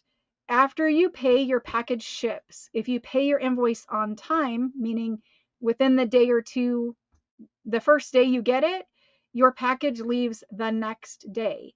If you wait a few days or you don't see the email for a few days or whatever, then your package ships the next time I ship a bunch of packages, which may be a while, a couple days, whatever. It might be a week. I don't know. If something happens, then it just waits until the mailman comes again. That's kind of how that works. Usually most of you pay right when you get the invoice, and I ship 100 packages that first day. So that's how it works. But if you don't send me your info, I have no way of emailing you an invoice. And then at the end of the week, when I check for your info, if I don't have it, I might ask one time or I might just resell it. I don't know exactly, but usually when we have a whole bunch of new people, there's most like 99.9% of them actually follow through and they pay their invoices and whatever, but some for whatever reason don't. And that's why it's like the back and forth thing. Anyway, the pricing, yeah. Sewing stuff we got. She is Rebecca. I didn't see that. It's in the description box below the video, and I'll pop it up there again because some people are just like, you know, the how should I say this? The description box in the video, it's in different places for different people. So it's not always under the video. Sometimes it's a button you click on top or whatever, but it's inked paper art in the number 1 at Gmail. So that's that. Let's go back to comments. Good night, Amy. Thank you so much for joining. Jane, I think you may have got me for a book for $50, but I was just signing in. If you said me and I was selling a book, then I probably put your name on it. You can't say me without like buying something. So there is no sign in. I will check and see if I have a book for you for $50. It might be one of the 1700s. I will check and see, Jane. And if you get an invoice for it, you'll just have to reach out to me and tell me that, hey, I said I didn't want it, because I don't know where the book is or what book. So if you do by accident get an email or get an invoice, just tell me that you didn't want the book on it. Hello, Chris. Hello, Chris. Sorry. Yep, we're just finishing, but we'll be back tomorrow with a whole nother sale with all different stuff. Oh my gosh. Exhaustion becomes me. Random stuff, all kinds of fun things.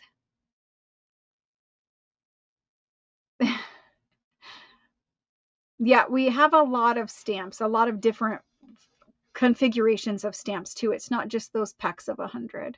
Ledger number stencils, absolutely. Those are coming. Copper stencils, you like them. I love them too. They're going to be fun because we can use them on fabric. We can use them on paper. So now you can go through and just add a little monogram. And it's just so elegant and like Victorian looking. It's wonderful. There are either 7 or 9 more boxes that came here today. So those will get opened up throughout the week. And I know what is in those. And you guys are going to freak out because I freaked out when I got them. Emailed me. Thank you. Thank you. I have to take out loans too, guys. I have to take out loans to get the stuff. I'm just being honest. I have to take out loans to get the stuff, and then I have to sell the stuff to pay back the loans. And I get to keep a small amount and I get to craft with it and then sell the journals. So in the end, I don't actually get to keep that much for myself. I do have a shelf in the library where I keep my most favorite things, and those I don't take apart or do anything with. They're just out there. They're pretty things for me to look at, basically. One of each. Funny. That's how I am. The Japanese, yes, we will have Japanese ephemera packs, and I have antique pieces of the silk kimonos in the Japanese ephemera packs. There is not many of those, 12 or whatever of them, but there's a nice good sized piece of the actual antique kimono fabric, which they're all different patterns. They're fabulous. I wanted to scan them before I put them in the packs. Don't know if I will get to, but they're fabulous. But ledger, we have Japanese ledgers, we have Japanese handwritten books, Japanese woodblock print books. We have all Japanese things. Afterpay rocks. Ledger number stencils, I promise we will do them this week. Well, don't go crazy. I don't want anyone to go crazy and to get into trouble and all that kind of stuff. When I first started doing this, my kids were really kind of upset because they're like, you're draining your retirement, you're draining everything, and you're like putting it out there, and it's a big risk. I had to do what I had to do to be able to do this. I am in love with the French things. It makes me happy. It is okay and I told my kids, it's okay for me to have a hobby that makes me happy. And before this, I wasn't very happy. I had been sick for a long time. Then I started this and I was happy. Making journals in general just made me happy. Then the sharing of things started because I started buying French things for myself. People really, really liked the French things, and I really wanted them to also have it because they wanted to have it too. And French things are hard to find. So that's kind of how it all got started, is just sharing with people that I knew, and then it became live sales and all that kind of stuff. But just so you guys know, I take out loans too, but I take out big loans. Loans that kind of scare everyone, and if I told my kids the truth, they'd be really angry with me. They already know enough and they're still mad, but it's okay. But don't go crazy and don't get in trouble. Okay. It's kind of like that PayPal credit thing. I don't have that in my PayPal. My PayPal is just regular PayPal, but I don't use PayPal, so you'll have to just use like credit or debit or whatever else you normally use. Like if you buy something online, it's just like that. You just pay whatever method you're used to paying. Square is a real bank. Like they have physical banks. They're FDIC insured. They're not like fly by the night. It's not crazy. Everything is protected, fraud protection for both parties the whole entire way. I have never had a problem with anything or anything payment related, anything like that. Thank you, thank you. Lots of small businesses use Square. Yes. I believe it's connected to H&R Block, so it's a very reputable place. Christine Joyce. I can add you for a $50 book. Let me just write it down. Christine Joyce. That might make it easier. $50 book. And it was from they were 1700s books for 50, I believe. I need to scroll up. And it was who was that? I know I just read it. Jane Holmes. Christine, I will make sure you get one either way. And Jane, I will try my hardest to get your name off of it. It's on a list, I believe, Jane, which is why I can't just pull the book and I have to find the list. Anyway, I think we'll figure it out. And I will make sure that you get one, Christine. Thank you, guys. Okay, who else? Jane H was the last name you wrote down for the first rag paper book at 50. So this is my stack of papers in the notebook. Oh, you guys can't see it. This is my stack of paper. Can't find your camera. This is my stack of papers, and there's some more in the notebook. I will find it and I will try to take it off of there.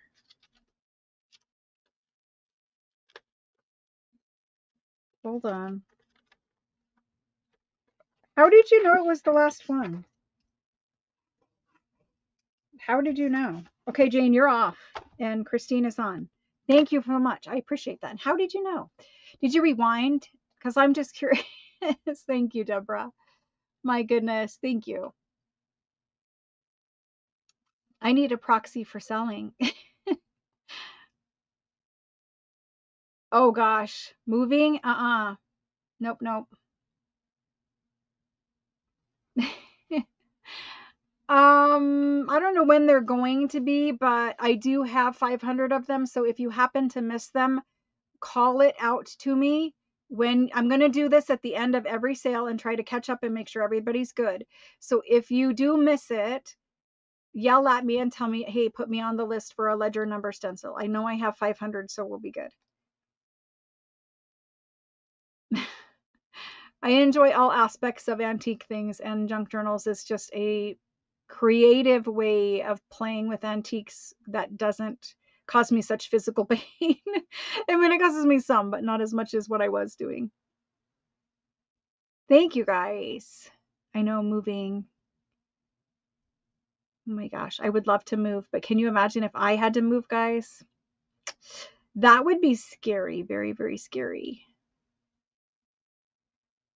Okay, Joyce, you don't have to email me about your new payment method. You'll just use your new payment when you pay, because I don't ever see your payment. Square gives you guys the option to save your payment method so that when you go to pay, they already have your information kind of in there, but it doesn't ever show me that or tell me that or anything. I don't even see whether or not you have a saved payment method. That's between you and Square on that side. I just don't have anything to do with it. So you don't have to email me. When you pay, just pay with whatever method you want to pay with, and then it will be like that. It doesn't save it on anything I see or tell me whether or not it's saved. I know it does it as kind of a convenience so you guys don't have to enter all of your information all the time. Yes, there are rag paper page packs, but they're special rag paper. They're not like regular book page. They're special. You guys will see. They will definitely be every night this week. There should have been one tonight, but we just kind of ran out of time and they're out in the hallway. You take notes. Oh my gosh, Deborah, that's funny. You're gonna have to send me your notes. Maybe you just need to be a moderator if you're already sitting out there taking notes. That would be awesome. The last time you move, I would love it for me to be the last time I move.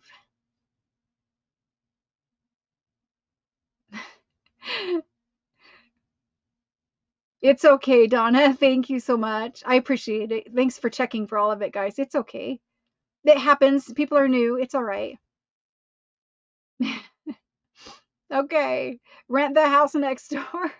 That's what I said, because I have a rental house that's next door, and I mean, I don't have it. There is one next door to me, and I was teasing about renting it so that I could put all the businessy things and stuff over there because I need the space, but it's okay. Thank you guys. May the odds be ever in your favor. That's hilarious.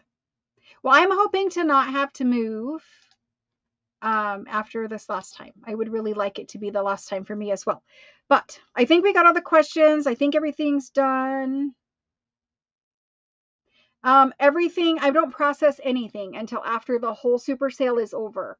So you'll be invoiced next week for whatever you get. If this is the only night you're purchasing, it'll just be invoiced next week. I don't do anything in between, like for your books or anything like that.